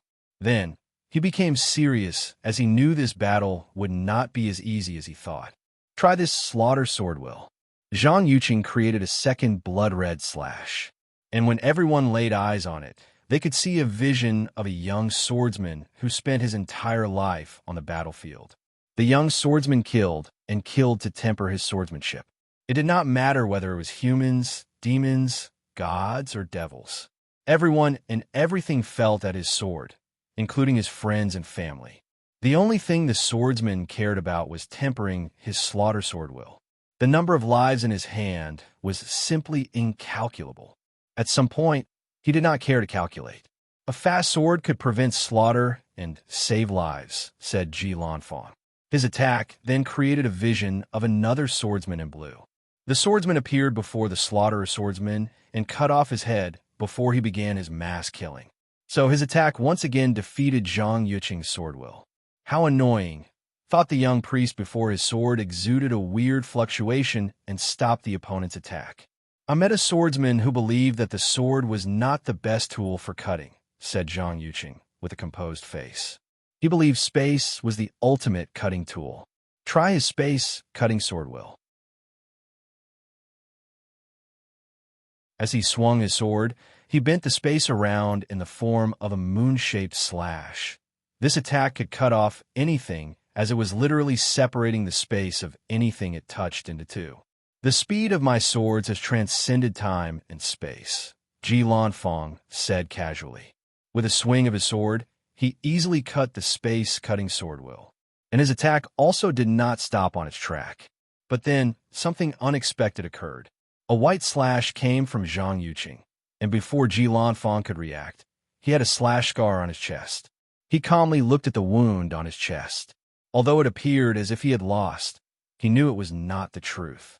His opponent used his power despite the agreement of their confrontation only with skill. Fellow Taoist, I'm sorry. It was a mistake on my part, hurriedly said Zhang Yuqing with a sincere tone. No, you did it on purpose, commented Ji Lanfang calmly. Excuse me? Sword will not lie. You could not accept your defeat, so you use your power, he continued. I can sense the impurity in your sword will. This was not a mistake, but a calculated move. Fellow Taoist, please do not slander my name. You will never be a real swordsman if you are so closed-minded, Ji Lanfang commented while looking directly into Zhang Yuqing's eyes. Then, he calmly flew back to his seat and drank his alcohol. Meanwhile, all eyes were on Zhang Yuqing, with most people being judgmental. Nothing is worse than a cultivator who cannot keep his word in a friendly competition. TCHB. All these upper dimension geniuses have been a disappointment so far. One is prideful beyond reason, and the other is small-minded and cannot accept defeat. Everyone heard these words because of the previously quiet atmosphere. So, everyone looked toward the speaker. It was one of the participants whose results could only be described as subpar during the trial. And the person had a shocked look on his face after saying these things, and he became horrified when he felt all the gazes on him. He reached his breaking when he sensed the fury emanating from Zhang Yuqing's body. Without hesitation, he took a jade talisman and crushed it. He disappeared from the trial space. Zhang Yuqing tried extremely hard to control the veins popping on his forehead. While maintaining his pure Taoist demeanor, he flew back to his seat. It seems that Zhang Yuqing's reputation might not be good in the upper dimension, thought Wang Wei. He did not see any surprise from the others after Ji Lanfang's accusations. Meanwhile, Monk Wuji shook his head in agreement. From A.O. Tianyi's memories, Wang Wei knew there were some nasty rumors about Zhang Yuqing. However, the two barely interacted since the eternal ascension was vast beyond words could describe. The winner of this battle is Ji Lanfang, declared Lord Spirit with a calm tone. Zhang Yuqing, who quickly returned to his pure and gentle facade, cupped his hand and bowed to Lord Spirit. This is how things should be. He then looked at Jilan Fong and also bowed. Fellow Taoist, I'm sorry for my mistake. It was a genuine mistake. I am also sorry you feel this way about me. I would never do such a thing. Jilan Fong took another sip of his drink. The sword does not lie. He then closed his eyes to focus on healing his injury. Zhang Yuqing smiled, not minding the latter's response. What a hypocrite, thought Wang Wei. Although there was nothing wrong with the latter's facial expression, he could see the emotions emanating from his body using some of Su Ya's techniques. They were the rage, hatred, annoyance, and the desire to kill. Wang Wei turned his head to look at Tong Ruobing, who was staring at him. What is it? Have you become enamored with me? Well, I can tell you don't have a single chance. Not only because I'm a faithful man, but because my wife is more beautiful, talented, powerful, has a better personality, and is richer and sexier than you. Tong Ruobing rolled her eyes and stopped looking at him. She only stared because she thought he was responsible for the actions of the participants who previously spoke. She thought he placed some spiritual hints on him and wanted to see if she could gather some information based on his facial expression, reaction, and body language. Who is the next challenger? Lord Spirit asked. I am, replied Shangyin as she stood up. After discussing with the patriarch, she first decided to watch things fold out. However, she also wanted to test the strength of these lower dimension geniuses to determine her next step. And who are you challenging? Young Lady Tong, replied Shangyin. She wanted to test the level of the myriad emperor worlds, heaven chosens, and decide whether to prove the Tao there or go somewhere else. Based on her observation, Tong Ruobing was on the upper echelons in terms of strength, but was not at the pinnacle. So, she was the best target to test the waters. Moreover, her actions can reduce the suspicions of the others and delay the time they learn of their clan's betrayals, and she can get some destiny after winning. Tong Ruobing asked Lord Spirit. I accept the challenge, she replied after a few seconds of pondering. She wanted to test the ground, and starting from fourth place was an excellent way to test the overall strength of these people. From how Wang Wei behaved during his fight with Ao Tianyi, I believe that these people might be here not only for the inheritance, and he also knows something about it. Maybe I can use this opportunity to gather more information. Tong Ruobing knew the importance of knowledge and information. Her interaction with Wu Ming proved their importance, as one piece of information fundamentally altered her destiny. Wang Wei's single idea made her one of the most powerful heaven chosen of the myriad emperor world, granting her a high chance at proving the Tao and achieving immortality. Lord Spirit, what about my previous request? Asked Tong Ruobing. It has been approved. You can fight inside the Trials Pagoda, where there is a world with complete laws. Excellent, Tong Ruobing thought. With laws, she can use law resonance and display her full power.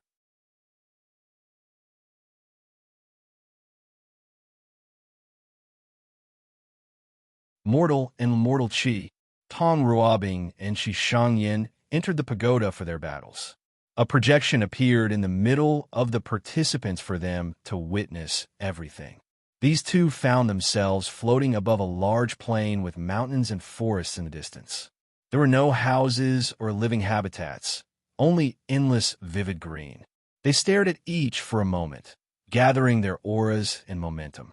Then, Shangyin went on the offensive. She waved her to manifest millions of enormous galaxies. Then, she dropped them on her opponent. That attack, thought Tong Ruobing. I did not sense any laws. It's pure energy. It should be Star Qi. Tong Ruobing pointed at the fallen galaxies and used a decomposition talisman. Her talisman resonated with the laws of this world before activating. It tried to decompose the attack and revert it to its original Qi form. Unfortunately, she failed. So, Tong Ruobing quickly used another talisman with a frown. Swallowing talisman, a small rune appeared before Tong Ruobing. Then, it swallowed all the galaxies in a matter of seconds. However, she was not out of danger yet. As soon as she dealt with the galaxies, Tong Ruobing detected her surroundings had changed. On the left side were millions of black spheres, and the other had the same quantity of white spheres. Black and white hole, she thought. And she was correct. The left side had a powerful gravitational pull that wanted to swallow her. Meanwhile, the right side had an equally powerful gravitational push that wanted to squash her into puree fruit.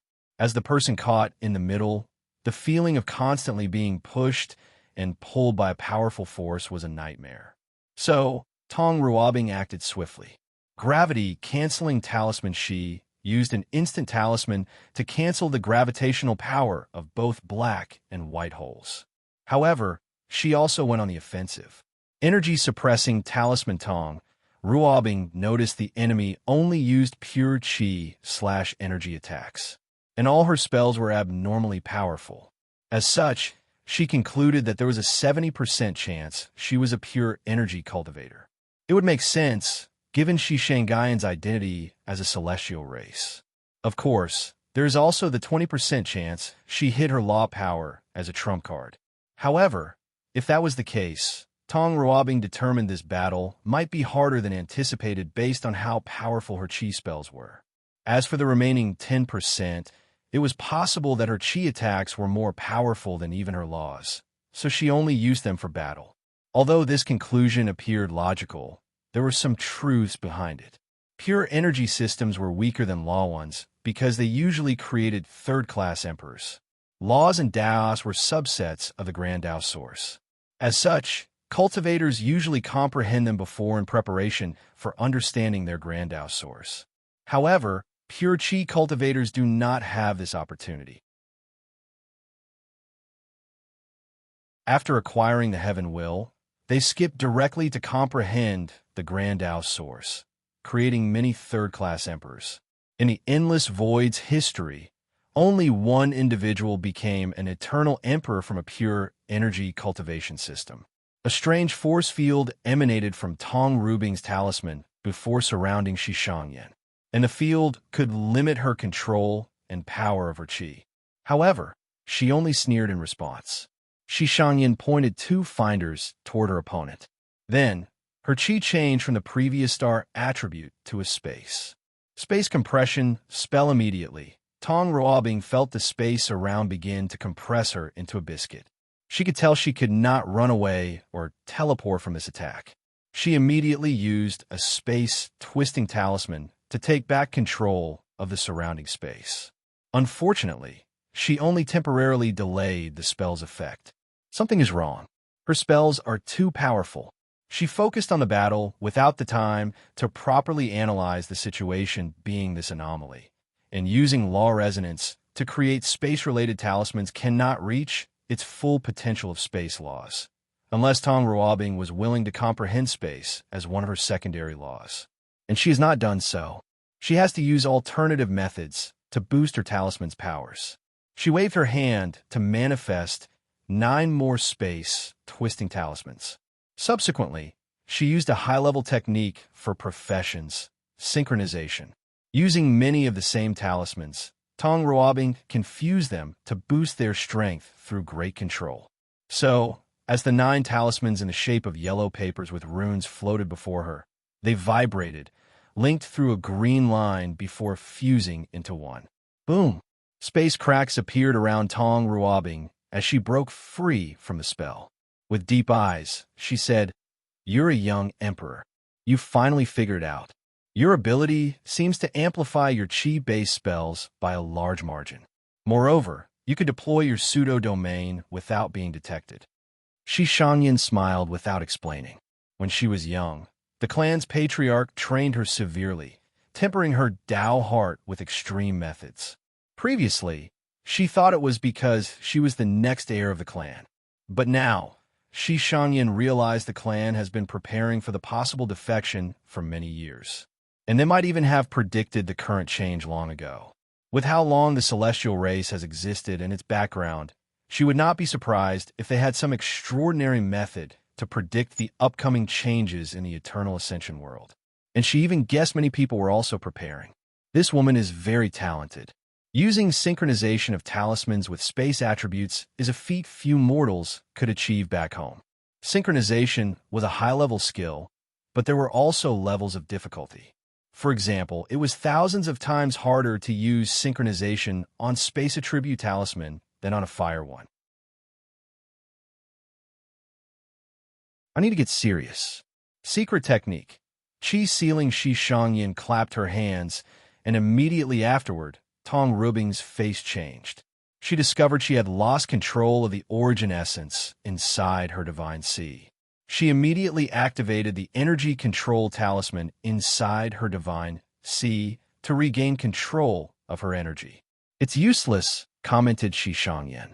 Unless you have better or equal energy control as me, you cannot break this technique. Tong Ruobing did not believe her as her mind functioned rapidly to find a countermeasure. Then, a mysterious will came from her body to block and protect her divine sea. Duyi realm?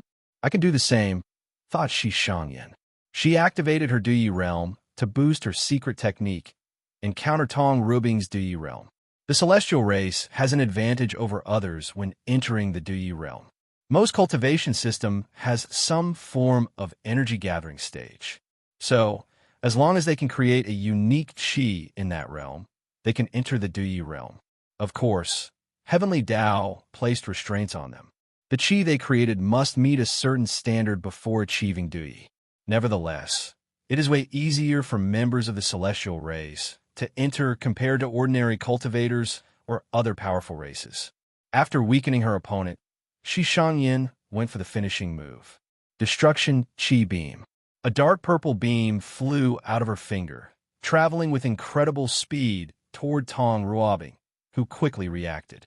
Although she lost control of her origin essence, she still had spiritual power which she could use to control her law.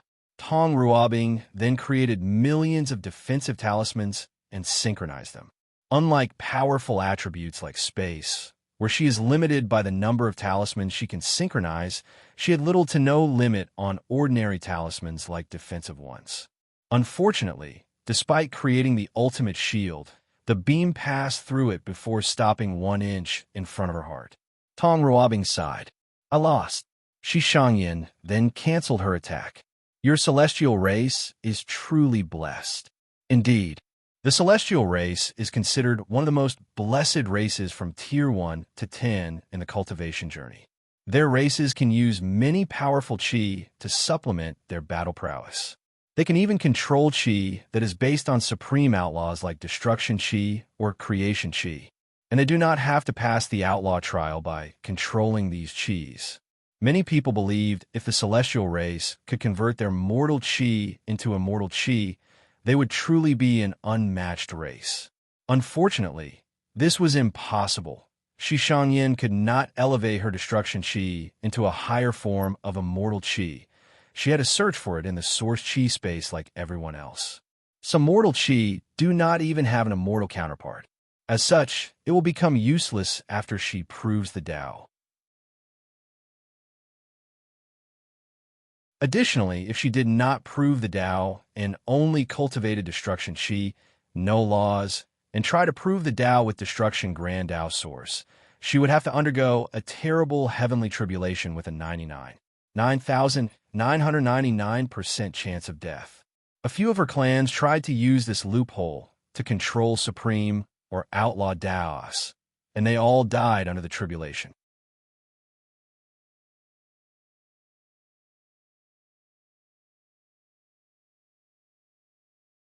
Sovereign Tao. Wang Wei watched the battle and was not surprised by the outcome. According to his calculations, Shi Shangyin had a maximum of 2 leaf strength, slightly weaker than Ao Tianyi's maximum output of 3 leaf if he went all out, hence the reason she is 4th. As for Tong Ruobing, she has the potential to reach the same level of strength with her talisman rune body, but only untapped potential. Currently, she has not even reached the 1-leaf immortal venerable level. Maybe she could barely reach that realm's power through some harsh sacrifice. The celestial race is a blessed one, thought as he analyzed the strength Shi Shangyin displayed. He could also divine information about how they used qi by watching her use the destruction qi. They had many advantages from Tier 1 to Tier 10, especially in the Great Emperor realm. For example, if a celestial race only achieved first-class emperor, they could create heaven immortal qi to grant them eternal emperor's battle prowess in Tier 10. Shi Shangyin was the first to exit the pagoda and with a calm demeanor, she took her seat. Despite her victory, she was not too happy, as she could also sense Tong Rubing's potential. With such strength and potential, she is not even the best heaven chosen from the myriad emperor world. She then gazed at Wang Wei. She knew that a Dao overlord was a sign of intelligence and strength. Although people know overlord for their intelligence and luck, their strengths are nothing to ignore. The very reason heavenly Dao tested them was that their Daos were inherently too powerful. Let's see if I can gather more information before I make a decision.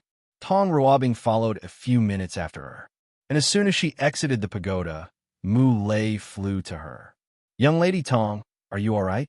Do you need any help?" "No need, since I was not injured," she replied with a brilliant smile. "But I do appreciate the offer. As long as you are okay."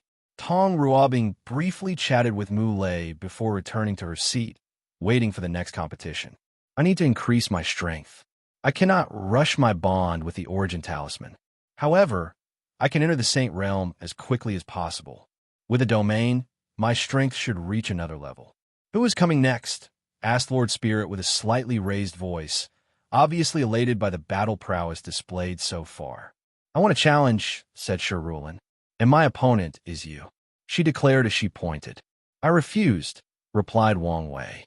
"Why?" she asked in a pampering manner as if she was wronged. "I've been in the spotlight too much. Challenge someone else." As he said that, his head shook to point to Chu Luo next to him, while his face showed he was not doing anything. "Fine, I challenge number one over there." "You're not my opponent," Chu Luo said calmly. "He, an arrogant one. Do you accept my challenge or not?" asked Shirulin. "As you wish," said Chu Luo before flying to the sky. Wang Wei wanted to warn him not to reveal his nine-extremity foundation, but stopped himself. Firstly, Chu Luo will most like not to listen to his warning, especially without any specific explanation. Secondly, if the latter revealed his foundation, it would benefit Wang Wei as the attention would no longer be on him. He did not want to reveal his nine-extremity foundation, so he's been careful since these people's arrival. The only problem is that Chu Luo and possibly Lord Spirit know of its existence after he used some of its power in his fight against Yi Tuizi. So, he can only hope those two would keep their mouths shut. After getting into position, the two began their battle. Chu Luo did not waste time as he went for a powerful attack. Sword of Fate, a gray sword appeared before him. Then, it rushed toward Shirulin with absolute speed. The sword had the power to annihilate fate, similar to Wang Wei's Fate Annihilation Fist. The nine-extremity foundation?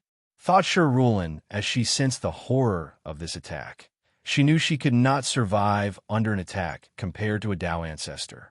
So, she acted rapidly as a weird aura emanated from her body. Then, the attack's power drastically decreased. Shirulin then punched the sword. Bang! They confronted for a few seconds before she repelled it. The upper-seated players squinted their eyes after seeing Chu Luo's attack. Knowledge about the nine-extremity foundation is more common in the Eternal Ascension world, so they knew about it. Many wanted to establish the best foundation for cultivation before proving the Tao.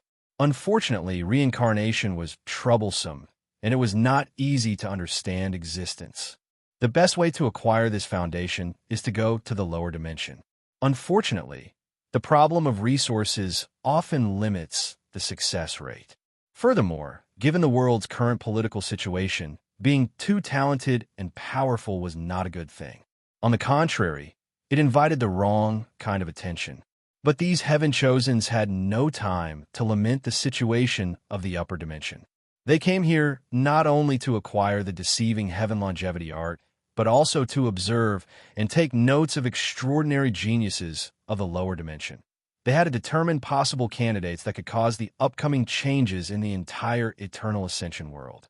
And someone with such a powerful foundation instantly became at the top of their list of candidates. Wang Wei secretly smiled as he sensed the slight change in the upper-seated player's demeanor after Chu Luo revealed his ability. Although he knew he would not entirely be ignored, he was satisfied as long as he was not the primary suspect. This brief gap was enough for the changes to finish and for him to do many things. Meanwhile, Chu Luo frowned in the air. He did not care about the changes on the ground. He felt his strength had drastically decreased. He went from 3-root Dao ancestor to 3-leaf immortal venerable. Such a large gap was remarkable. So, he looked at Shirulin. My emperor bone does not just allow me to become an emperor. It's a physique that trains a powerful emperor. So, it helps me with tempering my body, comprehending laws, and even tempering my Dao heart, she explained. And when I combine it with my Dao, some interesting ability appeared. A large image appeared behind Shirulin. It was an enormous image of her sitting on a throne, looking at myriad things in existence with disdain. She had the aura of a sovereign who ruled above all myriad Daos. A vision ability, commented Chu Luo. Correct. It's called Sovereign's Minister. It can force all my opponents to a cultivation stage at least one realm below me. Chu Luo could immediately analyze how scary such a divine ability was. The only way for someone to defeat Shirulin is to have the ability to skip the realm for battles. And given she also has the same capability, it's challenging to accomplish. In the lower stages of cultivation, it's still possible to defeat her. A monstrous genius could accomplish this feat, however, when strength reaches the immortal tier, where 1 leaf is the difference between heaven and earth. It's nigh impossible to defeat her. Chu Luo raised his hand to create a mirror, heaven mirror. Through the mirror, he saw numerous information and secrets of heaven and earth, focusing on Shirulin's ability. He then knew he could not avoid this technique or nulled it, because Emperor Bone, as a physique, could acquire certain authority or power of a great emperor if the owner developed it to the extreme. And Shirulin used her authority to make the technique applicable to all mortals, even those with immortal-level strength. She also made it almost impossible to nullify. Chu Luo frowned slightly as the mirror continued providing him with information. Then, he created a jade seal in the shape of a dragon. Sovereign seal, muttered Shirulin with squinted eyes. Meanwhile, Chu Luo fused the seal into his sea of consciousness, and instantly, his aura elevated to 4-leaf immortal, the same strength as Shirulin. You're a worthy opponent, commented Shirulin. The flaw of her technique is that it worked on the concept that she is a sovereign and other people, as her minister, are below her. But if someone could acquire the aura/spirit of a sovereign and have sufficient strength, they can nullify some of the power of her ability and achieve the same cultivation realm as her. And not everyone can do that. Ever since I last fought Xiao Tiandi a few 100,000 years ago, I've never met someone who could nullify my ability. However, you're still destined to lose. I've never lost a battle in the same realm, even to him. Shirulin was not exaggerating. Even Xiao Tiandi did not defeat her in their battle. He only gave up after he felt it would be a hassle to continue fighting. Nevertheless, she has never lost. There's a first time for everything, Chu Luo replied calmly. Well, see, said Shirulin as she went on the offensive.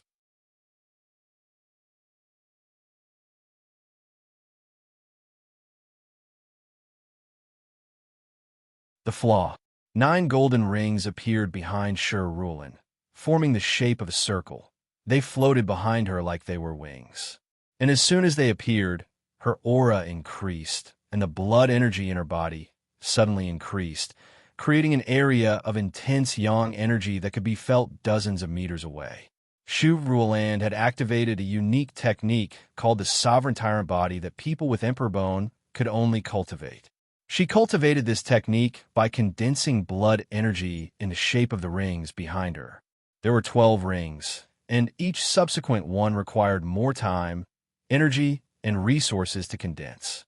The Sovereign Tyrant Body was a unique technique that allowed its user to open the gate of power after condensing the 11th ring and the gate of flesh after condensing the last one. However, this technique had a significant flaw as it was an active body refining technique. When Shi Rulin did not activate the rings, her body was relatively weaker. It was still powerful, but not nearly as powerful as when she activated them. As such, she can get assassinated a lot easier before she activates the rings. Luckily, Shi Rulin used some other techniques to somewhat compensate for the deficiency, which will also disappear after opening the Gate of Power. Shi Rulin rushed toward Chu Luo to punch him. Bang! She flew back a few dozen meters. She lost in a direct confrontation, and she immediately knew the reason. Her ability forced her opponent to have the same stats as her. However, Chu Luo was better at controlling his strength. As such, with the exact stats, he could exert more power than her. Nevertheless, she did not stop attacking after one confrontation. No, she kept rushing at him with the objective of a fist-to-fist brawl. With each attack, she lost, and Chu Luo would go on the offensive to punch her in the stomach, ribs, face, and everywhere else. It was a one-sided beating. Shi Rulin planned to evolve amid battle and reach the same level of control as her opponent. She did the same tactic during her battle with Xiao Tiandi. Regrettably, she soon realized the two were in entirely different realms regarding force control. If she wanted to reach his level, she would need years, and even then, she might fail. Let's change tactic. Shi Rulin decided to stop the fleshly body confrontation and used her other powers. She had lost in this confrontation. Nevertheless, excitement emanated from her eyes as she knew she had met a worthy opponent. A golden aura covered her body as the natural pressure she released suddenly increased. All the participants could tell she had gotten stronger, and people like Wang Wei, Chu Luo, Zhang Yuqing, Monk Wuji, and Xiao Tiandi could tell her strength had increased from the middle of four-leaf to the peak. Heart of invincibility, commented Chu Luo. Exactly. Chu Luo knew of this state of mind that could boost battle since he cultivated one in his first life.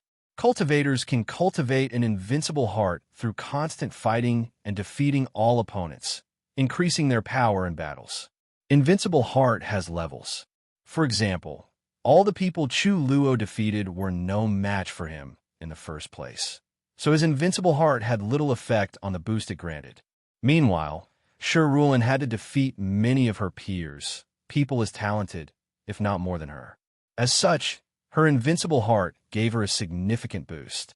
It's a shame you're going to lose your invincible heart after this battle, Chu Luo commented with a sneer. After his first failure to pass the outlaw trial, he lost his invincible heart. And as long as Shi Rulin lost this fight, the same will happen to her. We will see, replied Shi Rulin with a big grin. Then, golden flames appeared on her body before she punched. Sovereign flame. The golden flame engulfed half of the sky. However, Chu Luo remained calm. He waved his hand to manifest a cauldron. The cauldron's top then opened to release an ocean of black water that canceled out the flame. Shi Rulin raised her hands to manifest two golden bolts of lightning swish.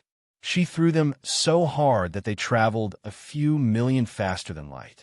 The bolts were powerful and contained a suppressive power even more mighty than a gravity trillion times of a planet similar to Earth. Regrettably, her opponent responded rapidly and with ease. Silver chains suddenly appeared, and they caught the bolts. Anti-lightning chains? No, but also anti-sovereign powers.